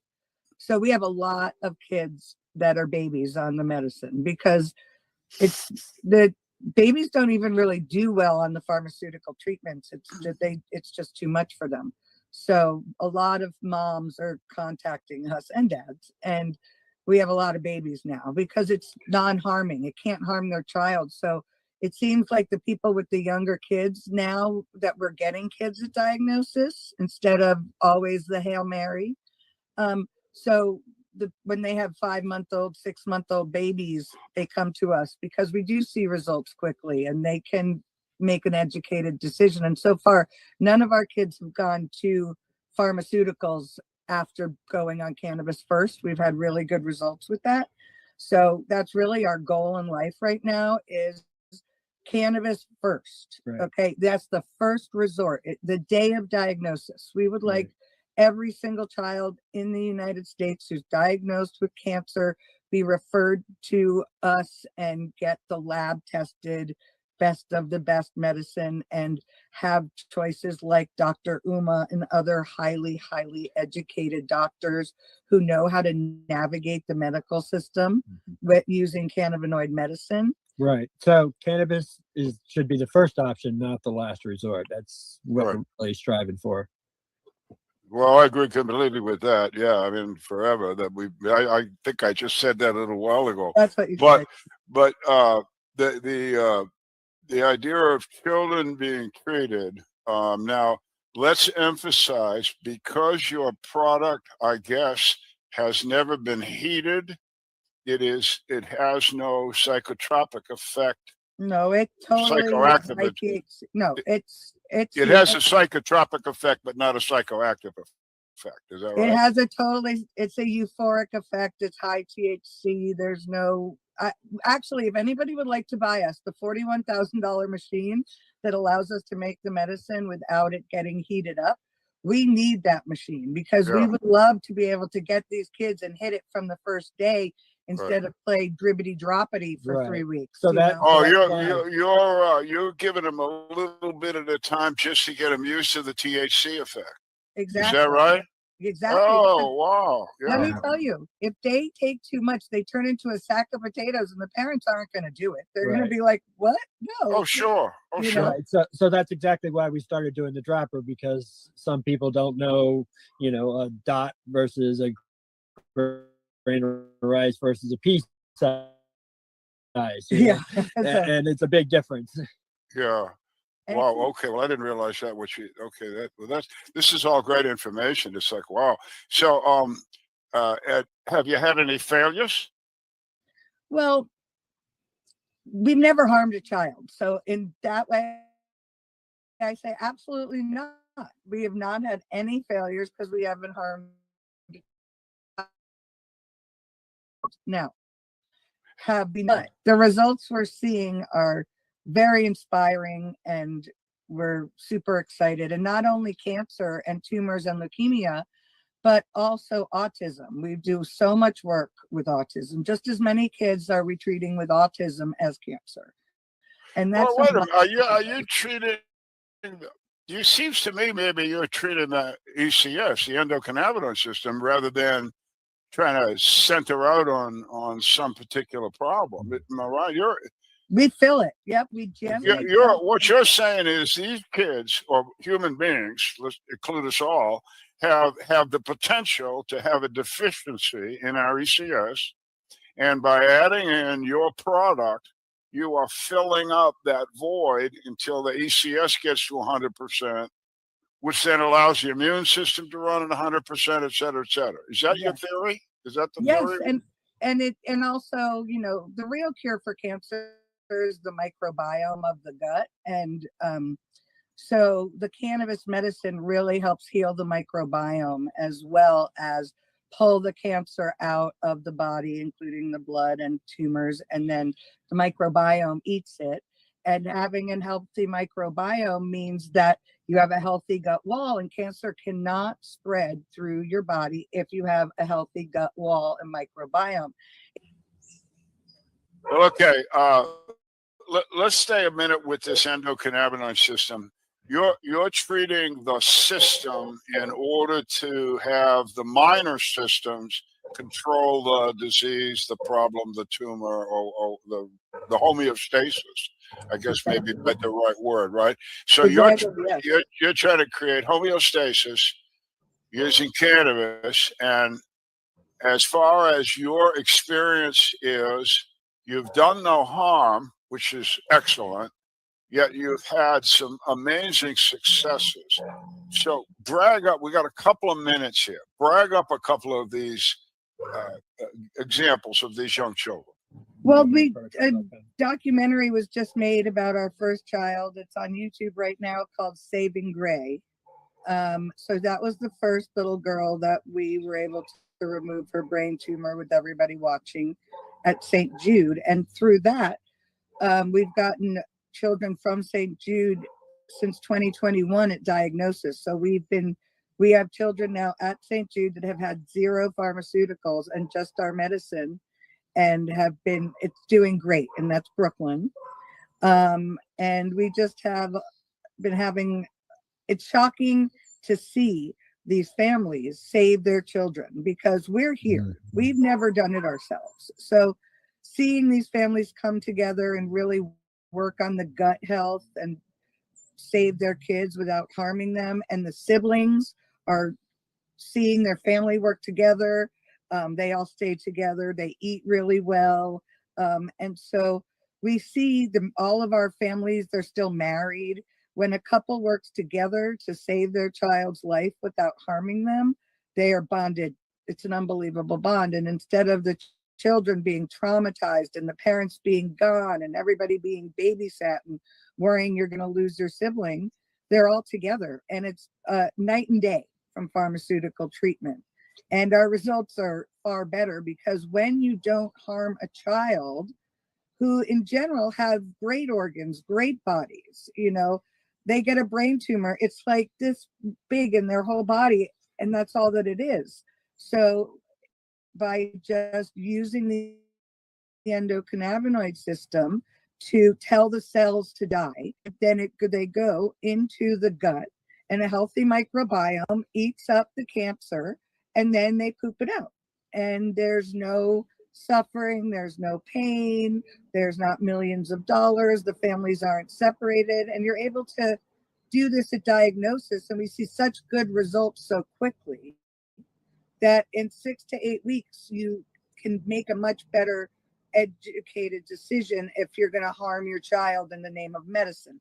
They have a brain tumor, so let's destroy their blood with poison to the blood. Let's radiate them. Let's cut them and do biopsies and figure out their mutation. These are just things that have been done by the pharmaceutical doctors in the lab that literally have no clue about cancer and don't cure it. They harm people, they make millions, and everybody dies. Is basically, so when you're able to treat your child. It's a great way to stimulate the job community, and it stimulates the economy. And you know, if you have people not buying medicines, if you have people growing their own cannabis, then we're going to have doctors not making as much money and pharmacies not making as much money and cheapers. How tragic would that be? Yeah, well, listen, just But, before we see take all these children. Go ahead. I'm sorry. I was just saying that you can check out our website, noharmprotocol.com.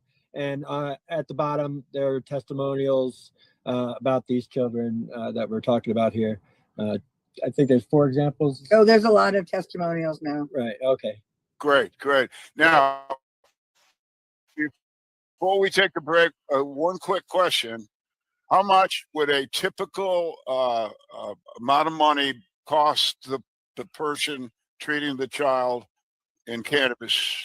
If a child has a full endocannabinoid system and they're doing this fine and using it topically, if they pay our full cost, which is what we charge as our cost, is $30 a day. Now, the pharmaceutical for brain tumors is the drug that they give the kids is $3,120 a day, and they're charged for the adults $167,000 a month for the treatments that don't work, and ours is $30 a day. Right, but it actually costs the consumer $0 because the insurance companies cover it. Right, all, they so. say, oh, it's only $11 out of pocket, but if they get $167,000 a month to treat these kids with harmful medicine that doesn't work. Failed trials that then they don't. We'll get into that one. Okay, we're going to come back in a little bit. I'm going to let Casper get us out of here right now, but we're going to come back and we're going to talk about using cannabis for bone cancer. How about that one? And it is going to be quite a break. That'll be on our next segment. Me making a point to tune into our next segment to check this out, and you'll be also enjoying the contents of Pace Radio from Al Graham up there in Canada. Yep, people advocating cannabis education. You can find us at paceradio.net, psychedelics, as well as cannabis 7 days a week.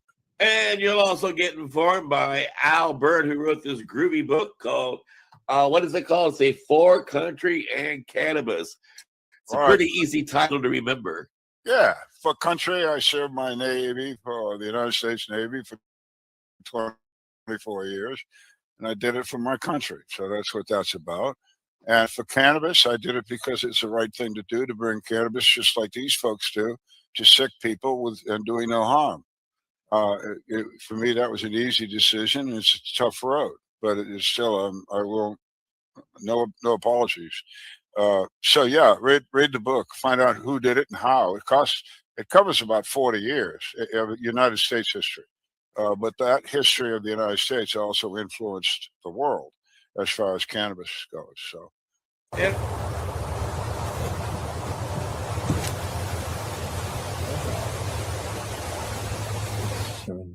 And I want to remind people that you can go to timeforhemp.news and download lots of free music about how wonderful cannabis is. We have podcasts that are free to download that talks about how amazing hemp is.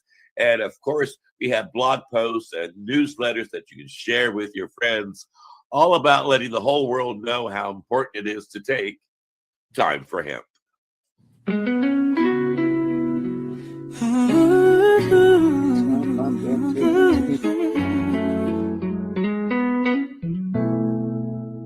Look at all that money.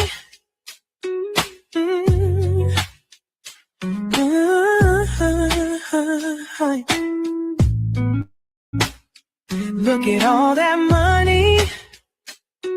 Yeah, the money that they've spent. Take another look and take some time for him. Don't cut trees for paper, 'cause it hurts the environment. Stop deforestation, yeah, it's time for him. Well, an acre of hemp makes 20 barrels of oil, no need for pesticides to poison all our soil. People got no food, they got no clothes, they got no rent. Well, it's time for hemp. Throughout Earth's history, hemp has been used, no mystery. Hemp was legal to pay taxes for more than a century. Faxes, the founding fathers make sense to me. It's time to grow hemp legally. Think of all its uses. It's money that's well spent. Right now, no excuses. It's time for him. Sustainable green industry, that's our intent. A better place this world will be. It's time for him. Fuel and food and clothes and soap, housing, cars, yeah, cars, no joke. Henry Ford built a car of hemp. It's time for us to do it again. People being balanced for with Valentine as it's meant right now. It's time for him.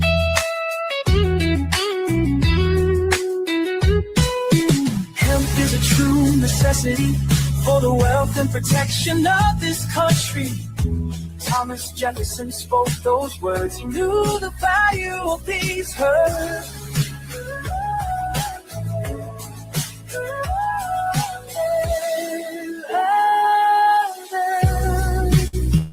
It's time to lift the health. It's time to make a strong stance. Yes, we can. I know we like birds of a feather. We can work together to lift the health. Look at all that money, yeah, the money that they spend.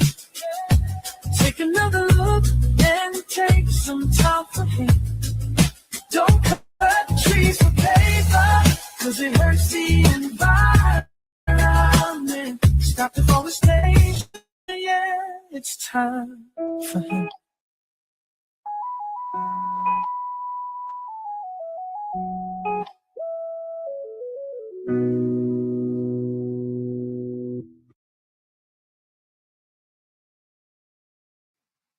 Time for Hemp is a Pace Radio Network content provider. You're listening to the Pace Radio Network here at paceradio.net. The opinions of the individuals during this broadcast are their own and may not be the opinions of their group or other organizations they may be involved with.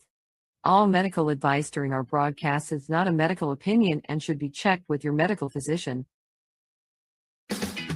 Enjoy the buzz of legalization with Campbellford Lifestyle Shop. From lights to plant nutrients, books, consumption accessories, and more, we've got all your basics to grow or consume cannabis. Visit our info center or take a look at our piercing services and body jewelry, now available in-store through Campbellford Lifestyle Shop, 17 Bridge Street West, Campbellford. Limestone City Hydroponics is Kingston, Ontario's hydroponic shop. Take your growing to the next level and create the optimal environment with a tent kit or maximize your yield with an ebb and flow flood table kit. Either way, Limestone City Hydroponics has more sizes and options to fit your needs. Are you looking for the power of the sun that adapts to your budget? Then look no further, as they have professional grow lighting. They have indoor grow systems that are easy and cost effective with many options to fit your living space and lifestyle.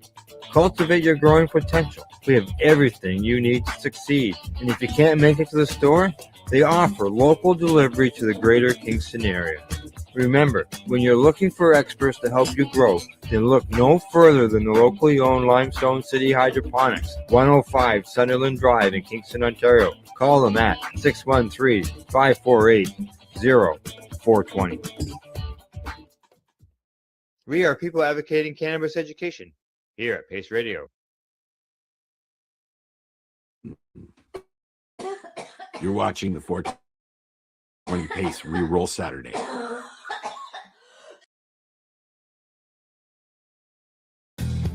Stay tuned.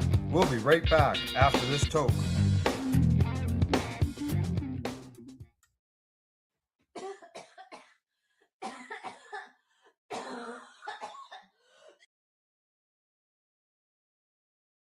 Ooh, yeah. Ooh, yeah.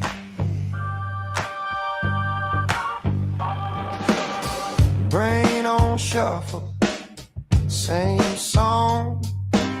New spin, coffee gone cold, legs can't sit still again.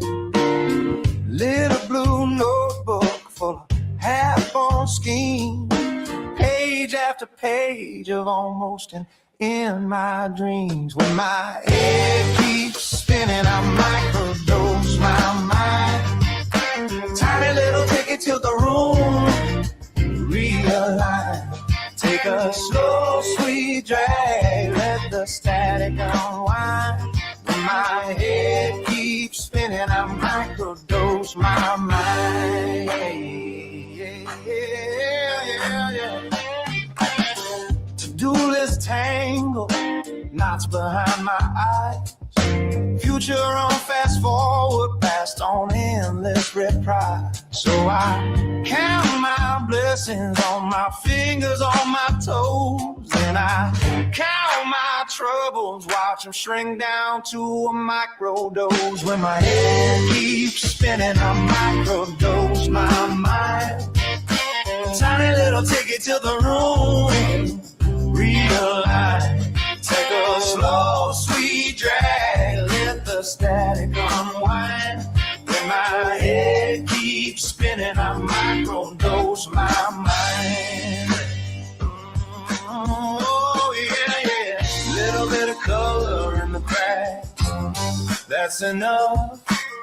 Little bit of space in my chest for the tough stuff. I'm breathing slow, I breathe out light.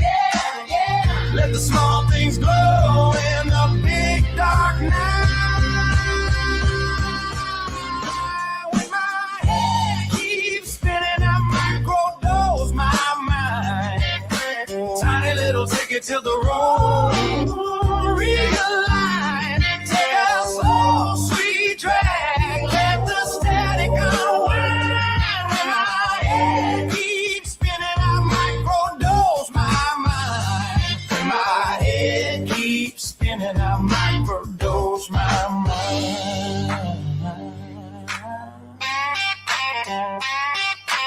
Ooh.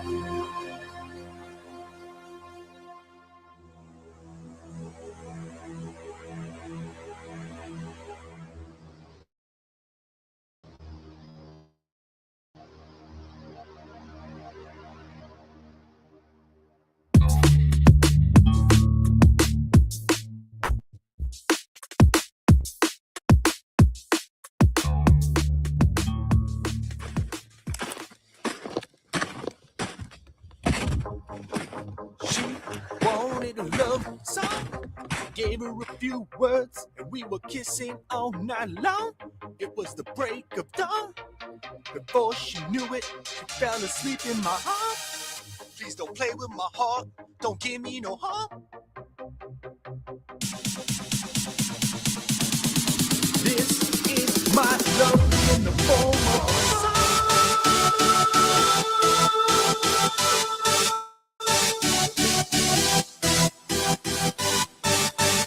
This is my love.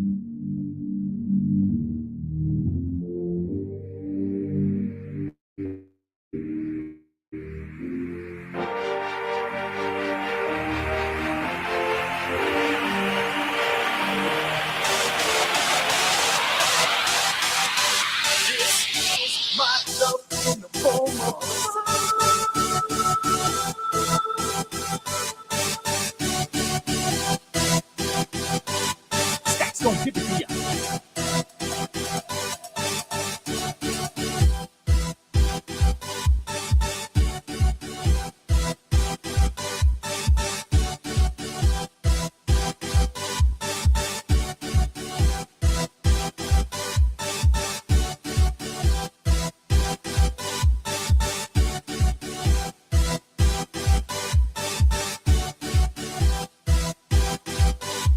Stacks gon' give it to ya.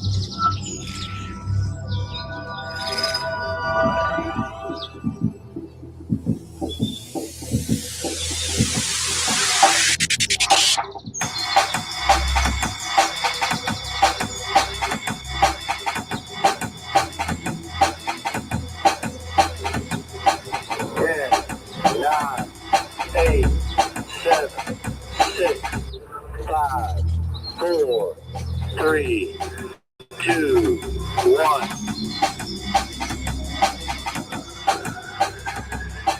Let's travel into the future.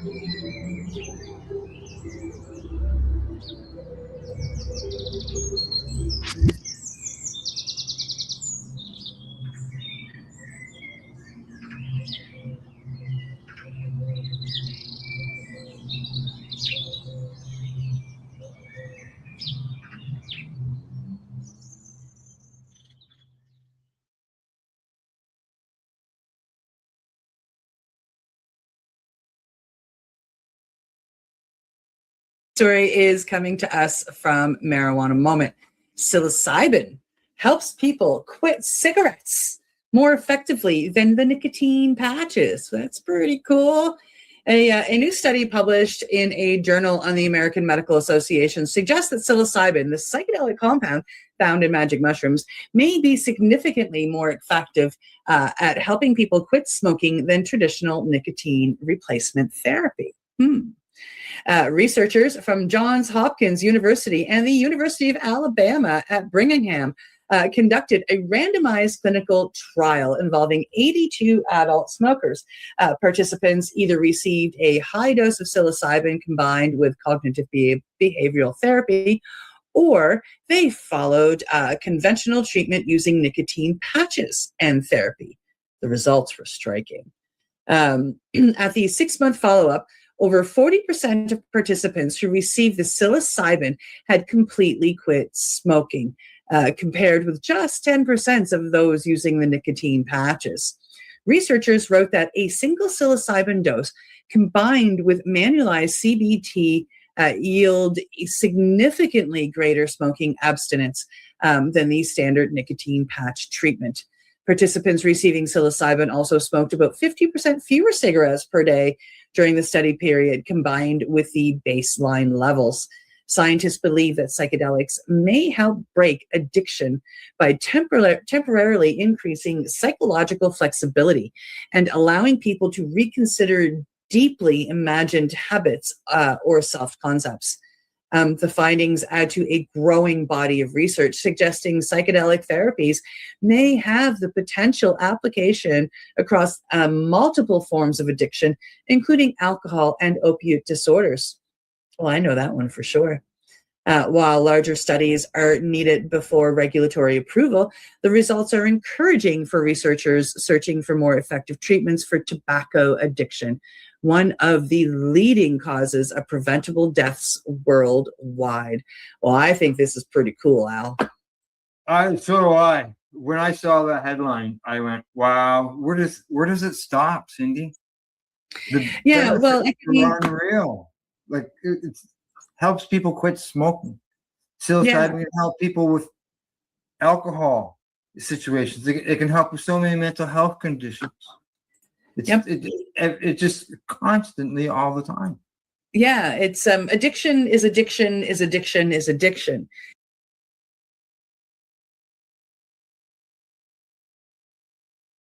Re-rolled Saturdays. Check it out. Nothing but non-stop cannabis and psych. You're watching the 420 Pace, found at 420pace.ca.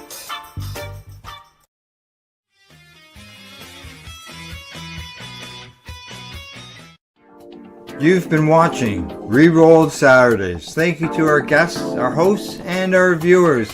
Up next, Rerolled Saturday Nighttime Edition. It gets started at 4 p.m. See you then.